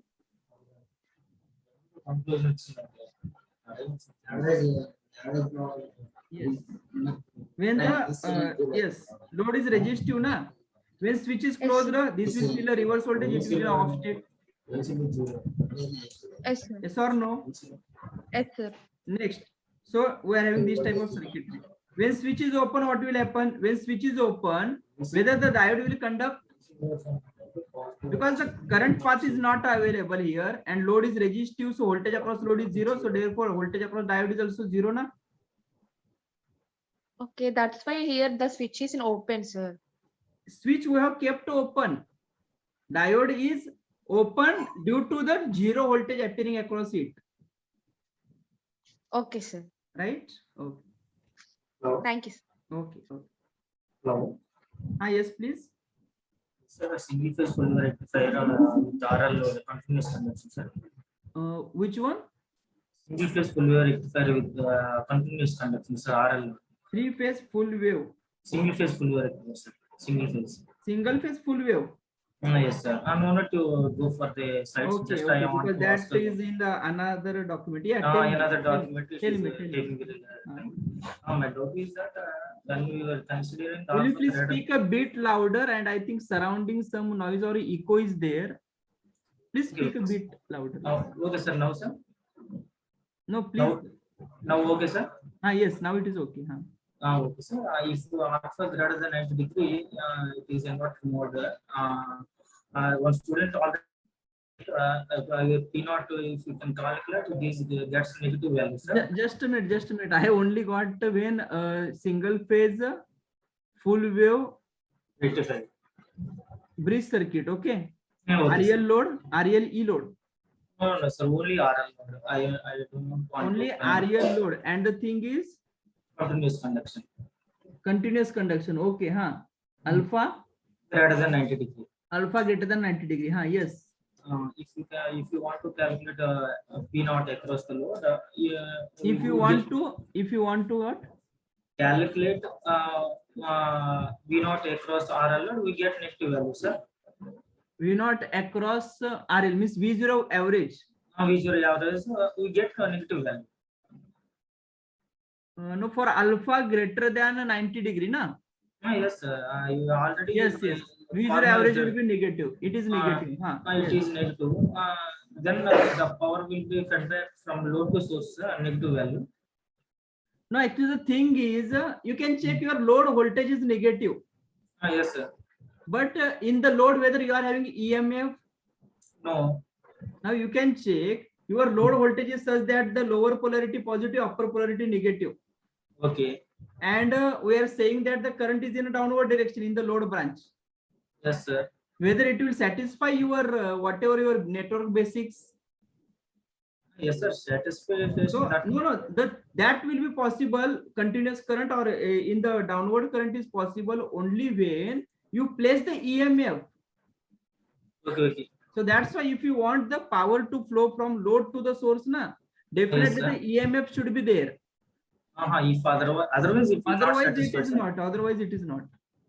Then, sir, first of all, we are going as per the mathematical calculations. If you can calculate output power, V0 into I0, we get V0 equals to negative value.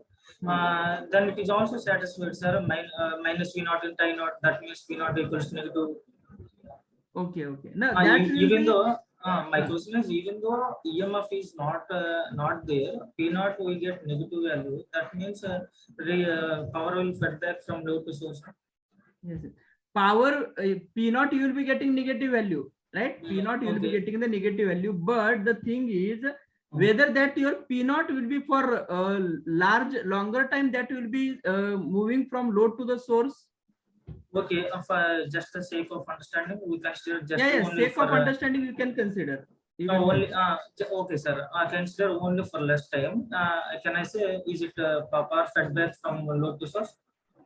Power is circulating from load to source. Yes. In that situation, my question is only for this particular situation, sir. That means real power fed back from load to source, sir.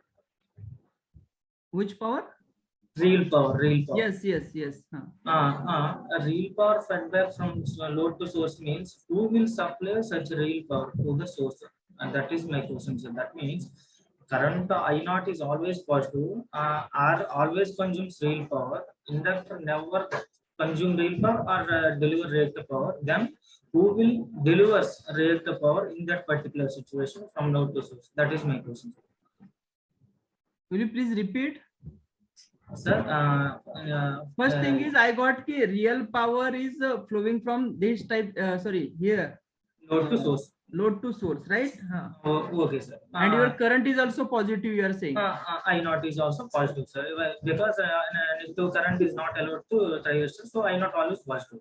Okay, okay, okay. In my question is, we are representing already RL in series. That means resistive element always consumes real power. Yes, sir. Resistive element consumes real power, right? Okay, inductor element is the, not delivering or not consuming any real power, sir. Inductive element is not we are consuming any representing real power, right? Okay, but as per the mathematical calculation, alpha greater than 90 degree, we got P0 equals to negative value. That means power will already we say power fed back from load to source. That means then who will supply this negative this real power? That's my question. Okay, okay. What is your supply reactive power? Yes, sir. Can you find the input power factor here? Yes, sir. Yeah, DPF into DF. It is 0.9 into cos alpha. 0.9 into cos alpha. Okay, so your alpha is greater than 90 degree. Okay, input power factor we got negative value, sir. Yes. If is it existence negative, please check once. Check once. You need to not only calculate your load parameters. Please try to find out your supply parameters also. Okay. If they balances, then you can say that whatever we are thinking, okay, that is working. Okay. Right? You can check once, find that you can consider arbitrary any alpha. You can consider 120 degree or etc. Okay. Accordingly, please try to find that input power factor. Next, we are having the IS RMS value. Okay. We are having the VS RMS value. Okay. So try to find that source real power, source reactive power. Okay. Already you have just now whatever you told, you have calculated that load real power, load suppose reactive power. Okay.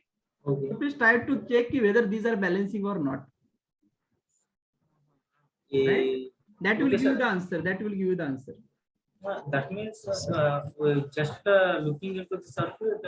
Why we are not finding who will supply this reactive power, real power, sir? Why we are not unable to say? That's the Why we are statement. not? Unable to say who will supply this real power.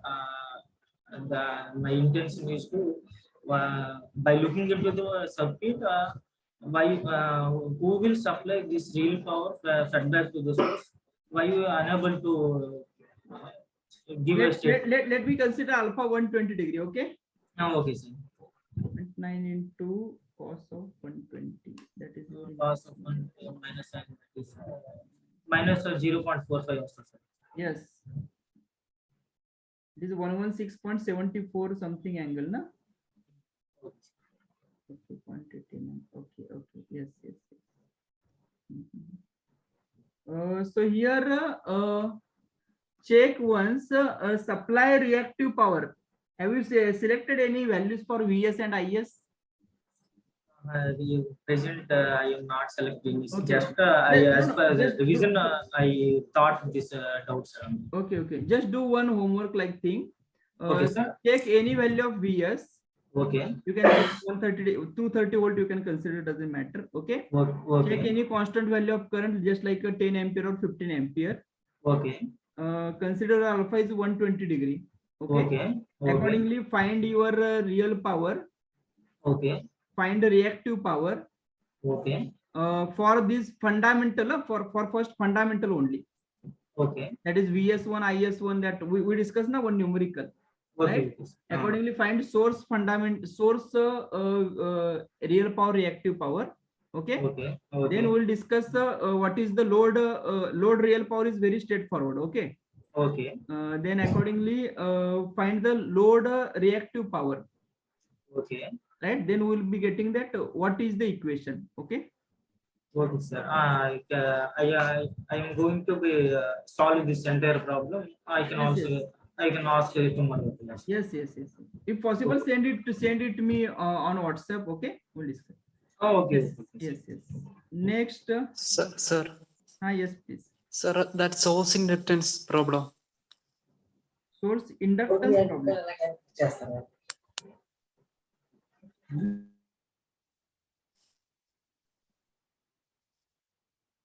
Source inductance, no?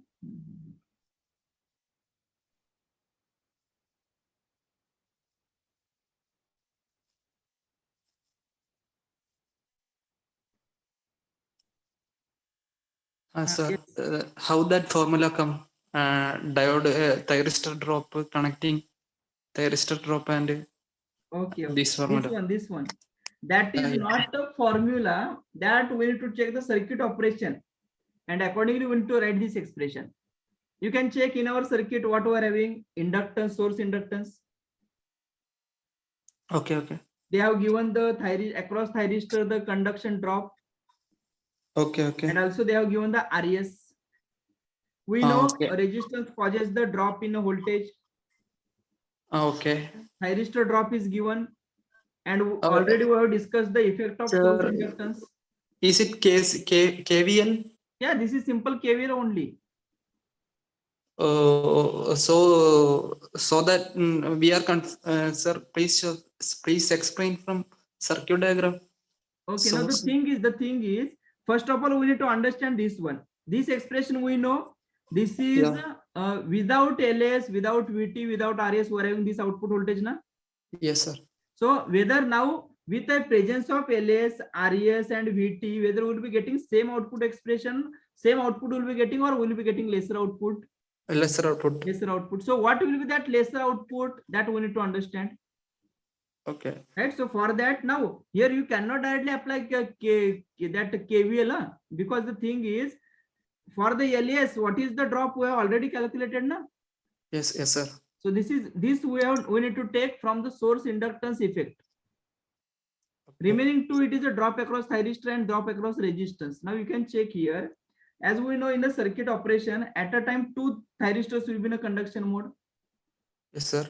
Suppose current is flowing from A to C, for example. So VA, RES, LS, T1 load and T2 back to this C. Yes, sir. Yes, So sir. in this loop, if you check, we're having a RES 2 times, yes or no? Yes, yes, sir. So that's why it is, I have taken it as a -2 into RES into I0. Okay. So, Second thing is, we are having the 2 thyristors, na? Yes, sir. So that's why. Or if you want to write that KVL also, you can write the voltage, right? Supply minus the drop across this resistor. Okay. LS we have already considered the drop, so that we need not to take here. Okay. Minus drop across thyristor T1 minus this voltage minus VT2 minus drop across this resistor. So it is 2 times RES, 2 times thyristor drop, okay, and the effect of the LS that we need to consider all together. Sir, in order to find V0, we have to know the source voltage also. In order to find source voltage, VAB, KVL. No. But in this case, you are thinking in the instantaneous KVL like thing. But Yes, we sir. are having V0 average direct expression, na? Yes, sir. And that direct expression I am writing here. Okay. The thing is, they have asked the E value, na? Okay. So here, even while applying the KVL, suppose you are applying the KVL, okay? Whether I need to find the average value or I need to find the instantaneous value, we need to find the overall average value only. Yes, sir. Because in the converter, you are having the output of the converter is like in the form of waveforms, na? Yes, So sir. if I want to give the output, that should be your output average only. So this Okay. is like output voltage without the effect of LS, RES and VT. And next I have indicated, where I have subtracted the 3 effects, na? LS effect, VT and RES. Okay, okay. So likewise we will be getting. Okay, one important thing here, in this case, E we need to connect a negative, huh? Because they have given inversion mode they have given, right? Okay. If you keep E positive, you will not get the correct answer. Okay, sir. Solar problem. Okay.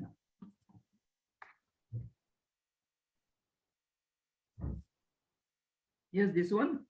Yes, sir. Huh. In the case we consider current as 40 ampere for wave RMS, for finding RMS. Here for finding RMS means this one. Yes, IA max is equal to 40 ampere. Yes. In order to flow 40 ampere, the short circuit should occur at the input side. Short circuit means it is not like the full short circuit. It is like these converters are operating at a firing angle of 90 degree. Okay. Thyristors. At the 90 degree angle. That's why we are getting output voltage 0 volt, na? Okay, sir. Output, that output 0 volt, so that there is no current in the input side, input transformer side. No. Output voltage, output is 0. It doesn't mean that current is not flowing. You can check, na, simple, you can consider a single phase full wave bridge rectifier. Okay. Suppose your alpha is a 90 degree. Okay. Then what will happen? Your V0 average will be 0. Okay. Now here in this rectifier, your thyristors are operating at 90 degree, na? Thyristors are operating at 90 degree. The meaning is they are operating, they are acting as a closed switch, na? Okay. So whether output voltage negative means whether the meaning is your thyristors are like open circuit, no, na? Okay. They are in function, so that's why current is flowing. Okay. Instantaneous current is flowing, so the average is 0. Average means, but in this case, average current means this current in our case now. This is a 40 ampere current. Sir, we consider the In output. This loop, let me clear. The current is coming from battery. that current is flowing through, suppose two thyristors are in a conduction mode, na? Suppose this thyristor and this thyristor. Okay, okay. Right, so that current is coming from battery and then it is entering into the thyristor pair, and from one thyristor it will be moving, okay, it will be circulating and again coming back to the second thyristor. Okay. So current is present there, current is present there. Okay, okay. Right, So we are getting V00. Why we have considered the V00? Because if V0 is 0, then and only then we will be getting the maximum current, na? okay, okay. Right? So that if it doesn't mean that your V00 means this current is not flowing into the rectifier. No. Okay. If current is not flowing into the rectifier, the meaning is this current should be 0. Sir, so in the alpha is equal to 90 degree, the output average voltage is equal to 0 degree. Instantaneous voltages are there. Yes. Instantaneous voltage are there.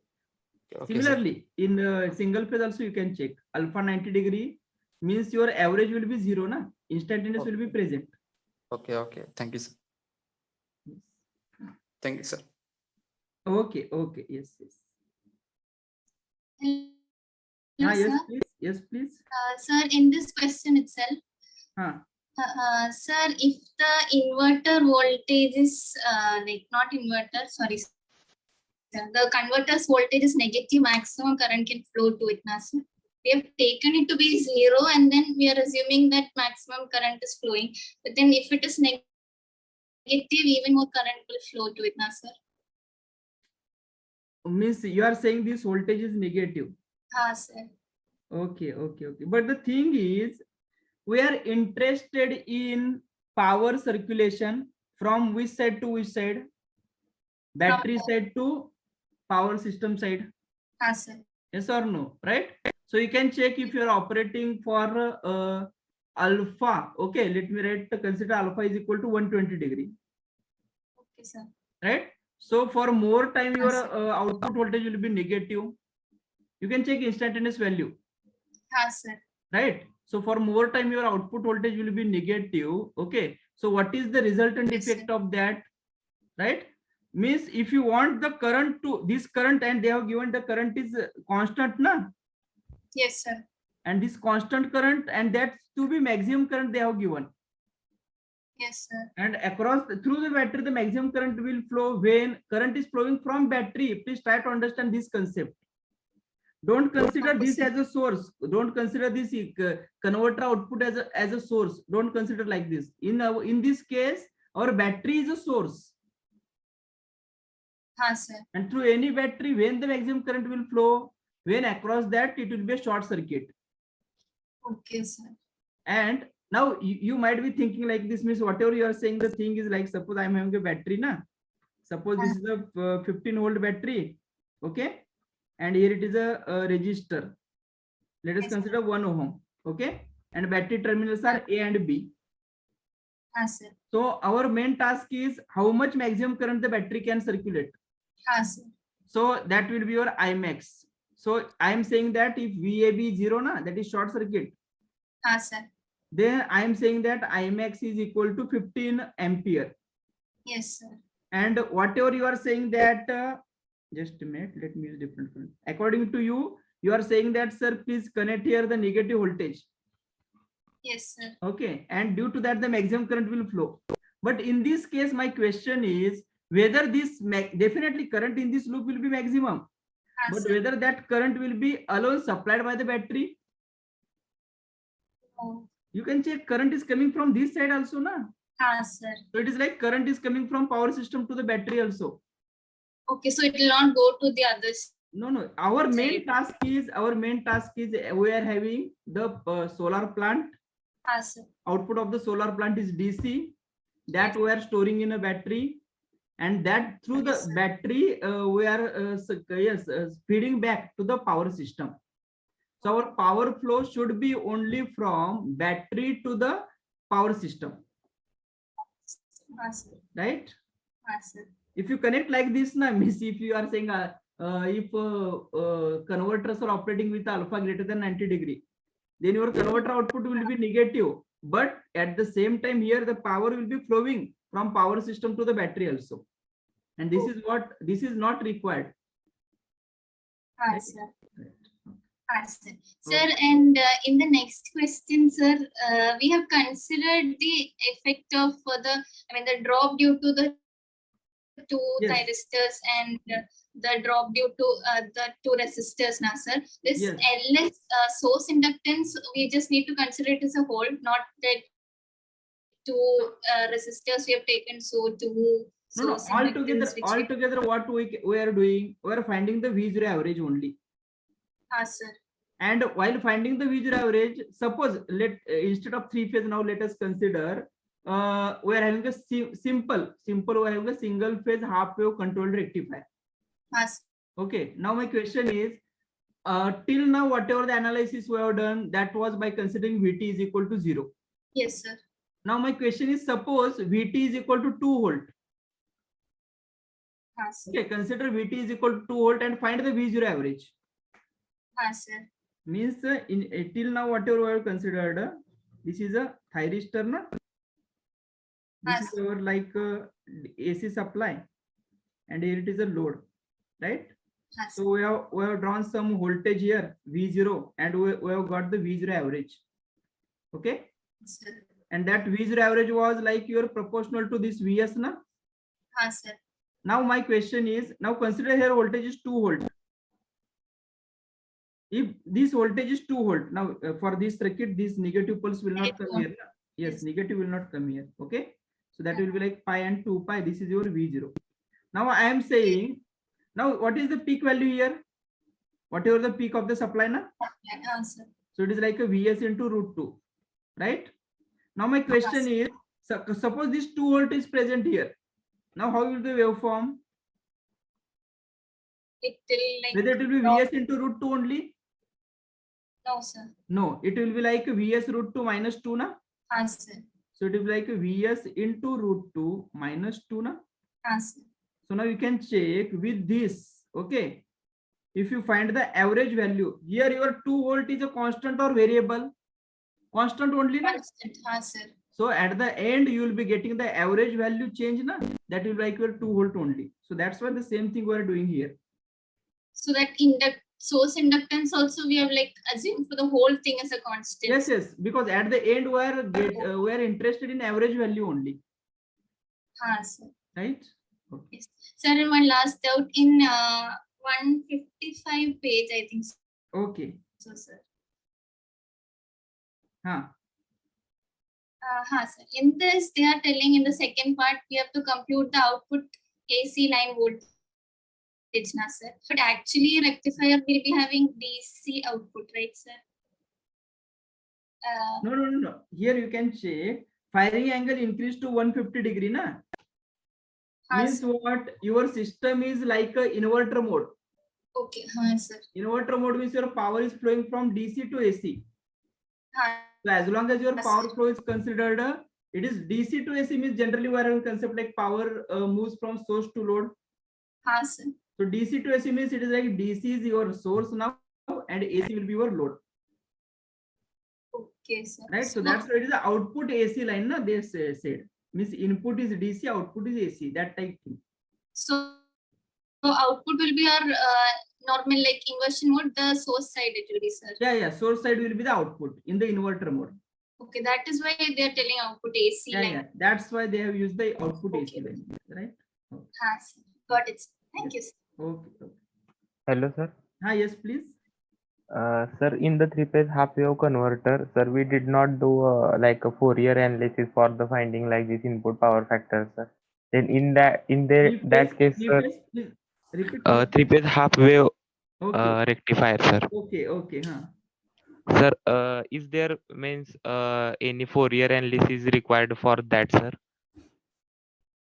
No, actually the thing is for three-phase half wave or even in Yes, sir. single-phase half wave also you can check Yes, sir. whether input power why we are doing Fourier series in order to find the harmonics in order Harmonics to get the analysis. input power factor, right? Yes, sir. So input power factor is there. Only you can check the input power factor definition. It is Yes, like a sir. supply sinusoidal supply fundamental component and Yes, your sir. current sinusoidal fundamental component.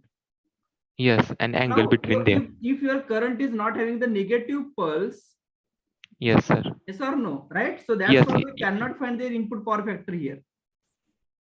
Okay, okay, okay. You can Means, sir, check we in are a single phase full converter, you can check, single phase semi converter, you can check, 3-phase full converter, you can check, and 3-phase semi converter also you can check. Where having the source current is positive as well as negative, na? yes, sir. Yes, sir. So that's why we have calculated their input power factor. Okay, Because those okay. are AC, definitely those are non-sinusoidal, but those are AC, na? Yes, yes, yes, But sir. here you can That's why. check your source current, your whatever you are getting, the negative current is not there, so we cannot say that it is AC. Yes, yes, yes. So that's Okay, so we can so assume it like a you DC. don't have the concept like input power factor in a 3-phase half wave rectifier, right? Yes, yes, yes, sir. And sir, in the 3-phase full wave rectifier, we calculated one Fourier series expression of the current, sir.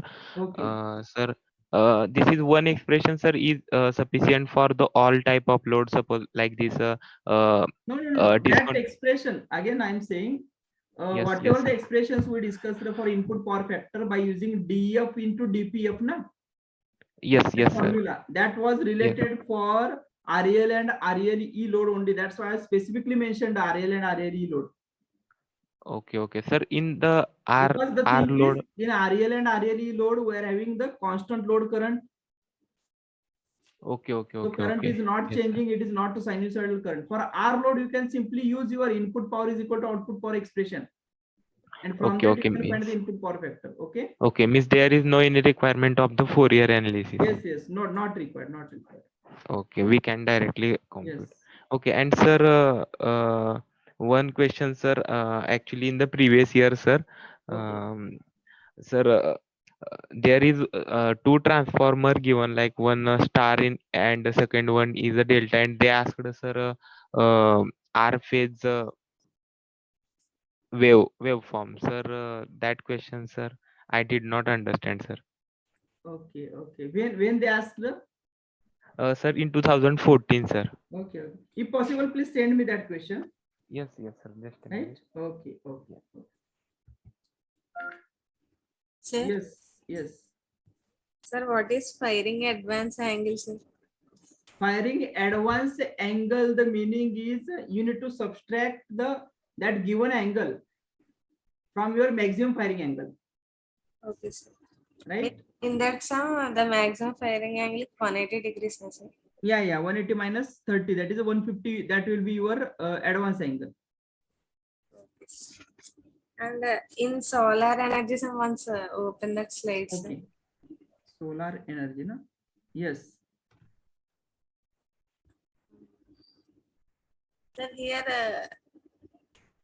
in the diagram, you have considered a battery lower terminal negative and upper terminal positive. That was fine, sir. Okay. And in that rectifier, upper terminal negative and lower terminal positive, sir. But the current cannot flow from battery to rectifier, na, sir. Where here, na? Yes, sir. Okay. No, actually, I mean in that loop. The thing is, then here we need to consider this type of circuit. This is not a complete rectifier circuit, na? This is only symbol they have given. The meaning is here we are having a 3-phase bridge converter, right? Yes, sir. Okay. And miss, you can replace this box with this circuitry. Okay, sir. It's like your inverter circuit. In inverter, we are having a 3-phase bridge inverter, na? Yes, sir. 120 degree, 180 degree conduction mode. This circuit is this one only. Okay, sir. Right?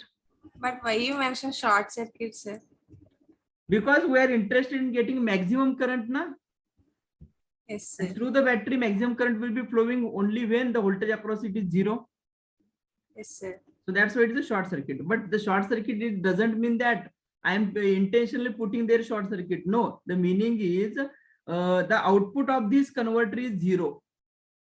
That's why we consider the converter is operating at a firing angle of 90 degree, na? Yes, sir. Right?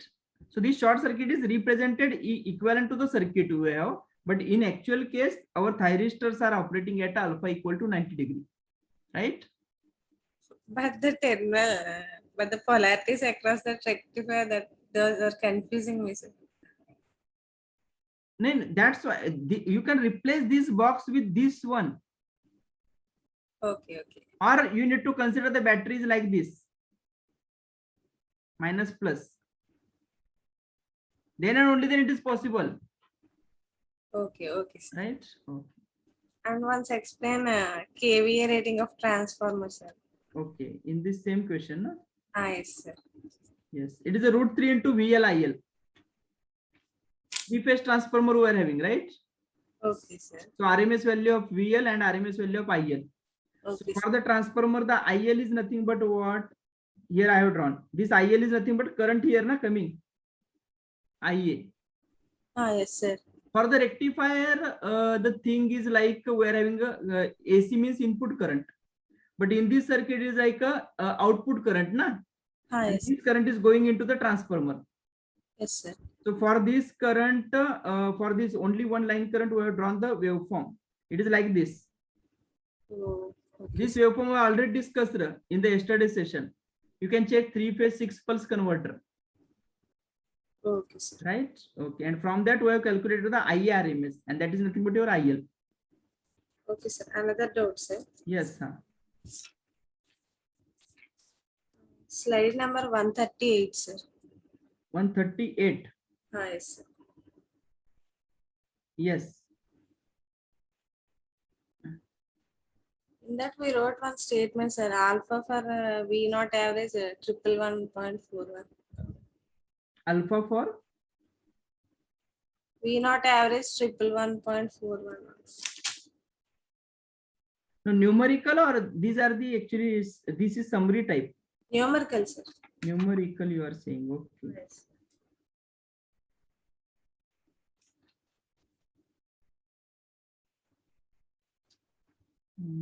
Numericals we discussed here, no, after this.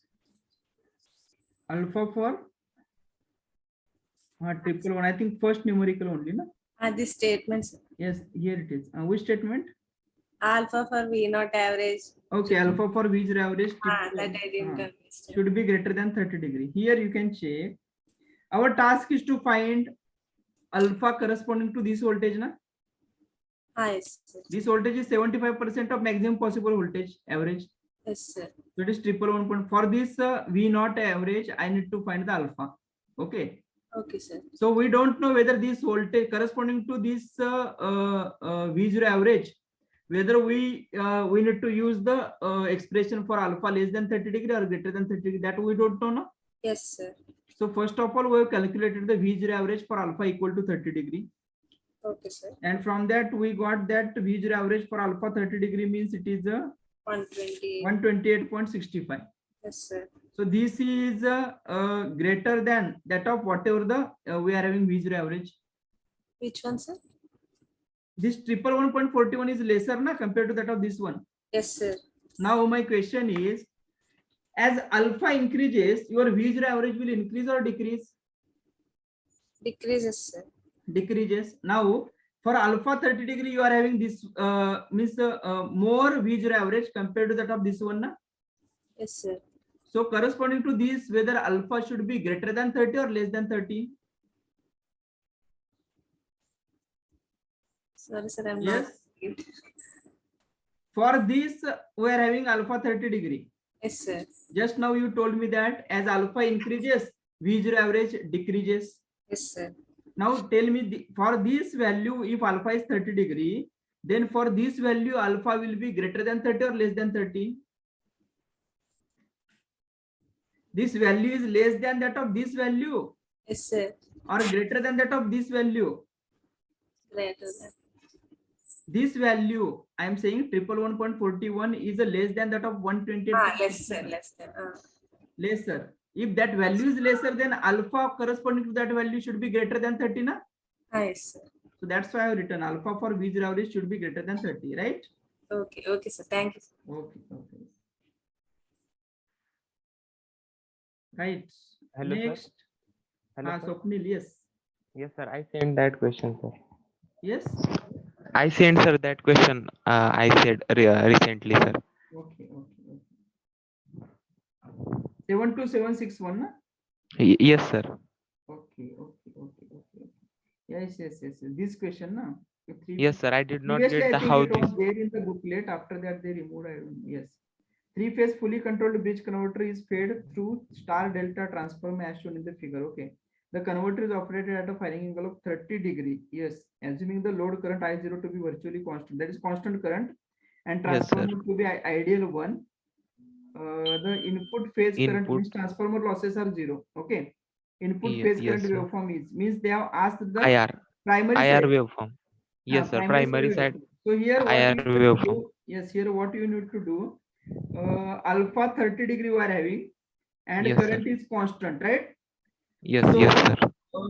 you are required to draw the waveform of input current to the rectifier.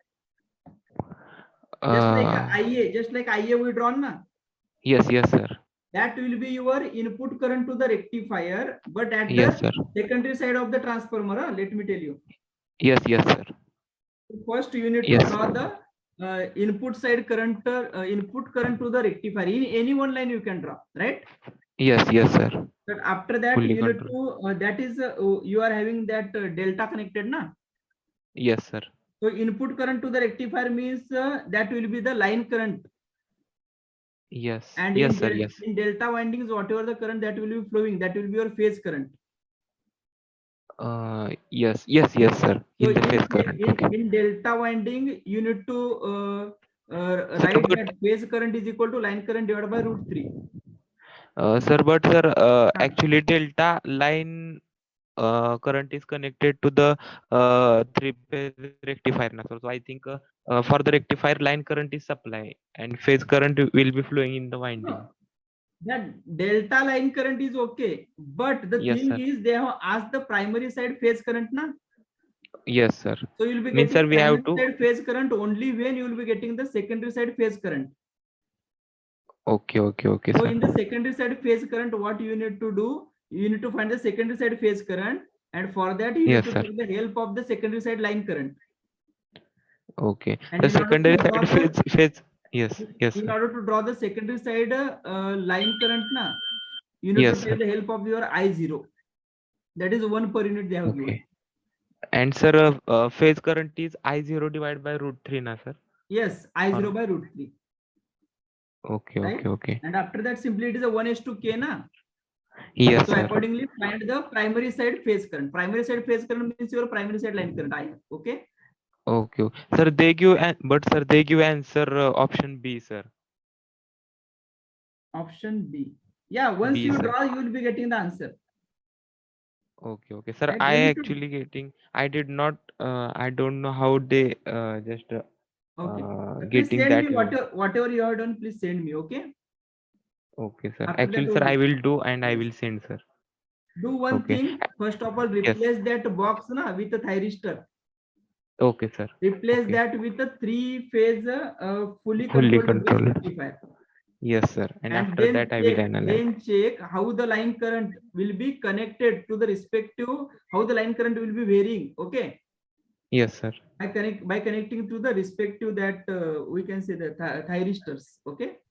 Okay, sir. First do And that sir, thing. Then. yes, sir. I got it. And Yes. sir, one ESE question, sir. In that question, sir, they just asked the average value of the load current, sir. I sent you, sir. In that case, sir, they considered it as a continuous. But sir, when we calculate the angle of the inductor, then it is not coming continuous, sir. Single phase fully controlled bridge converter. It is connected with RLE load where R is L is E is. This converter circuit is supplied from 220 volts when the firing angle is 60 degree. The average value of the load current will be nearly okay. They solved, sir. It is considering as a continuous current, sir. Okay. And then how you are solving? Sir, but actually, sir, I just found angle by using tan inverse of omega L divided by R. Which angle you are saying tan inverse of omega L by R? Means, sir, inductor means actually that by that angle there will be delay in the current. Firing angle is there here in this RLE load. Okay. Yes, They sir. have not mentioned anything about the whether current is continuous or discontinuous, and they have not given Yes, the sir. beta also. Na? They have not given the beta. Yes, sir. Not You given. simply consider the continuous conduction. Okay, okay. You'll be I getting think, the sir, answer, they, right? yes, yes, sir. I think they given a inductor value, so we have to do like this. No, no, no. They have given, but if they would have given the beta value, na, Yes, sir. then we can find. Okay, but if beta is also not given and they have not mentioned that I0 is constant, we need to consider I0 constant only, right? Yes. Yes, yes, yes. Okay, okay, okay, sir. And sir, one sir, I just another sir that freewheeling diode conduction angle, sir. That one I did not get. That I I asked will send recently you. on Okay, WhatsApp, sir. that I will send you. Okay, okay, Because what happening ki okay, students are okay. sending, and those so many students were having in this batch. Yes, They are sir. sending the It is much questions, more and hectic, sir. I am also busy with Okay. my machines, and those recording part is also going on. Okay. Okay, okay. And sir, last one, just a clarification, sir. Sir, we without solving, sir, just a Fourier series, we just remember just three expression for the just like a semi converter and three phase full bridge rectifier and single phase full bridge rectifier, just like a three expression of the wave. Then I think there is no any requirement of the derivation of the Fourier series. We just remember, then we can solve it or Yes, not, yes, sir. yes. Yes, yes, yes. Yeah. As long Okay, as your okay. input power factor is considered and those things are considered, only the Yes. formula is required, right? Formula is Yes, required. yes, sir. But I, sir, there is no any chances of other any question than this. Will they ask, sir? No, no. They will ask the question either like find the DPF, displacement power factor, or they say the fundamental power factor also. Because Okay, DPF okay. And means what? which It is the power factor between VS1 and IS1, na? So that's why they use yes, the yes. word like a DPF, fundamental power factor also, right? Okay, So okay. you need to be familiar with. Sometimes they ask the question like RMS value of the fundamental source current, right? Fundamental source Source current. current. Okay, So my okay. advice is like better you can go through those expressions. Source current, instantaneous value expression we are having in Yes, terms yes, of sir. sine of omega t. Yes, Okay. yes. That big expression, sir. That thing, input power factor, final expression. Okay. Yes, yes, sir. And these two are sufficient because source current waveform we can draw by using the circuit analysis. Okay, okay. Just sir, while if they asking source current waveform, just we can sir just draw like from suppose Yes, three yes. phase fully converter. It is starting from 60 degree to, and we can take like 1/3 like this Yes, yes, yes. in route. Okay. Like this, Okay, you sir. can That's find, it, sir. on the spot, you can find the DF and DPF values. Okay. And from Okay, that also you okay, can find the input power factor. Okay. okay, okay, okay. Now, sir, clear, sir, clear, sir. Thank you so much, sir. Thank you. Got it. Yes, yes. Okay. Yeah, sir. Thank you. Yes, next. Please do fast. It is, I think 10:30, right? Pratik Bhosle, do you have any question? Sir, what is the purpose of diode in step up chopper or step down chopper? What is the purpose of? Diode. Okay, in? Step up or step down chopper. Okay, actually the thing is in step down chopper, we consider the resistive load. So that's why the diode is not functioning. But if you check with the RL load, na, for releasing the energy of the Yes, that inductor, load inductor, right? The diode will be functioning. Yes, sir. Yes, sir. Right? Also, And in a in case step of up chopper, if resistive, you check, in a step up chopper, we have connected the diode. Suppose if you are having the load like REL E load, right? yes, sir. Then in that case, Yes. in order to oppose the current flow from load to the source, that diode is connected. Yes. Because when REL is Okay. there, na, and And when switch is in on state, then at that time, what will happen? Yes, The sir. current may flow from E to the source side, na. So in order to oppose sir, that, yes, sir. the diode is connected, right? Yes, sir. One more doubt, sir. Yes, yes, please. Sir, in rectifier we use SCR. Why not we use BJT or MOSFET, sir? Okay, okay. In rectifier, we are using SCR. Okay, but the thing is, SCR in rectifier, the advantage is we are having AC supply, Yes, sir. right? So here in the Yes, sir. rectifier, you can check with a natural commutation, means we need not to go for the any additional circuitry to turn off the SCR.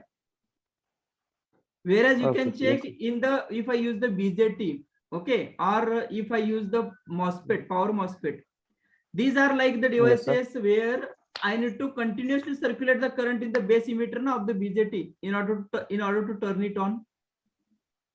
Okay, sir. Continuously. But of, whereas you can flash. check in the case of rectifier, I can give a current, gate current of a short interval for the small time period. Yes, sir. Only single pulse. Right, so you can check both the circuit, you can compare both the devices. At one side BJT I am having, at second side I am having the thyristor, where in the gate cathode circuit I require a very small gate current, and whereas in a BJT I require a current to be circulated for a continuous time na, in order to turn on the device. Yes. So which one is Yes, better? sir. Yes, sir. Which one will give you the lesser losses? Thyristor will give the lesser losses na? Yes, sir. Yes, yeah. And one more thing is here, due to the Okay, AC sir. supply, your forced commutation also we need not to use. Natural commutation is possible, right? So Okay, that's why sir. yes. Thank you, sir. Okay, yes. Right. So we'll stop here. Tomorrow we don't have a session. Day after tomorrow we'll be meeting, and day after tomorrow we'll discuss the buck boost converters and the numericals, right? Probably day after tomorrow or on the 7th, hardly within first 1 or 1.5 hour we'll finish the chapter, right? We'll be continuing this subject till I think 10th. Okay, on Ganesh Chaturthi also we'll be having the session, right? So please spare time, right? Okay. Thank you, sir. Good night, sir. Okay, good night. No, we don't have class tomorrow. Okay, right. Okay. Thank you. Thanks to all of you.